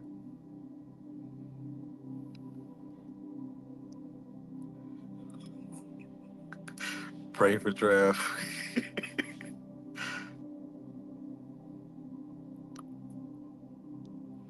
All right, now.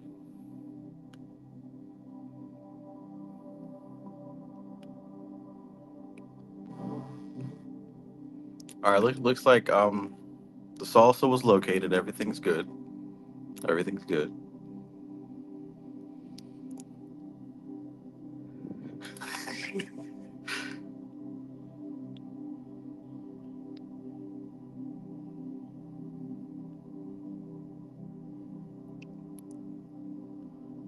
All right, now where we at? Where we at?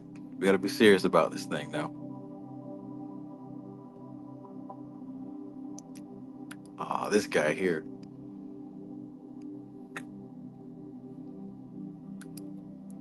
Peace and greetings. Peace and greetings. All right, welcome, welcome. We got a couple more minutes left to break down this Tiphareth.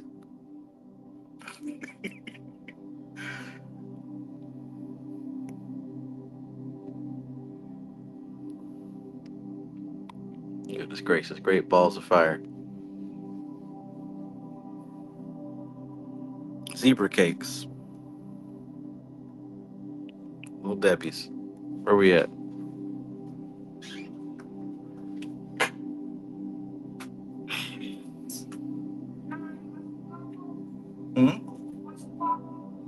Absolutely. I'll come out in a moment.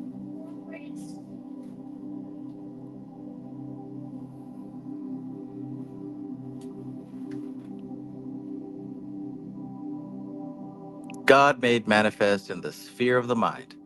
Wow. Verse 69. Verse 69.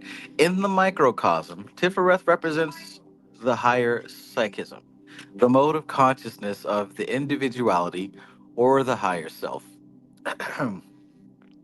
It is essentially the sphere of religious mysticism as distinguished from the magic and psychism of Yesod.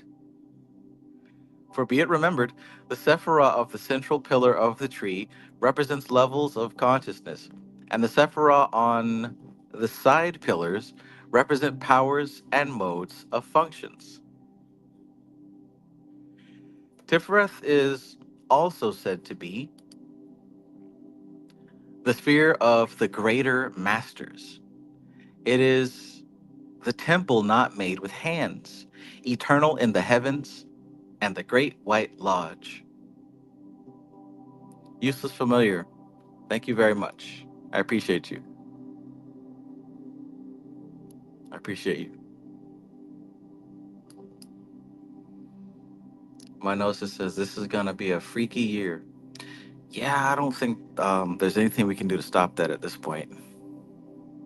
Perhaps we have collectively invoked it, or maybe just being psychic, we felt the wave before everybody else did.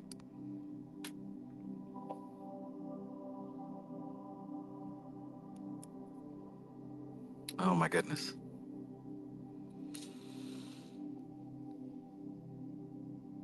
So be it remembered, the Sephirah of the central pillar of the tree represents levels of consciousness, and the Sephirah on the side pillars represent powers and modes of function. Tiphareth is also said to be the sphere of the greater masters. It is the temple not made with hands, eternal in the heavens and the great white lodge. It is here that the initiated adept functions when in the higher consciousness.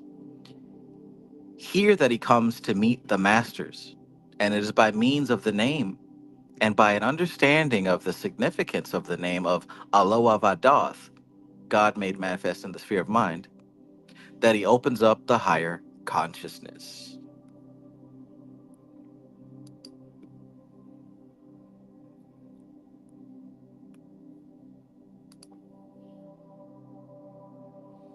All right, Dion Fortune.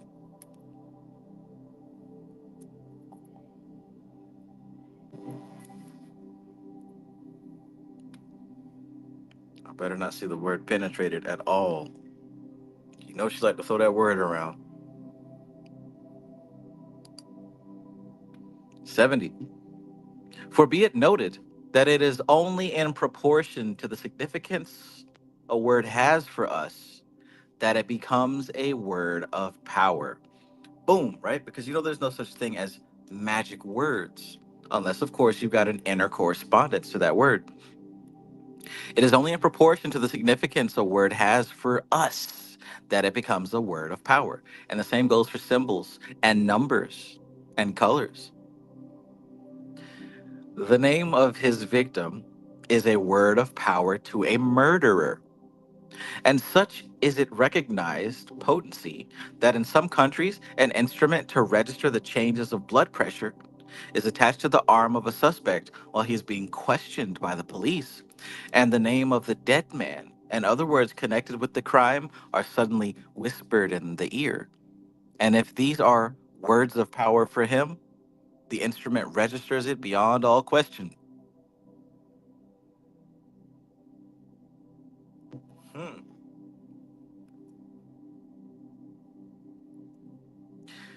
71.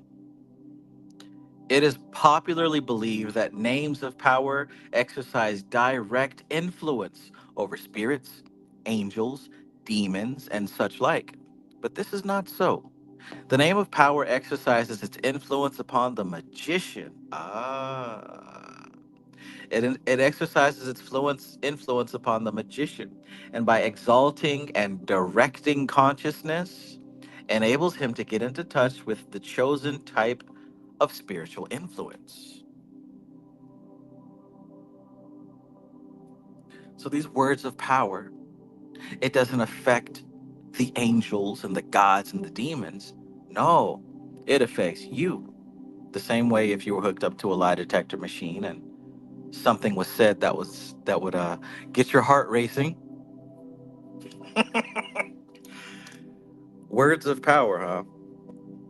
If he has had experience of that particular type of influence, and that's key right there, if he has had experience with that particular type of influence, the word of power will stir potent subconscious memories. If he has not, and approaches the matter in the unimaginative and incredulous spirit of the scholar, the barbarous names of evocation will be just hocus pocus for him. But be it noted that to the believing Catholic, hocus pocus, which is the Protestant's name for the deception and superstition, and from which is derived the word hoax, means hoc est corpus, which is an altogether different story. So much lies in the viewpoint in these matters.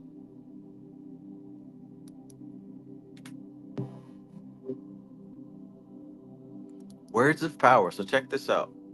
I wrote wow next to this, so this must be serious. 72.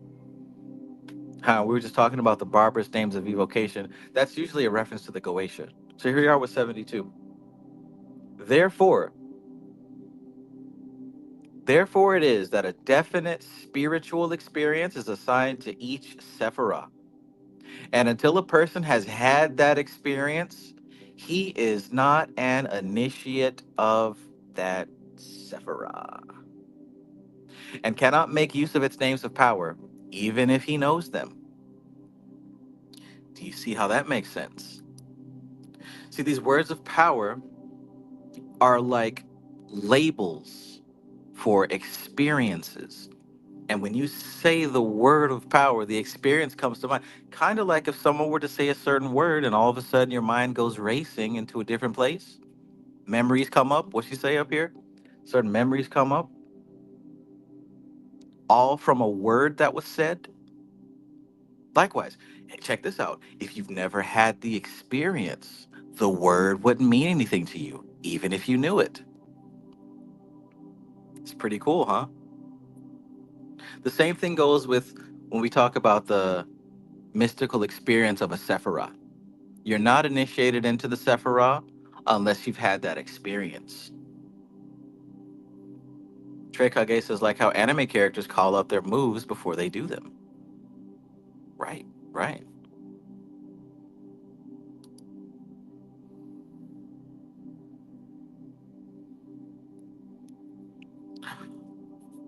right.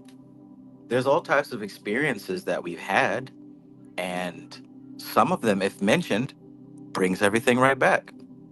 That's a word of power. And that's what she was just saying about the name of the victim is a word of power to the murderer, so on and so forth. So take that understanding to the words of power here with Qabalah, to the name of God, the name of those angels, right?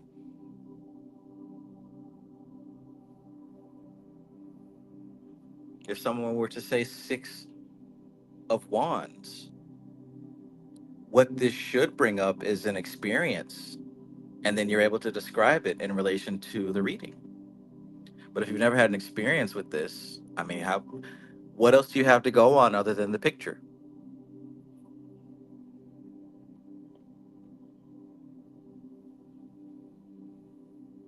Jupiter and Leo, by the way.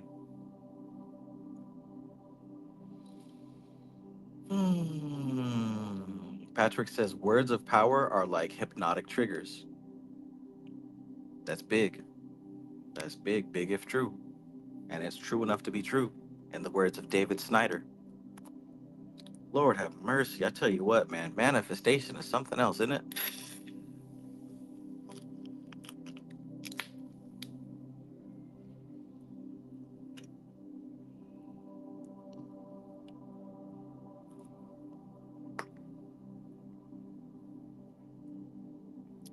tap in with that energy, give it a word, give it a symbol, let it manifest.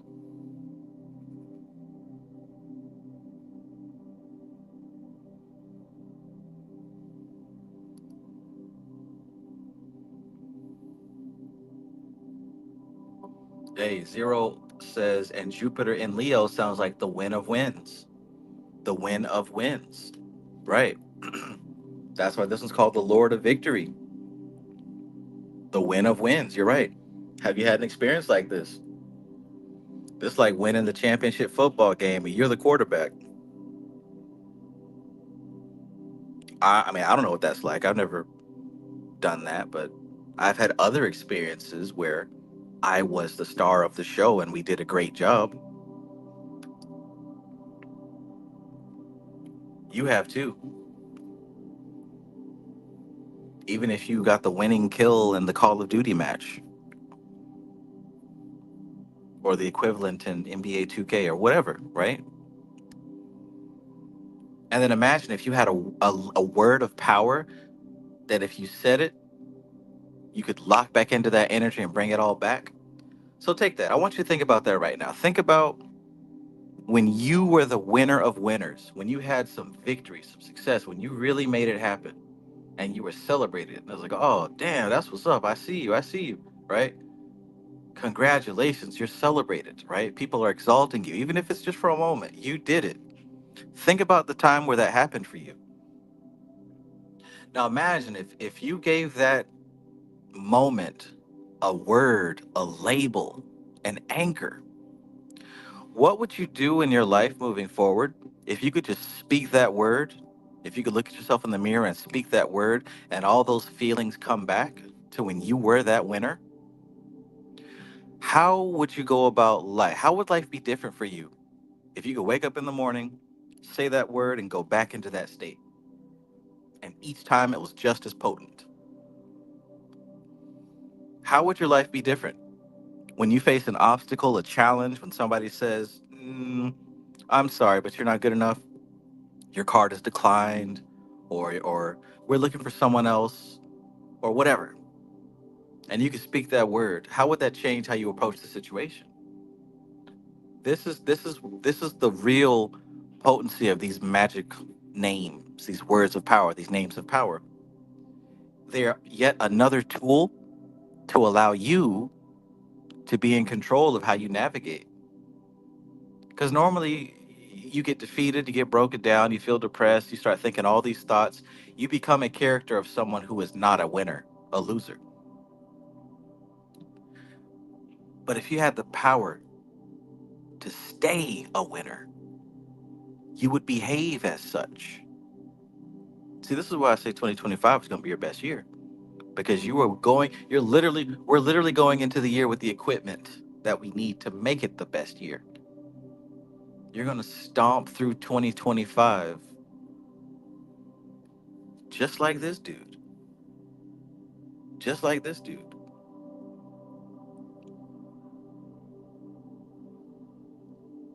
Patchwork said, all I do is win, win, win no matter what.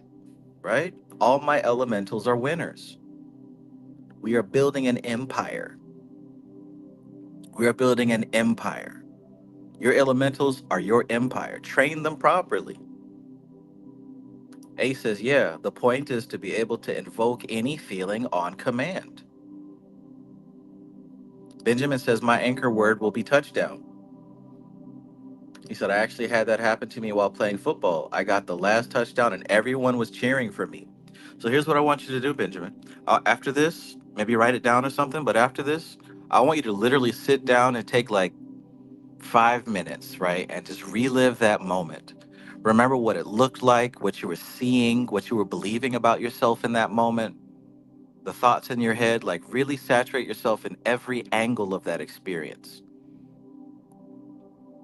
And I want you to lock it into that word. I want you to say it out loud, maybe even touch a place on your physical body, like maybe touch your chest, like your heart area when you say it, and really spend some time locking it in. And then come out of it, right? and think about something sad, something that made you depressed, right? Think about the opposites. Think about something terrible, and really saturate yourself in that feeling. And when you feel like you were able to put yourself in that state of being sad, say the trigger word and put yourself back in the winner state. Test it back and forth like that, and see how it goes. Do we have enough glasses for everyone? I Um, got a whole bunch of sparkling grape juice. there's one more over here. There should be one out there, two up there. What about more in the beach? They bring their own. Oh, They lost the other one. Um, which one? yeah, Johnny just used it. Oh, just that one. Okay. The red should be up here. Hmm? There's some up here. Yeah, yeah, yeah.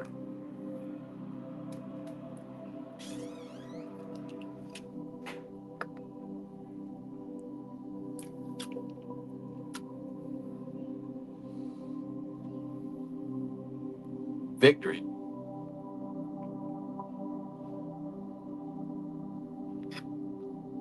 Victory. I so miss NLP. One of my goals for this year is to really double down on my NLP studies. Because honestly, man, that's some real magic right there. To use my words to change somebody's life, bro, that is awesome. To me, I don't think there's a better good. So I'm definitely doubling down on that. Getting back into it.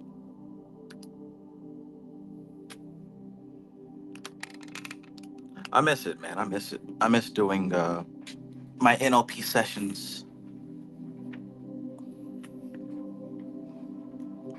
If y'all are interested, we'll definitely get back more into it this year. Okay, so we're gonna read a little bit more, and I'm being summoned for the transition of the new year, but we'll be right back. I'm not going. We'll just take a little break in a couple of minutes. I'll enjoy a nice taco and come right back and finish up Tiphareth. But for now, the word of power. The word of power.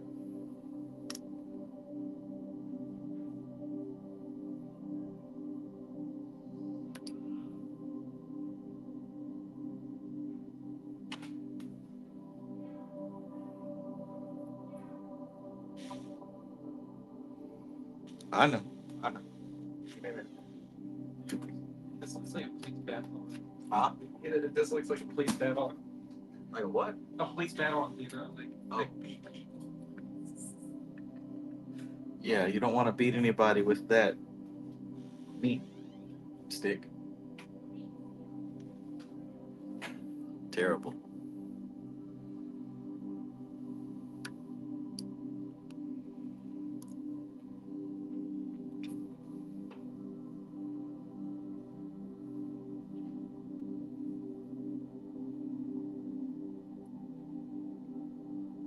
So, therefore, it is that a definite spiritual experience is assigned to each Sephiroth.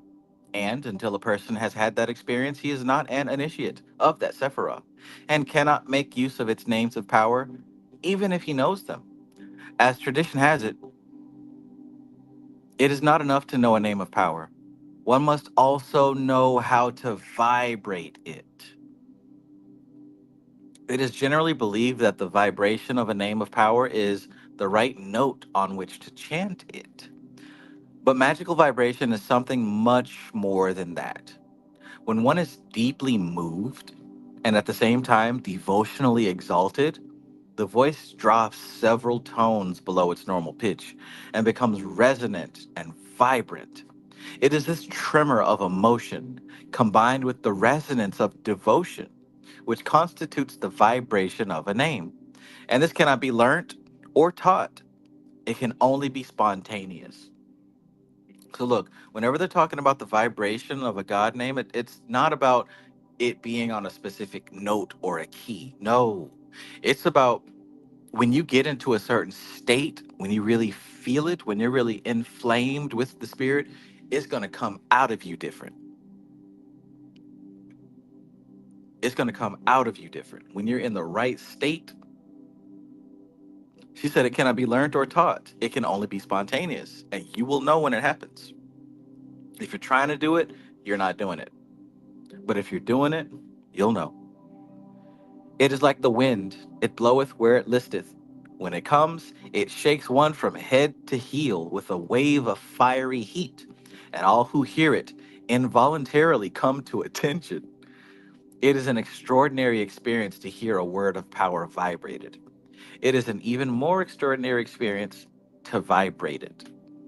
And I know a lot of you don't live alone, so you might not have all the time to practice, but you know, perhaps there's a time where everybody's off to work, or maybe you can try it in the shower, right? You can find a way to practice this. 73. The archangel of Tiphareth is Raphael, the spirit that standeth in the sun, who is also the angel of healing.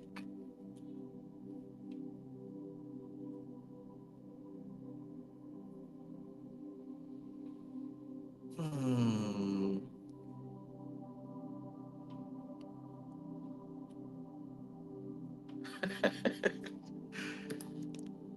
Ace says everyone is going to start coming in the room to make sure you know how to pause on hermit mode for a minute, as if you aren't watching the clock. Yeah, yeah.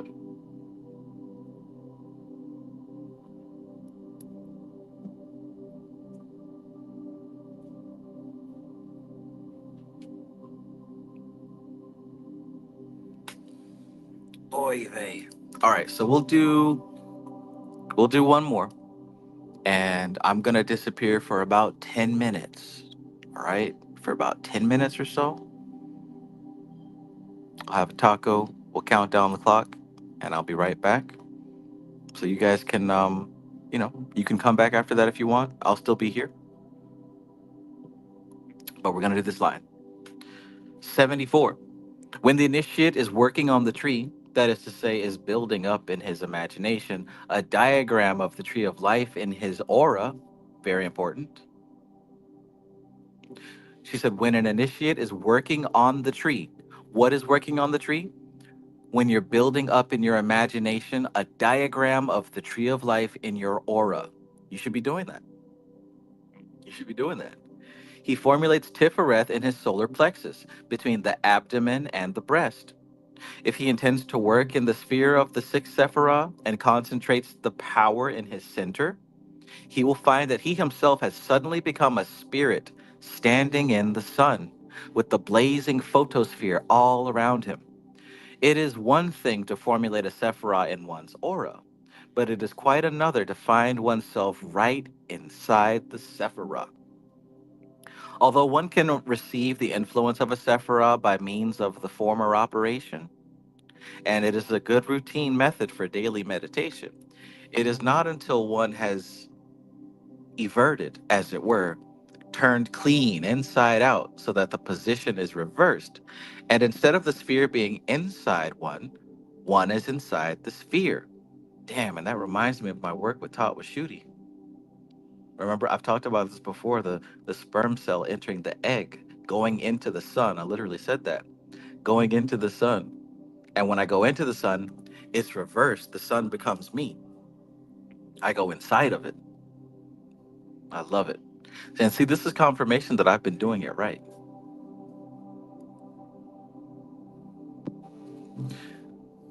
So the position is reversed, and instead of the sphere being inside you, you are inside the sphere.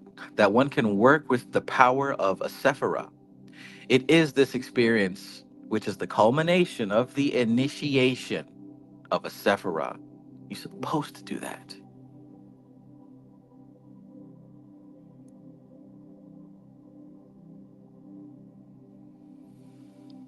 Okay. All right. So listen, I'll see you guys next year.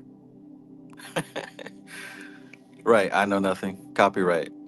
I'm not monetized, but they'll still give me another slap on the wrist.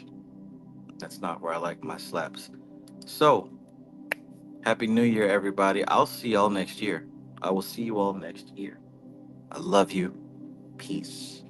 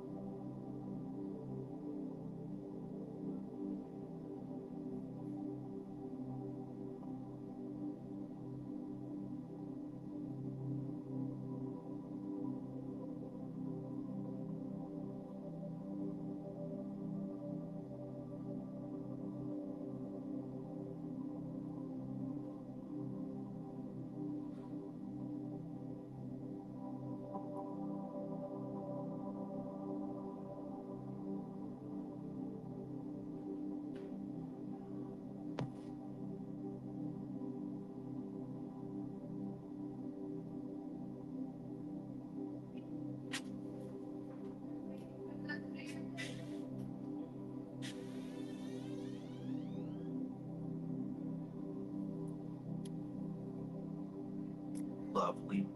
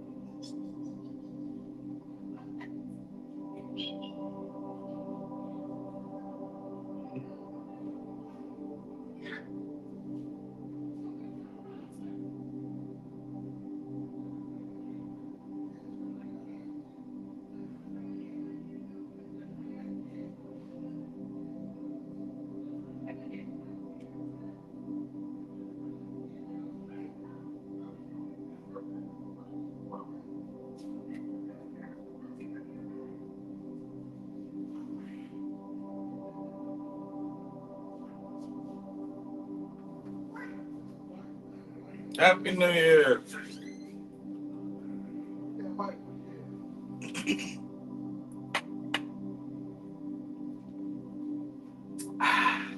Yummy, yummy. Delish. Fantastic. Happy New Year. All right, all right. Janae, oh, whoa. Thank you so very much. Thank you so very much. 1111. Yay. Oh my. Oh my. That was nice. That was wholesome.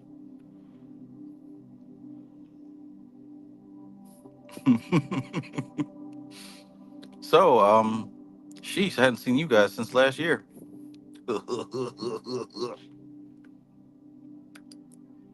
Haven't seen you all since last year. Isn't that crazy?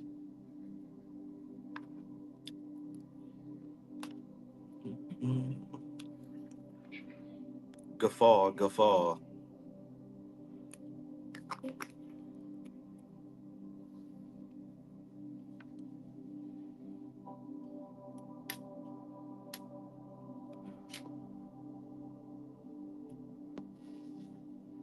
Mama, you know I love you.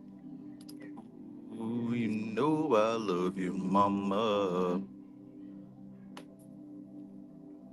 Mama, you're the queen of my heart. Your love is like tears from the start. Loving you was like food to my soul. Yes, sir.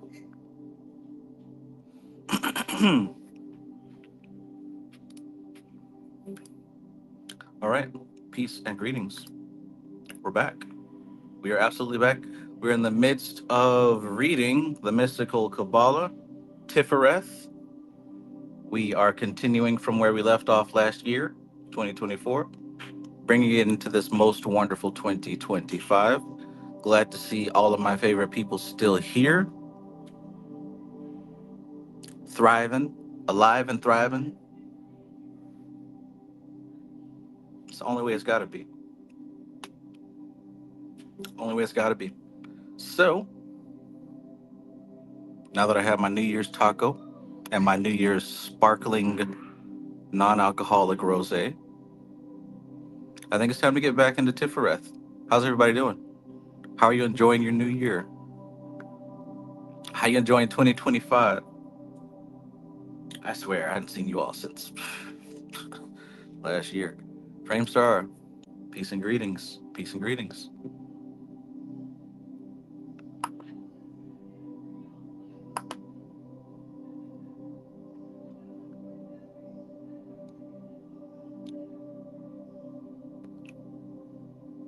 My little son is so excited, running around. I love it, man. It's so easy being a kid. It doesn't take much to be excited as a kid. We can learn a lot from children, can't we?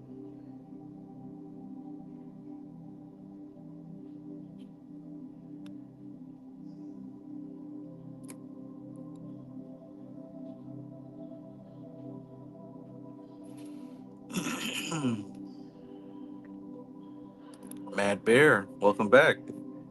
I hadn't seen you since last year sometime. I'm gonna run that corny ass joke to the ground all day long. Haven't seen you since last year. Hazy Dub, peace, peace. Still in here. Fat Tony, peace, peace. Still in here. Curve, it's been a minute. So did you do some hair brushing?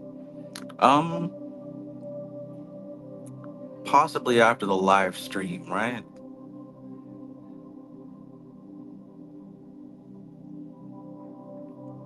It is now the 9 year hermit. Universal Mystics of Christ. Happy New Year, Swayze. Wow, I definitely haven't seen you in a long. It's been longer than last year. I haven't seen you in like 3 years. Welcome back. Peace and greetings. Hope you're doing well. Zero says I was meditating and sends you blessings and all the beautiful people here. Love you all. Love you too, Zero. Listen, you're gonna prove it. 2025 is gonna be the best year yet. You're gonna prove it. I'm gonna prove it.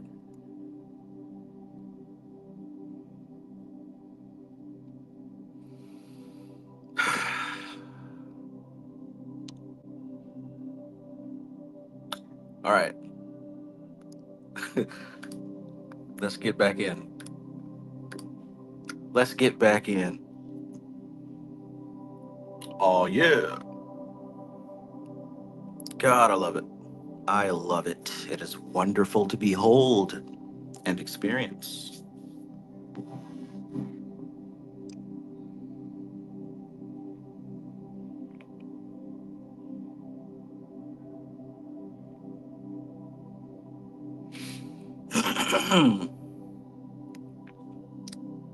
All right, all right. Are we ready? Are we ready? We left off on 75. Jeez Louise. All right, so this is how we're starting off 2025. Let's see how Miss Dion Fortune is guiding us through the year. The order of angels of Tiphareth are the Malachim, the kings. These are the spiritual principles of natural forces, and no one can control or even safely make contact with elemental principles unless he holds the initiation of Tiphareth, which is that of a minor adept. So, this is where I'm talking about spiritual authority in my elemental magic mastery system class. In order to hold spiritual authority, you've got to come into an awareness of the Tiphareth aspect of your higher self, because that's where the spiritual authority comes from. Not the lower self, not the five senses, but from a spiritual understanding. These are the spiritual principles of natural forces, and no one can control or even make contact with elemental principles unless he holds the initiation of Tephareth, which is that of a minor adept. For he must have been accepted by the elemental kings. That is to say, he must have realized the ultimate spiritual nature of natural forces before he can handle them in their elemental form.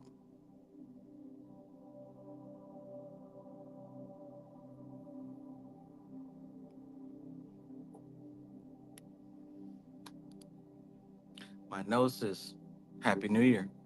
My nose says, Happy New Year, y'all. Appreciate you, Trav, and all the fam in the chat. SOP, stand on principle. We standing on principle all 2025. Absolutely. Absolutely. Man, keep saying it to yourself and don't ever stop. Don't ever stop. Patrick says, Oh, I claim 2025 is going to be great. Don't ever stop claiming that.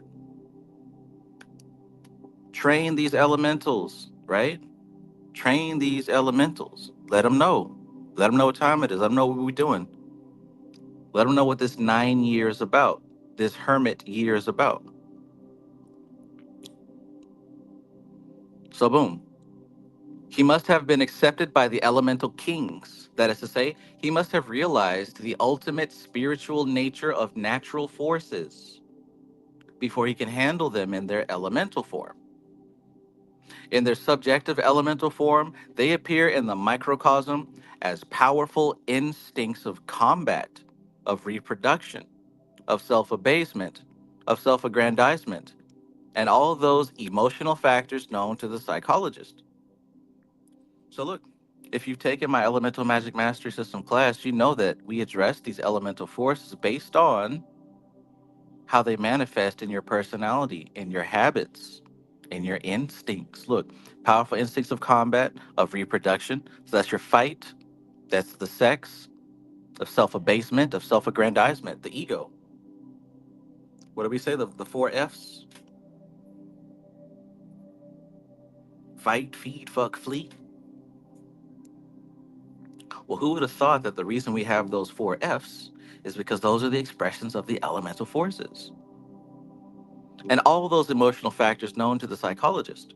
It is obvious, therefore, that if we stir and stimulate these emotions in our natures, it must be in order that we may use them as servants of the higher self, directed by reason and spiritual principle. Now, you might ask, well, Trav, why don't we use these elemental forces to be servants of our lower self, of our ego? Well, that's just the thing. Your ego is the elemental forces. That's what you come to realize. The ego is the result of the combination of these elemental forces. It is necessary, therefore, that when we operate the elemental forces, we do so through the kings under the presidency of the archangel and by the invocation of the holy name of God appropriate to the sphere. Macrocosmically, this means that the powerful elemental driving forces of our nature are correlated with the higher self instead of being dissociated into the cliphotic underworld of the Freudian unconscious. So, look, the powerful elemental driving forces of our nature are correlated with the higher self, not the clip off. The elemental forces are the tools of the higher self.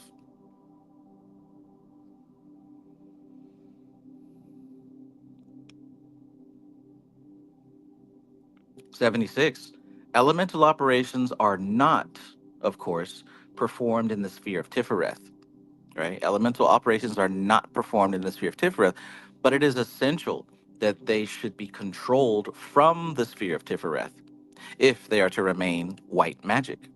If there is no such higher control, they will soon slide off into black magic.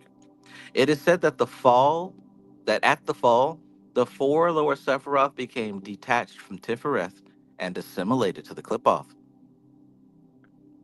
When the elemental forces become detached from their spiritual principles and our concepts, so that they become ends in themselves, even if no evil but merely experimentation is intended, even if you're just experimenting, a fall takes place and degeneration soon follows. So, look, when the elemental forces become detached from their spiritual principles,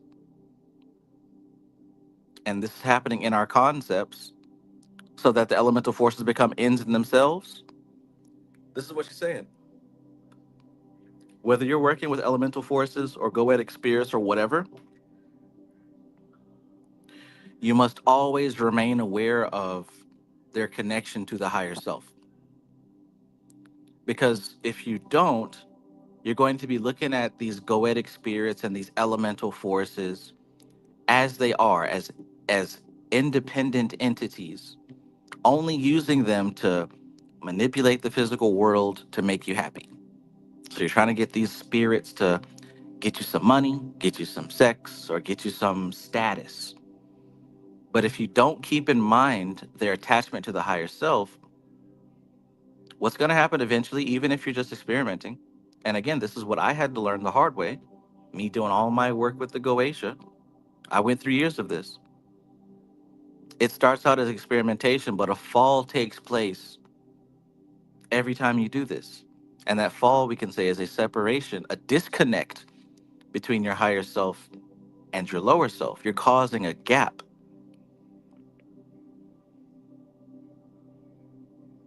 But when we clearly realize the spiritual principle behind all natural things, they are then in a state of innocence, to use a theological term with a definite connotation. They are unfallen, and we can safely work with them and advantageously develop them in our own natures. And I mean this, right? Here's why I can say that. Because it's like what she was talking about with sex from before. Let's go back.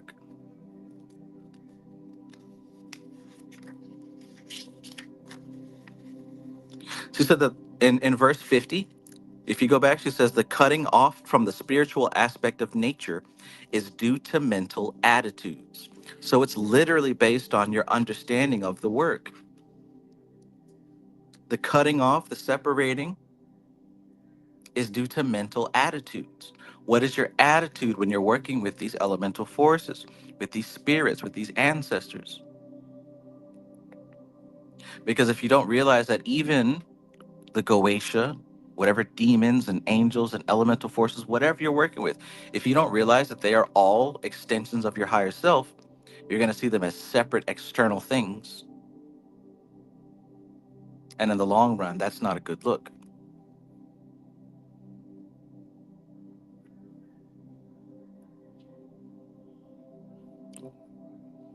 Because when you connect them with their higher self, you're doing the work that's going to help you and everyone around you of helping these elemental forces to evolve.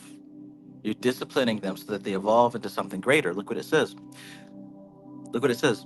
So, when we clearly realize that the spiritual principle behind all things, they are then, these elemental forces, they are then in a state of innocence, to use a theological term with a definite connotation. They are unfallen, and we can safely work with them and advantageously develop them in our own natures, thus bringing about the unrepression and equilibrium so necessary to mental health. This is shadow work, connecting those parts of yourself that have been disassociated and repressed and blocked off, reconnecting those parts of yourself with the light of your higher self. Assimilation, right?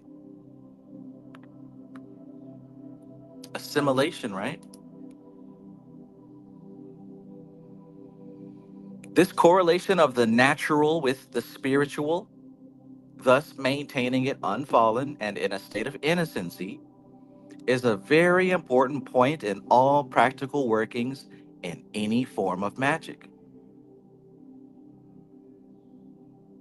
Got to do the shadow work. You've got to reintegrate these separate, so-called separated parts. And remember, like I said from verse 50, it's psychological. It's a mental attitude. You're mentally separating and blocking off these parts of self.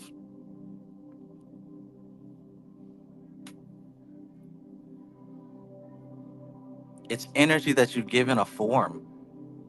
Hopefully the form is useful and appropriate, but oftentimes it isn't, because we've caused these forms to occur when we were ignorant and we didn't know any better.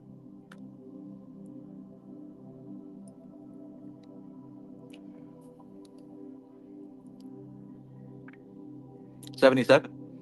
As has already been seen, two spiritual experiences go to make up the initiation of Tiphareth: the vision of the harmony of things and the vision of the mysteries of the crucifixion.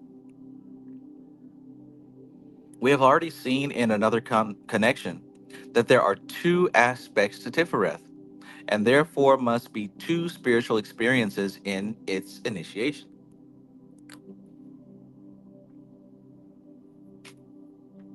78. In the vision of the harmony of things, we see deep into the spiritual side of nature. In other words, we meet the angelic kings, the Melachim. Through this experience, we understand that the natural is but the dense aspect of the spiritual, the outer robe of concealment. Remember, that's another word for Bina, covering the inner robe of glory. Remember, that's another word for Hakma. It is this understanding of the spiritual significance of the natural, which is so lamentably lacking in our religious life today, and which is responsible for so much neurotic ill health and so much married unhappiness.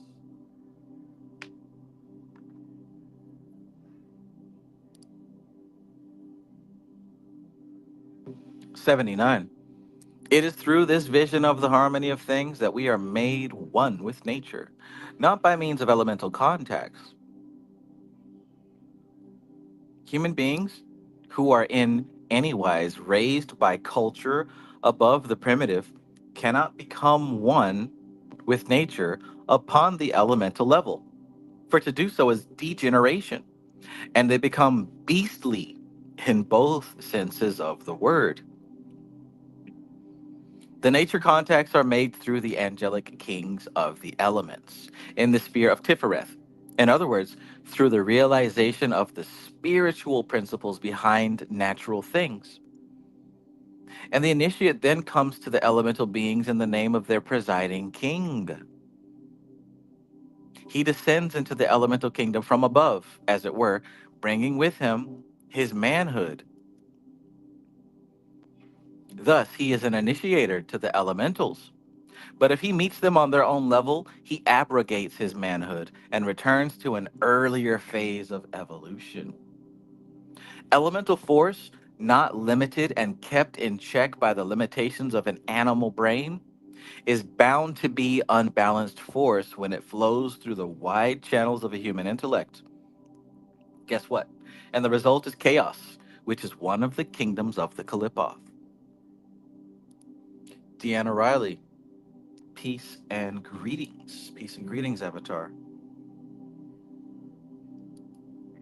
So, what is she telling us here about working with these elemental forces? So, you're not supposed to work with the elementals in their low, debased state. You're not supposed to work with the fire elementals and the air elementals there. You're not supposed to do it that way because you're not going to see eye to eye. And by the way, notice in this little verse right here, she's explaining the sacrifice aspect. The same way that Christ descended down amongst men to sacrifice himself, you descend down into the elemental forces to sacrifice yourself. But here's the thing, you don't just do that from your standpoint. You get in touch with the angelic kings of the elements.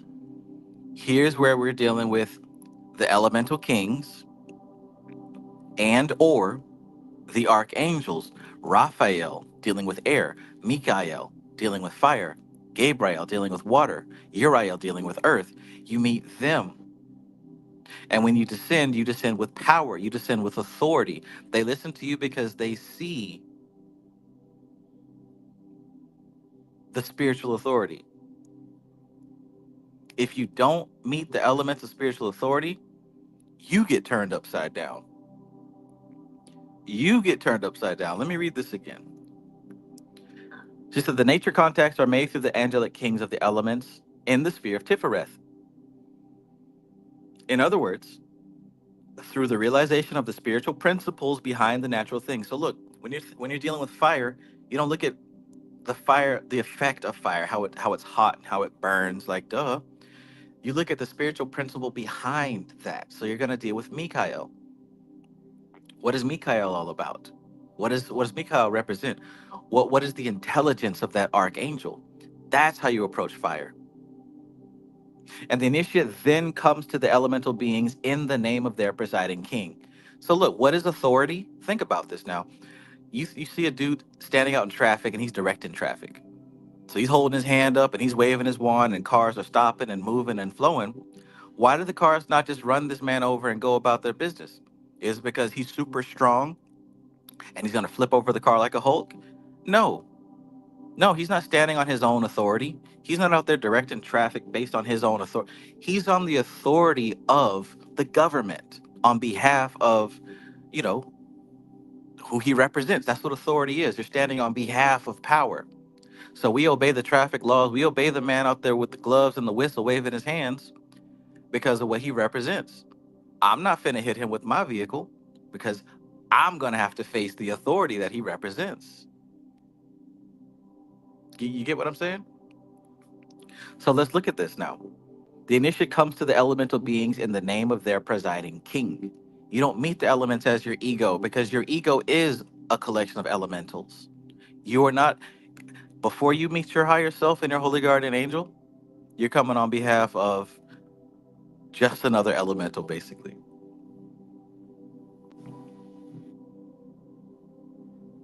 He descends into the elemental kingdoms from above, as it were. See, here's the Christ thing. He descends into the elemental kingdoms from above, as it were, bringing with him his manhood. You better bring that with you. You better bring that with you.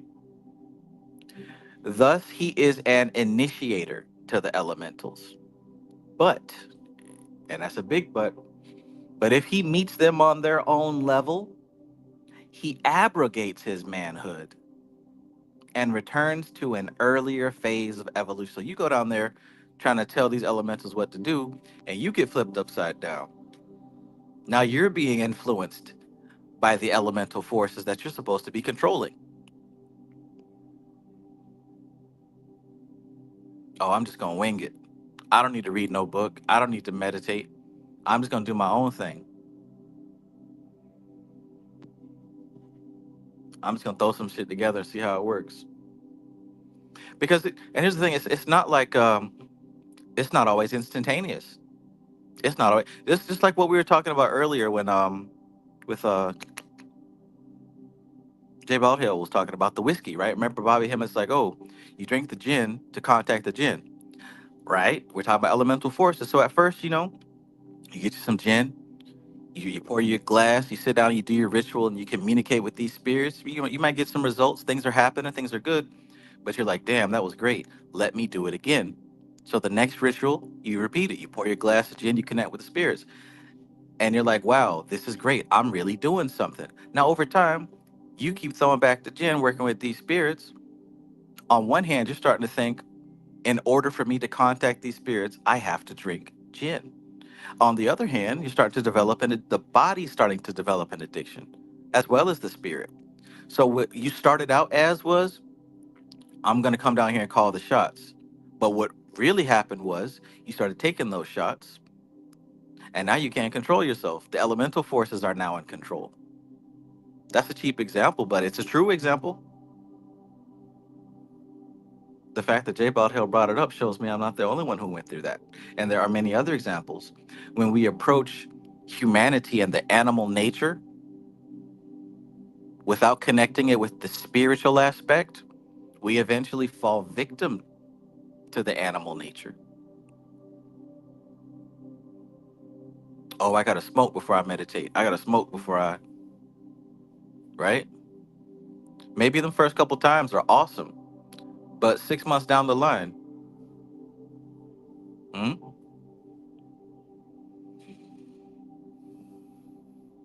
elemental force, not limited and kept in check by the limitations of an animal brain, is bound to be unbalanced force when it flows through the wide channels of a human intellect. And the result is chaos, which is one of the kingdoms of the clip-off.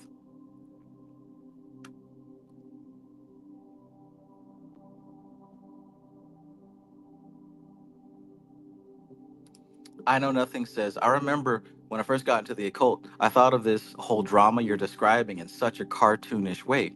Now I see how damn personal this shit is. Direct contact with powerful energy. Right, and that's how we all are going to be. Because remember what she said before about those words of power.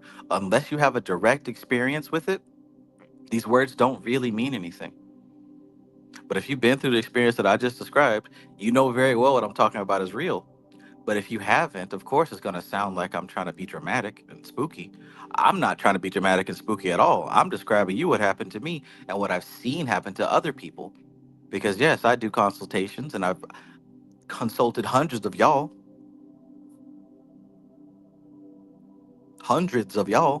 So I know.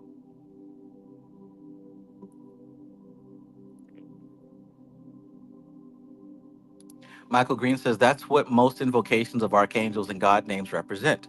It is the assumption of authority from God itself, just like a police officer assumes the authority of the government. Right, right, exactly.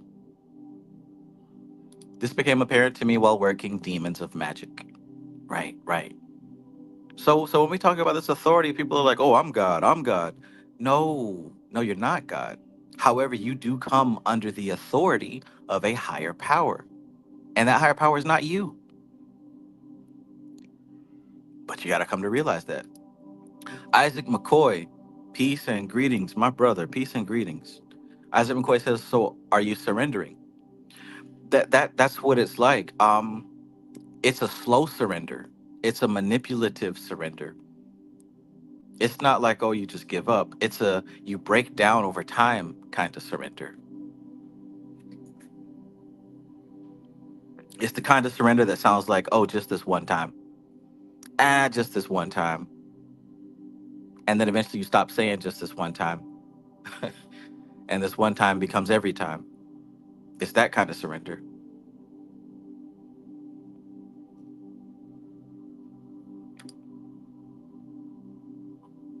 Mad Bear says, "This is what I needed to hear." Right? And it's a beautiful thing to have this experience and overcome, right? Because you just gained a jewel in your crown. You just figured out what not to do. I learned something awesome last night. Somebody said that it's a habit as long as it's unconscious. But once you become aware of it, it's no longer a habit, it's a choice. Once you become aware of it, it's no longer a habit, it's a choice. So now if you keep doing it, you have to come under the scrutiny of, is this useful and appropriate? Because it's nobody's fault if you know that it's happening. And all patterns, hear me now, hear me. This is I'm teaching you the occult science.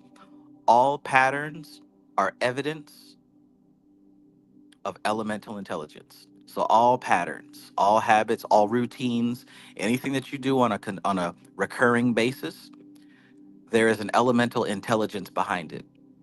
I mean, hell, me doing the book studies every Saturday or whatever, the same exact music, right? All patterns that exist, there is an elemental spirit behind that. If you were to go up to the astral plane, you wouldn't see you wouldn't see me reading this book every Saturday. You'd see a spirit. You see how that works? Um, if you get your hair cut every Monday, right? If you go up to the astral plane, you're not going to see you sitting in the barbershop. You're going to see a spirit. So if there's a habit pattern or routine or something going on that you don't like anymore, you're going to have to address it from the spiritual. You're going to have to break that form and give that energy a different form.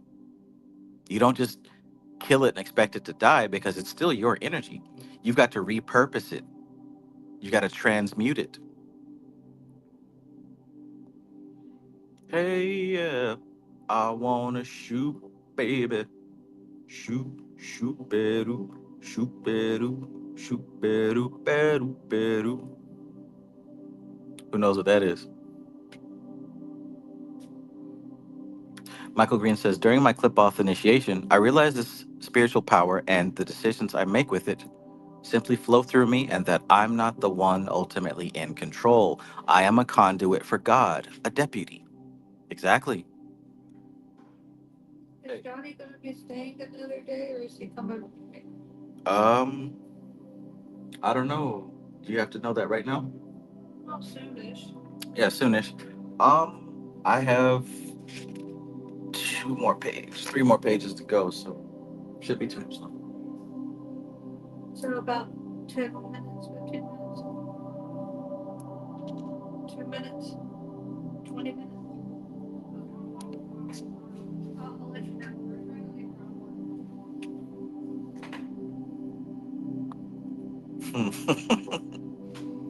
There we go. Salt and pepper. Hey, John may borrow the headset. Ask Johnny. Right. Shoot, beru, beru, beru.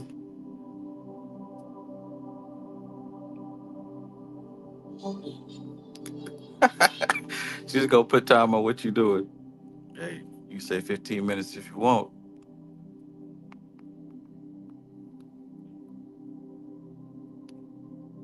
Cosmic Puzzle Piece says elemental intelligence. This shit is intelligent, right?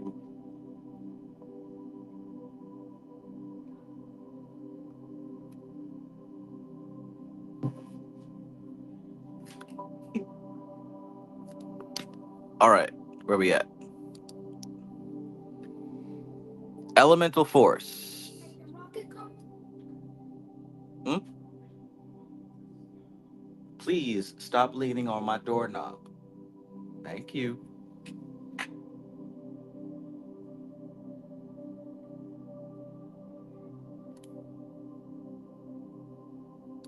Kara says she probably don't understand black people timing. Oh, she does. She does. That's one thing that she learned very quickly dealing with me.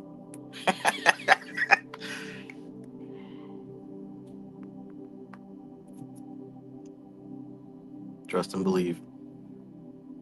that's a lesson that you haven't learned, that might be one that I'm the best teacher at.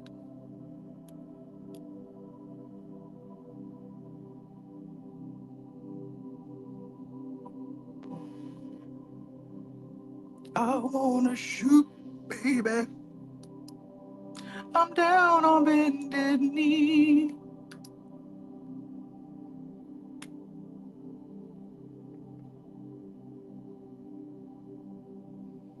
All right. Here we go. Here we go. 80.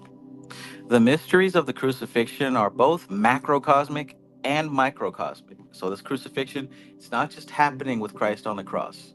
We're talking about something that's on the cosmic scale and on the personal scale. In their macrocosmic aspect, we find them in the myths of the great redeemers of mankind. And the great redeemers of mankind, who are always born of God and a virgin mother. Thus, again, emphasizing the dual nature of Tiphareth, wherein form and force meet together. But let us not forget their microcosmic aspect, as an experience of mystical consciousness. It is by means of an understanding of the mysteries of the crucifixion, which concern the magical power of sacrifice, that we are able to transcend the limitations of brain consciousness. Because remember that we got intellect, then we've got psychic, and then we've got mysticism, which is above and beyond the symbols, above and beyond the intellect. And then, of course, at the highest level, we have the metaphysical. So, the mysteries of the crucifixion, which concern the magical power of sacrifice, that we are able to transcend the limitations of brain consciousness, limited to sensation and habituated to form. Habituated to form. And enter into the wider consciousness of the higher psychism. We thus become able to transcend form and thereby release the latent force, changing it from static to kinetic and rendering it available for the great work, which is regeneration. So, sacrifice. What is sacrifice? Sacrifice is converting one force into another form. Donnie, what are you doing?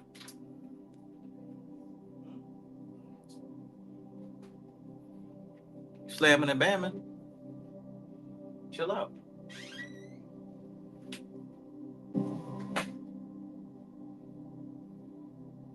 Gosh.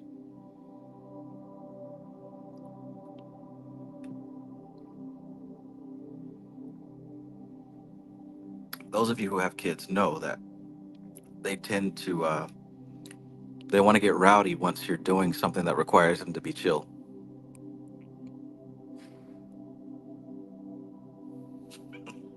They want to be rowdy when it's time to be chill. I know nothing says get a lock on that door. I don't want to lock my son out. He might need something, you know. In my style of parenting, I want to make it very evident that I'm available to him because I didn't feel that when I was a child. So I want to make it very evident that even though I'm busy, I'm never too busy for him.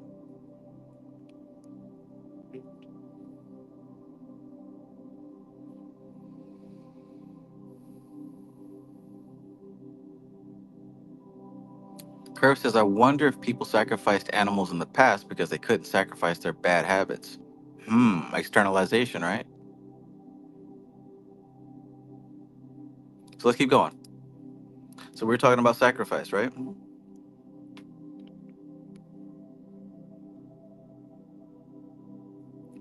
So we're talking about sacrifice. If I recall, it's about converting force into a different form or form into a different force. It's not simply just giving up something. Oh, well, I guess I got to give up the Debbie cakes. No, that whole desire, and that's the thing we don't understand, that desire and the addiction to the honey buns and the Swiss cake rolls and the zebra cakes, that is a form that force has taken. Your force of desire has taken the form of honey bun addiction.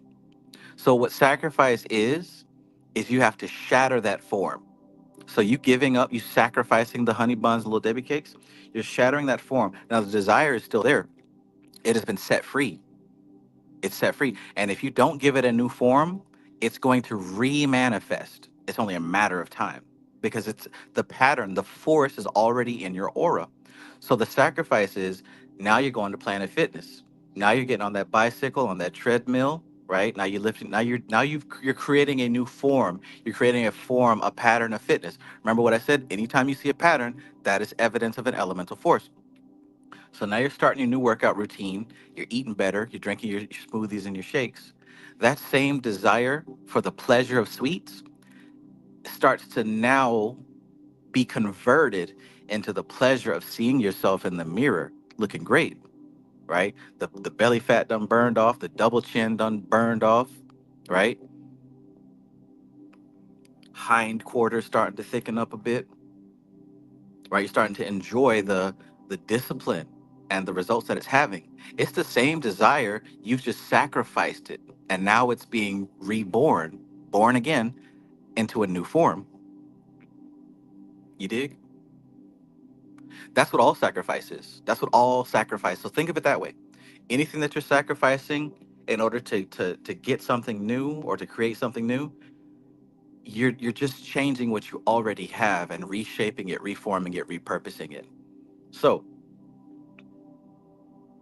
it is by means of an understanding of the mysteries of the crucifixion, which concern the magical power of sacrifice, that we are able to transcend the limitations of brain consciousness, limited to sensation and habituated to form, and enter into the wider consciousness of the higher psychism. We thus become able to transcend form and thereby release the latent force, changing it from static to kinetic and rendering it available for the great work, which is regeneration. This is what you do. That's the alchemy. 81. The characteristic virtue of the sphere of Tiphareth is devotion to this great work. Curve said that's why manifesting works. That's why fasting works. Yes, facts. That's why fasting works. You're exactly right, and that's one place to learn it from experience. Because you say that that's why fasting works, and I'm agreeing with you because I know from experience. But if you've never really fasted for spiritual purposes, I want you to try that as soon as you can. Give up food or solid food or whatever for a day, for a week, right? Do it. Fast to get a spiritual download. Fast to get a spiritual breakthrough. Like stop eating food for a week with the intention of having a spiritual breakthrough and watch what happens. The body's naturally going to be like, yeah, right, we're going to see how long you do.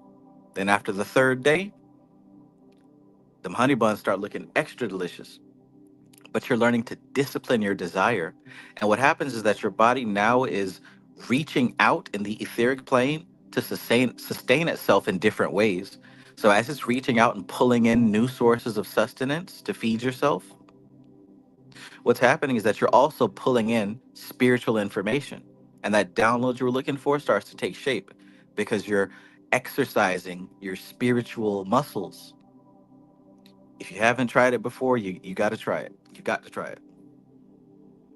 Shit, I think I need to fast. Just talking about it is reminding me.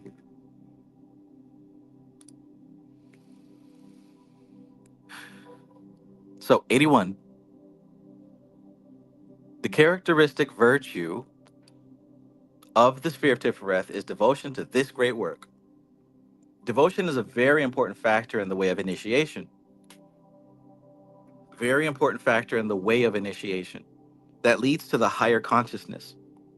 And we must therefore examine it carefully and analyze it into the factors of which it consists. Devotion might be defined as love for something. And by the way, hey, Happy New Year, right? Because some of y'all just went into the new year. Happy New Year. Welcome to 2025. It looks pretty cool over here. It looks pretty good over here.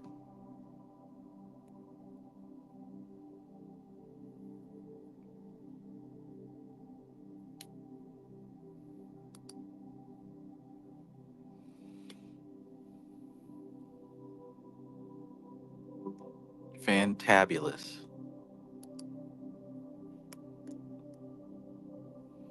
Devotion might be defined as love for something higher than ourselves, something that evokes our idealism, which, while we despair of becoming equal to it, yet makes us aspire to become like it, beholding as in a glass the glory of the Lord, are changed into the same image from glory to glory.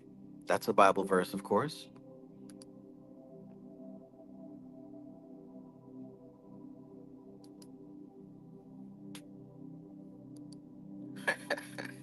I know nothing says those honey buns looking extra delicious. Sorry, Trav, that just might be your best quote of 2025 so far. Hey, I'm gonna stick with the Debbie Cakes metaphor. It seems to be working so far.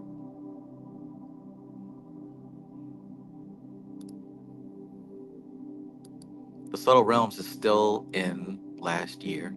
That's all right. Um, you'll cross the line here soon enough. Fat Tony says, "Nigga, we made it. Happy New Year. Made it." Kim B has another 2 hours. It's all good. All good. Make the best of them.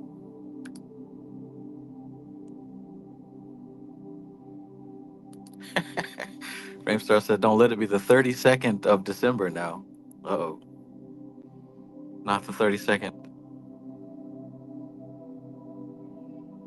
The most dangerous of all days of the year. Yeah, fireworks everywhere.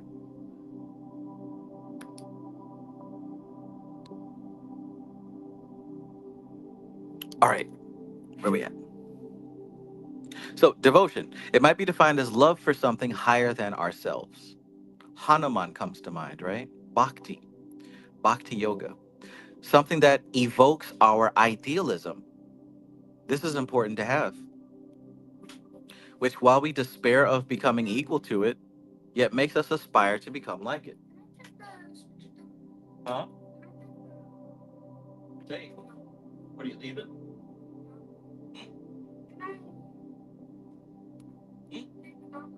The dog? The dog. The dog? What you need that for? Hmm?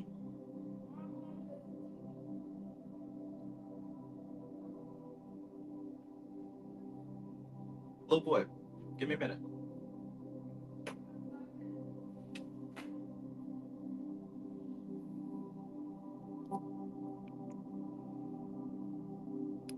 When a stronger emotional content is infused into devotion and it becomes adoration, it carries us across the great gulf fixed between the tangible and the intangible, and enables us to apprehend things that eye hath not seen, nor ear heard. Another Bible verse. It is this devotion, rising to adoration in the great work, which initiates us into the mysteries of the crucifixion. So,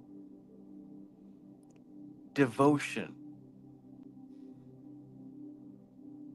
adoration, this is a whole path to God.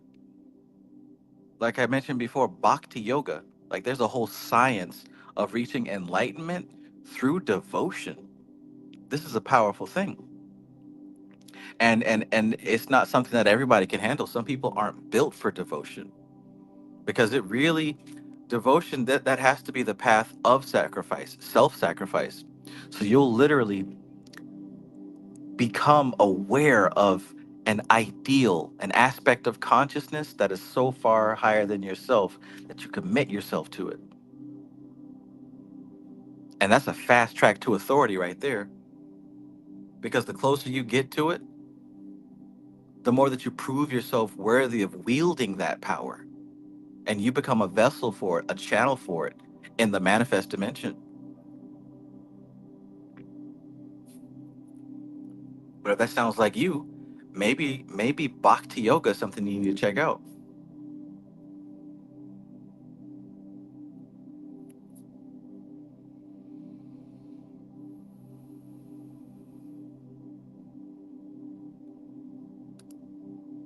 Curve says, so even as a hermetic, we must incorporate the Orphic. That's what I'm understanding. Absolutely. Absolutely. On all levels, the masculine seeks the feminine to be united, and the feminine seeks the masculine to be united. In this case, the hermetic seeks Orphic experiences, and the Orphic seeks hermetic experiences. This is how we come into the awareness of Tiphareth. When we combine the two, this is how we find the higher self. You can't find the higher self just through studying and doing ceremonial rituals. You're going to have to learn how to catch the Holy Ghost. And on the other side, you're not going to reach the higher self just dancing out in the woods, talking to the animals and speaking to crystals. That'll get you somewhere. But you're going to need to understand what you're doing. You're going to need the science too. So it takes both to reach the higher self because both come out of the higher self. The same way that Hakma and Bina, right, the divine masculine, divine feminine, they both come out of Kether. So to understand Kether, you're going to have to understand Hakma and Bina. And remember what she said. There's a difference between Hakma and Bina and Yasod. Excuse me, Hakma and Bina and Yasod and Netzach. Hakma and Bina is divine masculine, divine feminine, not sex, but reproduction. How masculine goes into feminine and creates something new. That's something separate from magnetic sexual attraction. That's on the lower scale of Yasod. That's the mystery of the imagination. So glamour magic and sex magic and all that stuff, that mostly has to do with Yasod, symbolism. But anyways, you need both to understand the synthesis on the higher plane. Happy New Year, Kasaja.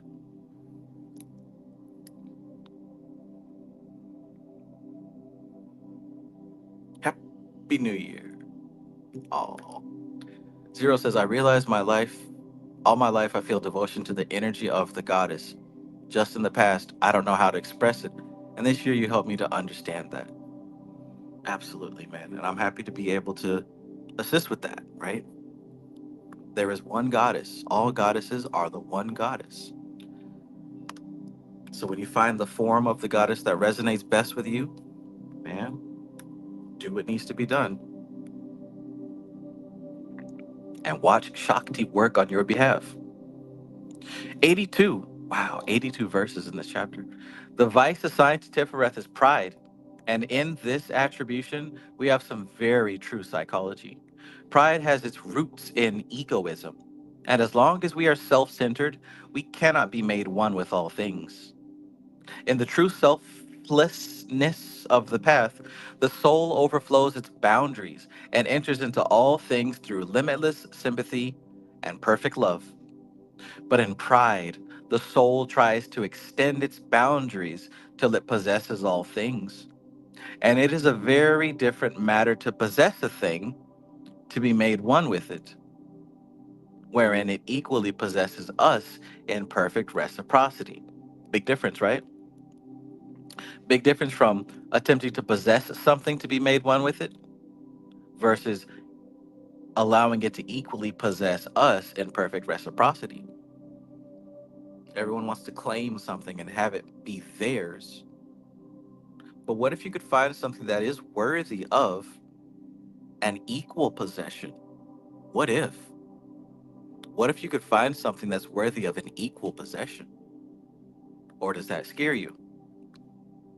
Does it scare you? Especially coming from a masculine minded perspective.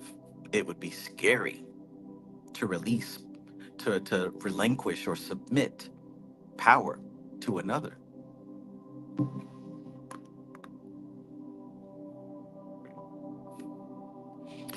It is this one sided arrangement which is the vice of the adept. He must give as well as receive, and he must give himself unreservedly if he would participate in mystical union, which is the fruit of the sacrifice of crucifixion. Let him who would be the greatest among you be the servant of all, said our Lord. Said our Lord. Let him that is the greatest among you be the servant of all. See, I can understand, right? Because you feel like you know better and you want to run everything, and that's fine, right? You're equipped to do that. But what if you met an equal who was worthy, right? An equal who was worthy. That's where the divine feminine and divine masculine come into play. It's not about sex, it's about the two halves uniting to invoke the whole. That's the Shiva Shakti. That's the Shiva Shakti. Now, as I say, this ain't something you're going to find at Walmart. This ain't something you're going to find at the dollar store. You're not going to find it at Kentucky Fried Chicken. This is going to be something that you're going to have to raise yourself up to a certain level to attract. I know everybody's talking about twin flames and my soulmate, and it's not something you're gonna find dime a dozen if you find it in this incarnation at all. And here's the thing now, nobody talks about this. Some incarnations, you're put into a position where your soulmate, your twin flame, is not incarnated in the flesh. Hence why bhakti might be the path for you. There's a possibility that your soulmate isn't incarnated in this time space. You might have to unite with the goddess or God. That's not going to get me clicks. That's not going to get me subscriptions, is it? There might be a situation where your soulmate didn't incarnate with you this time around. Boom, somebody just unsubscribed. I thought you were going to talk about twin flames.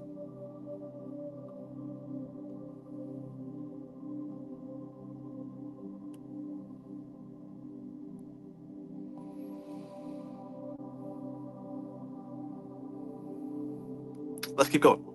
Let him who would be the greatest among you be the servant of all, said our Lord. Powerful quote. Powerful quote. Okay, look, y'all. My son is excited. I think he's about to go. Let me go check and say goodbye because he's trying to take some of my gadgets with him. I need to see what he's taking. Be right back, and then we will conclude the chapter. We got 2.5 pages left. We're on to the last stretch, right? I know you got your New Year's hat on, and you got the little spinny thing that you spin around. Keep spinning that. I'll be right back.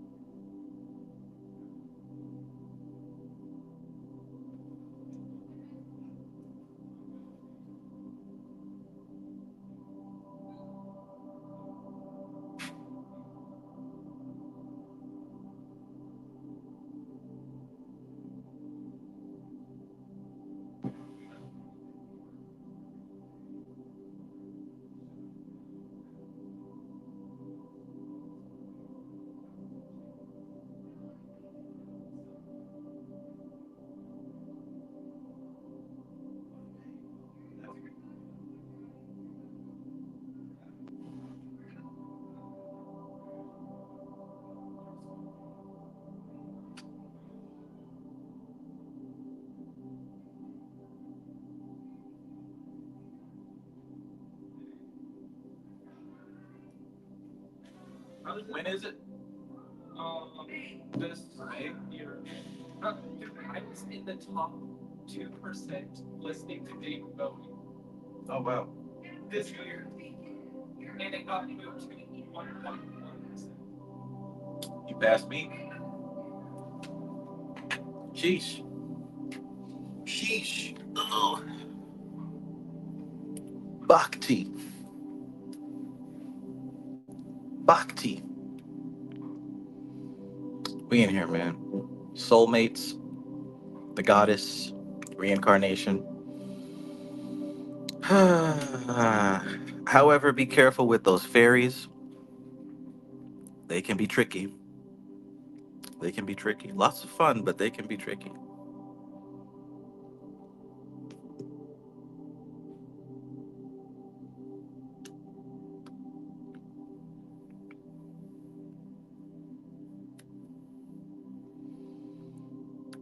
Michael Green says devotion, big energy this year. Hey, listen, that would be a great move because when you put yourself in service of the higher power, best believe as above, so below. Higher power puts itself in service of you. A good quality Christian church will tell you that. If you serve God with all your heart, God will most definitely show out for you. But here's the problem: most people serve God with a half-assed approach, right? Don't look down on Christianity. It's not Christianity that hurts you. It's the people you got a problem with.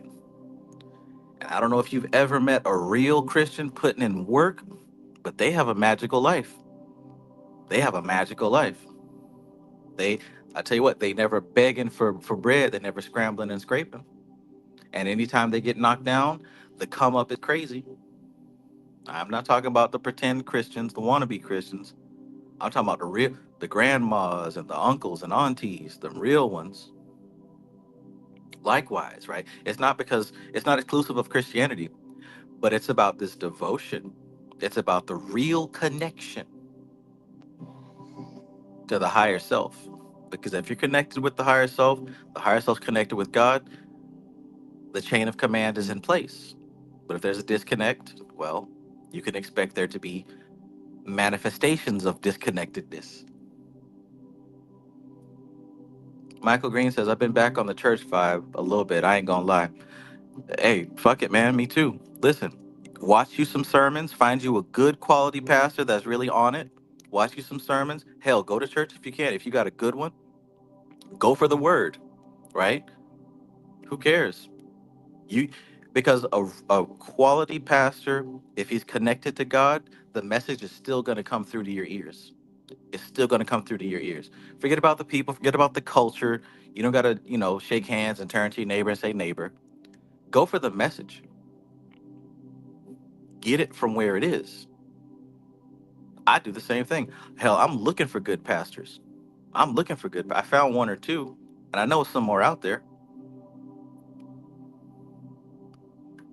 But you better believe some of these pastors understand what we're talking about here. I've met some. Some of them have messaged me online. They have their own churches, and they most definitely are occultists.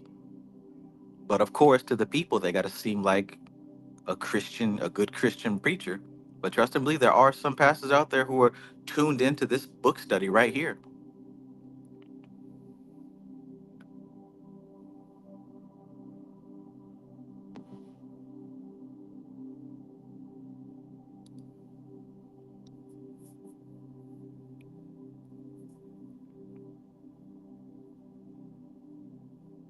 Curve says a lot of pastors are great at NLP. They don't even know it. And boy, if they do know it, it's a wrap. I read something last night because I resumed my study of NLP. One person that I look up to greatly, teacher, rest in peace. What did he say? I don't know, but something to the effect of a healer should be good at metaphors. A healer should be good at metaphors and not give it to a person straight. Because sometimes if you give it to a person straight, they block it and it can cause more damage than good. But if you give it to them in a good metaphor, they'll accept it and not realize what's happening until after it's happened. So yeah, you better be good at NLP. IDKDKDF says sometimes there's scholars that are outside of Christianity that study and teach the Bible. Straight fire. Okay, I need to find some of them as well. Okay, so let's get to it now. We got 2.5 pages.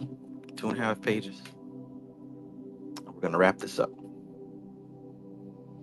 The symbols associated with Tiphareth are the Laman, the Rose Cross, and the Calvary Cross, the truncated pyramid, and the cube. 84. The Laman is the symbol upon the breast of the adept and indicates the force he represents.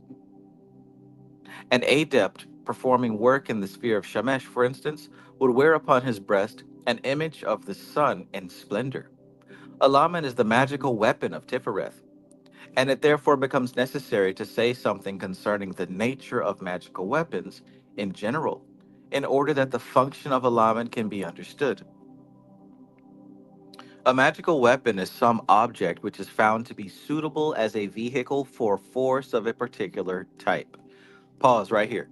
If you've ever heard the phrase magical weapon, we're not talking about something to battle demons with.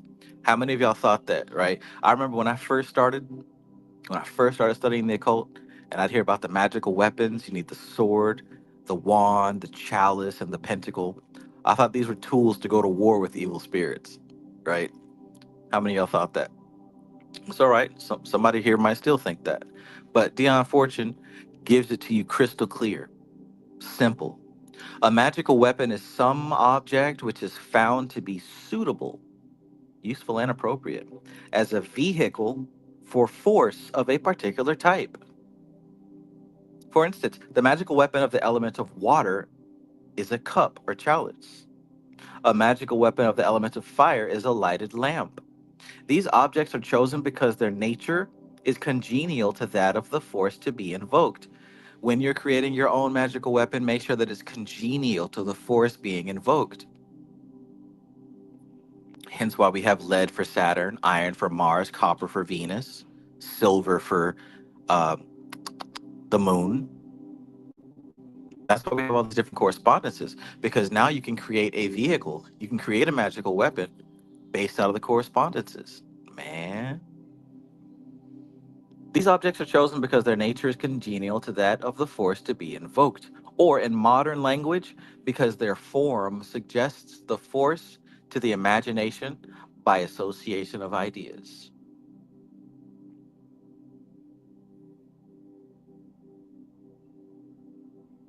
By the word of many witnesses is truth established, right?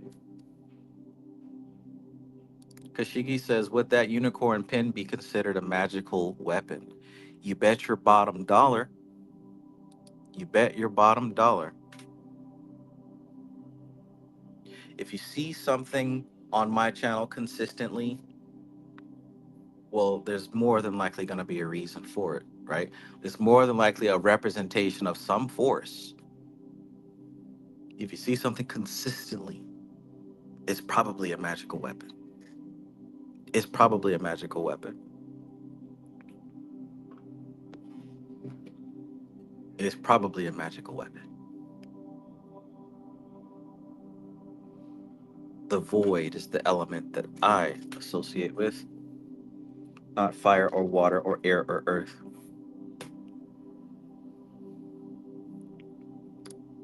Good question. So, 86. Tiphareth is traditionally associated with the breast, both by virtue of the network of nerves, which is called the solar plexus, and by its position when the tree is built up in the aura. Consequently, the breast jewel of the adept is held to be the focus of the Tipharetic force, whatever operation may be performed. The actual force operating in its own sphere is represented by the magical weapon assigned to it. The actual force operating in its own sphere is represented by the magical weapon assigned to it. For instance, an adept performing an operation of the element of water would have as his magical weapon the cup, and with the cup would make all signs, and upon the cup would concentrate the force called down by invocation. But upon his breast would the sigil of the element of water, would be the sigil of the element of water. And this would be recognized as representing the spiritual factor in the operation and as referring to the archangel over that particular kingdom. Unless the adept understands the significance of his lamen as distinguished from his magical weapon, he is no adept, but a wizard. Mm. She using the terms magician and wizard as almost insults. You ain't no adept, you a magician. You ain't no adept, you a wizard. I think she even uses the word sorcerer in such a way. You ain't no adept, you a sorcerer. So what does she say here? The lamen, right? The symbol that you wear on your necklace. That's supposed to be a symbolic representation of the spiritual aspect of the element. Remember what she said before about spiritual authority coming on behalf of the elemental king on the archangel or the archangel? Well, that should be what you're wearing around your neck while you're doing your ritual of that particular element.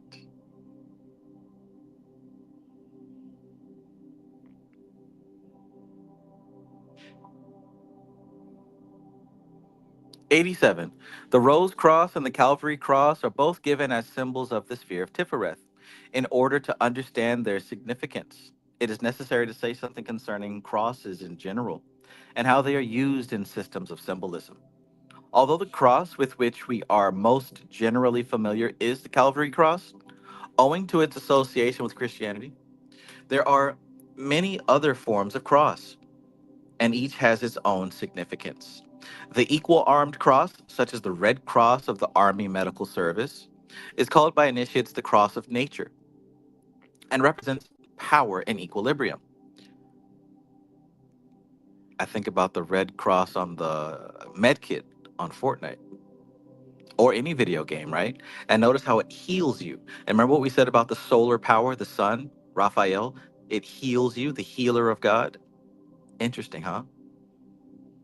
In video games, it's pretty universal. If you see that the little white and red cross, that means it's going to heal you. It's pretty universal.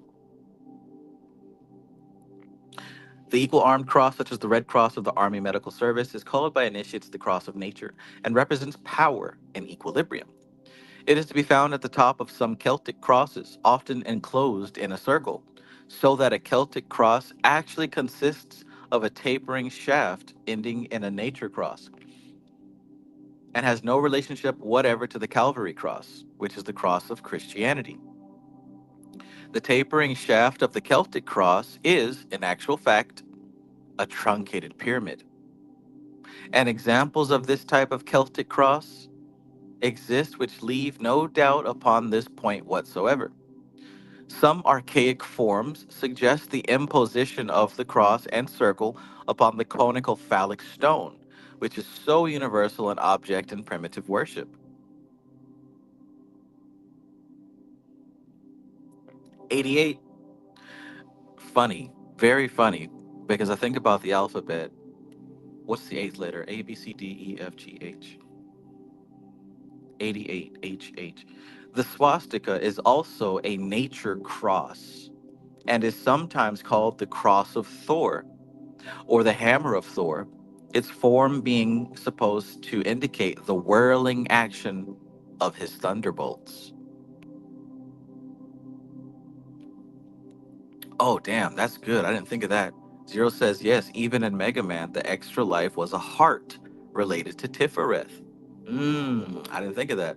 So, yeah, that's what you'll see in games, right? The heart and the cross for health, for healing, just like Tiphareth. Tiphareth being the heart. Good observation.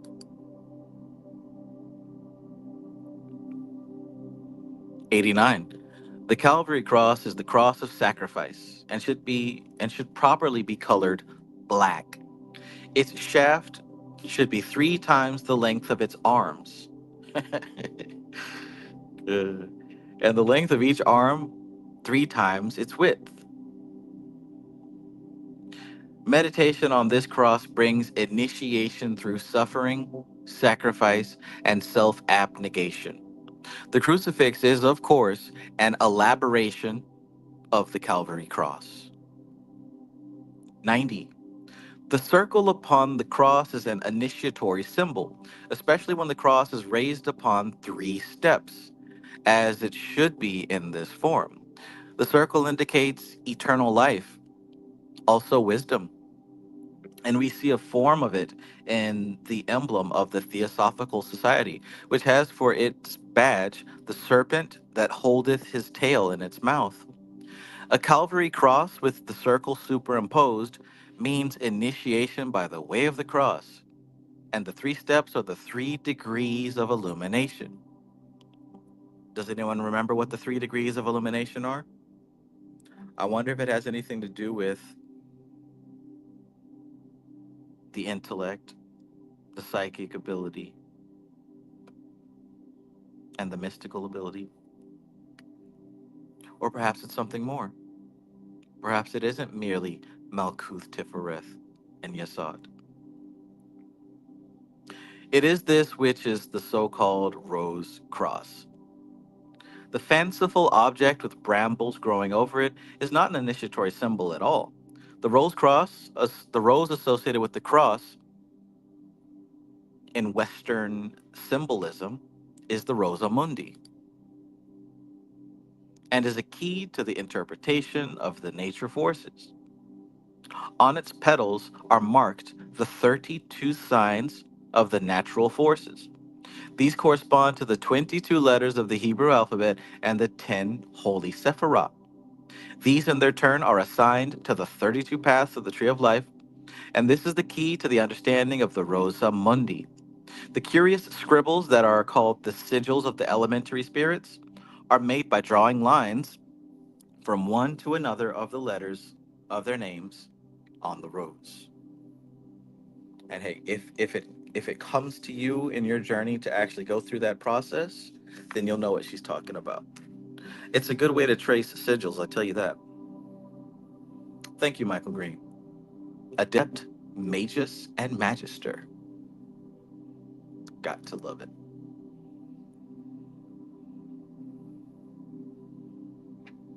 You did put me on game though. I'm definitely gonna check out Scott Michael Stenwick. Definitely gonna check out some of his work. Thank you for that. It's good to be alive, isn't it? I mean, sometimes. But yeah, it's just good to be. I'll put it that way. It's good to be. Good to be. There's many good things to be grateful about. Let's focus on those.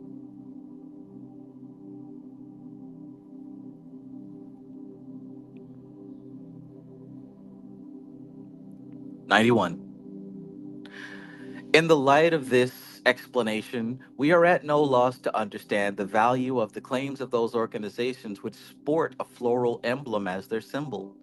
They are on a par with those of the gentleman who demanded of his haberdasher a public school tie with a bit of red in it. Hmm. 92. The cube is usually said to be assigned to Tiphareth because it is a six-sided figure, and six is the number of Tiphareth. But there is more than this in the symbolism of the cube. The cube is the simplest form of solid, and as such is the appropriate symbol of Tiphareth, in whose sphere is found the first foreshadowing of form. The symbol of Malkuth is the double cube, which symbolizes as above, so below. So you'll find the cube as a representative of Tiphareth. You'll find the double cube as a representative of Malkuth. 93. Jeez, I remember when I was first reading Basic Magic, and I saw in there where he's like, you have to have a altar that is shaped like a double cube. And I was like, damn, how am I going to do that? I don't have the tools to build anything. Like, what do I do? I used to work at Lowe's in the paint department specifically, and I'd break down the boxes. So it occurred to me, you know what I'm going to do? I am going to get two perfectly squared boxes, and I'm going to paint them black, and I'm going to stack them on top of each other, and that's going to be my altar. Sometimes you got to just work with what you got. You got to work with what you got.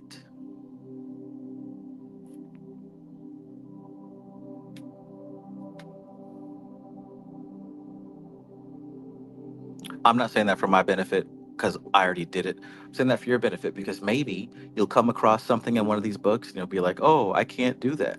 But if you sit and think about it for a while, you'll be able to figure out something it's all symbolic, right? It doesn't have to be a oak wood altar made out of two perfect squares.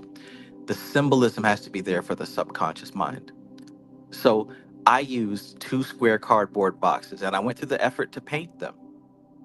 That was enough for my subconscious mind to take it seriously. My subconscious mind didn't care if it was made out of oak or tweed or hemp or cardboard. When you don't see limitations, you see opportunities.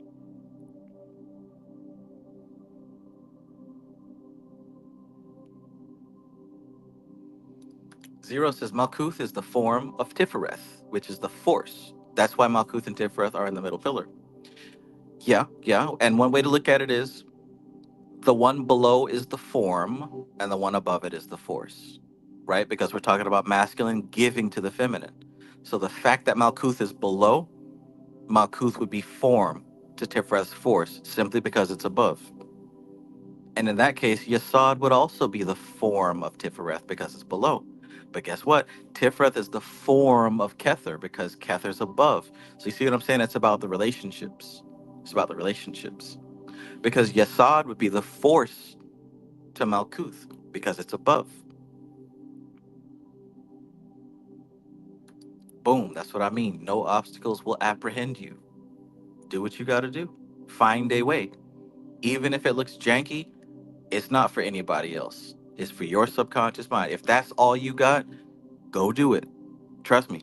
Most of my magical weapons in my career have been some stuff I threw together. Not because I was lazy, but because that's all I had. Right? All the PDFs and stuff, everybody's collecting PDFs, but when I was collecting PDFs, it was because I couldn't afford the books, right? So if you can do it, spend the energy to do it. But if you can't do it, make something work. No obstacle will apprehend you. Oh, yeah. Let's keep going. 93. 93. Michael Green says, yep, I done made incense holders out of coffee cup lids. Amen. And you know what, man? Those be some of the most authentic rituals. right? Because you're you that was an ultimate sacrifice. You literally pulled together what you had versus like going to Amazon and buying something that somebody else made, or the stuff that you make with your own hands because that's all you've got. Like it has an extra little sparkle to it, because at least in my experience, what it was showing me was how thirsty I was, how hungry I was. Like I really wanted to tap into the stuff that these books were talking about, and I couldn't afford what the books were saying. So, hey man, look, I'm just gonna try this, and I'm gonna hope that it works, and it worked. Right? I didn't have parchment paper.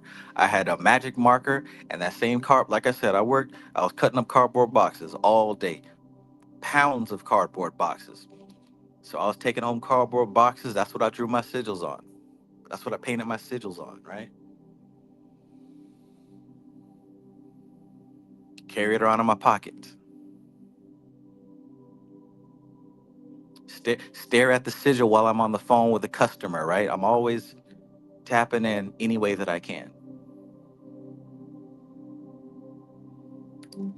Curve says, Dead took a wooden spoon and taped a knife to it and made a spear for the fire element. Even though I could have just used it as a wand, LMAO, it was already wooden. Hey, right? As long as it speaks to the subconscious mind. I talk about those cardboard box cutting days, right? I still have this box cutter from Lowe's. It's symbolic because, like, this is what I cut all my boxes open with.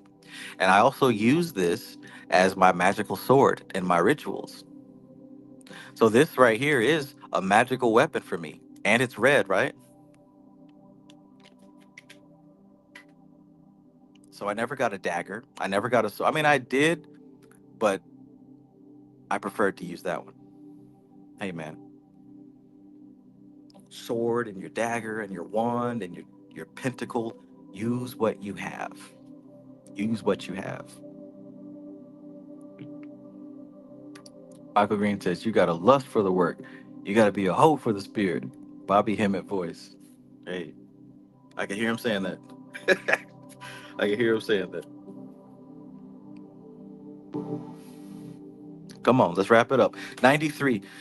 The pyramid symbolizes the perfected man, broad based on earth and tapering to unity in the heavens. In other words, the epistemos. Ooh, what's the epistemos? So look at that image, right? Broad based on earth and tapering to unity as in the heavens. So it's getting skinnier the closer it goes up to the top, just like a pyramid. In other words, the epistemos. The truncated pyramid symbolizes the initiated adept or adeptus minor. If you don't know what that looks like, it's on the back of your dollar bill, the truncated pyramid. The adeptus minor, who has passed within the veil but has not yet completed his grades. This pyramid, to whose six sides correspond the six central Sephiroth, that's the four sides, the top and the bottom, that makes six, which constitute Adam Kadmon, or the archetypal man, is completed by the addition of the three supernals, which terminate in the unity of Kether. 94. The sixes of the tarot suit are also assigned to Tiphareth, and in them, the harmonious and balanced nature of the Sephiroth shows clearly. The Six of Wands is the Lord of Victory. Oh, she's just going to name them. The Six of Wands is the Lord of Victory. The Six of Cups is the Lord of Joy. The Six of Swords is known as the Lord of Earned Success. The Six of Pentacles, where's that at? Lord of Earned Success. That is to say, success achieved after struggle. Success achieved after struggle. And remember the sacrifice themes that we saw here. The sacrifice themes. Success earned after struggle. And then the Six of Pentacles is material success. In other words, power in equilibrium. That's where the scale comes into play. Power in equilibrium. Excellent. Give yourself a round of applause. 6.5 hours.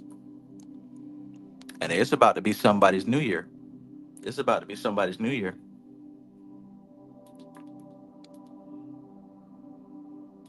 Fabulous, right? This has been quite a journey. We have completed part two. We have gone through two-thirds of this book already. Can you believe it? Goodness gracious. Here we are. We have completed the upper triad.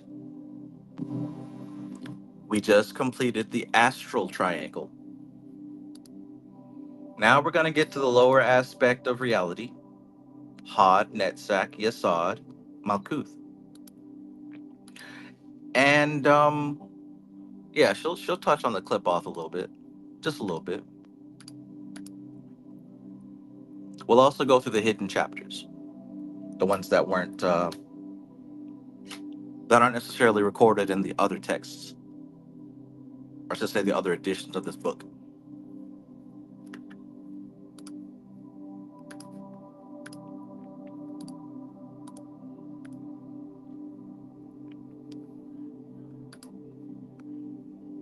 Goodness gracious.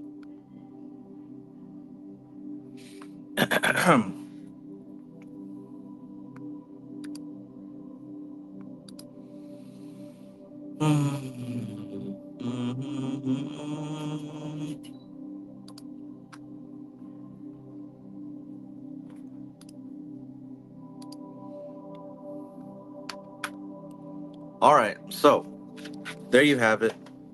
The mystical Kabbalah. My top choice for like one of the greatest, if not the greatest, occult books in my library. It's funny because like I'll look at old pictures and I'll see this book in the background. This is a very important text, and I hope that you are convinced that this is true for yourself as well. Okay, so enjoy your 2025. Do your affirmations. Remember the concept of force and form, and how these elementals you've trained and they've become your habits. And if you want new habits, you've got to sacrifice the old form, break it apart so the force can be released, and give it a new form. Sacrifice the old and create something new out of it. You're going to be a master at this 2025. That's what's going to make this the best year of your whole life. You deserve it.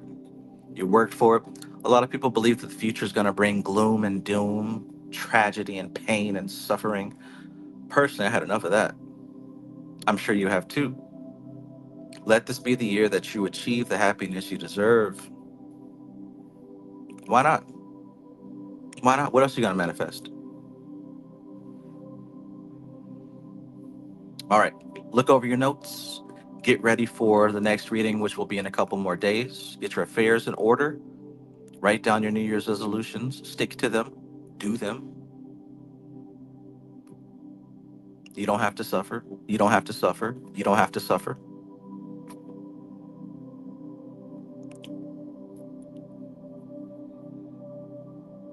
We in here and we out. Happy New Year, 2025.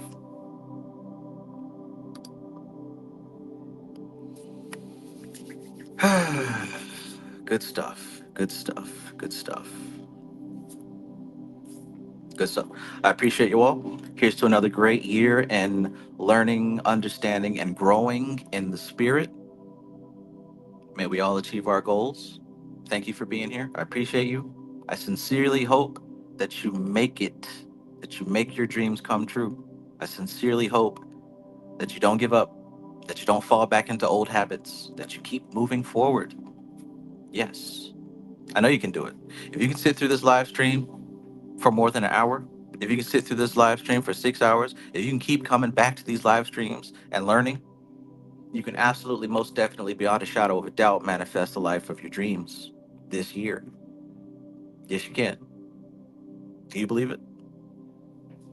Let me know in the chat if you believe it, and then I'll let you go.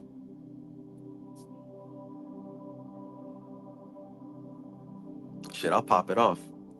I Believe it. I pop it off. I don't give a good god dog.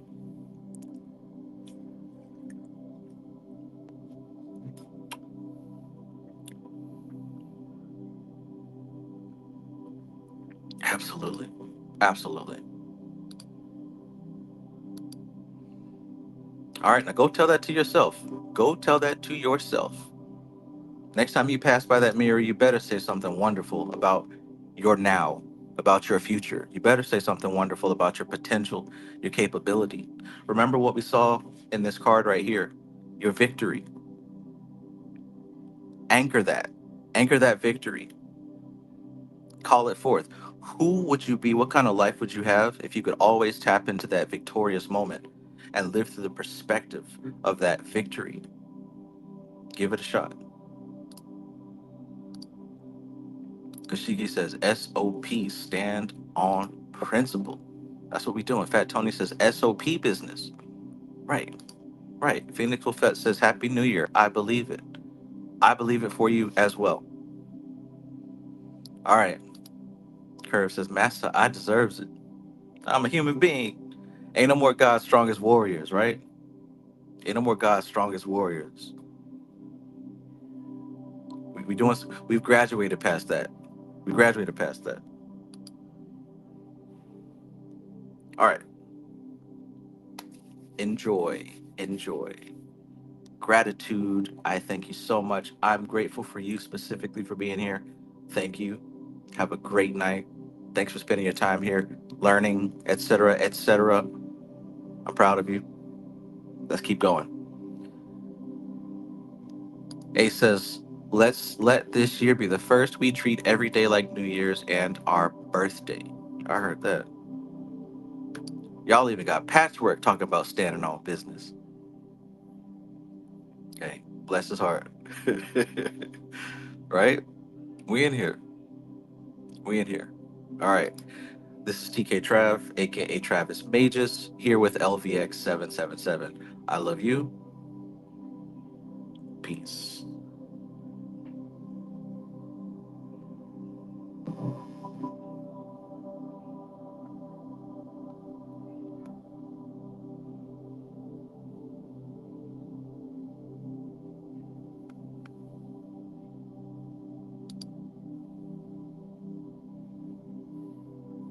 Now, I think I was promised a New Year's taco.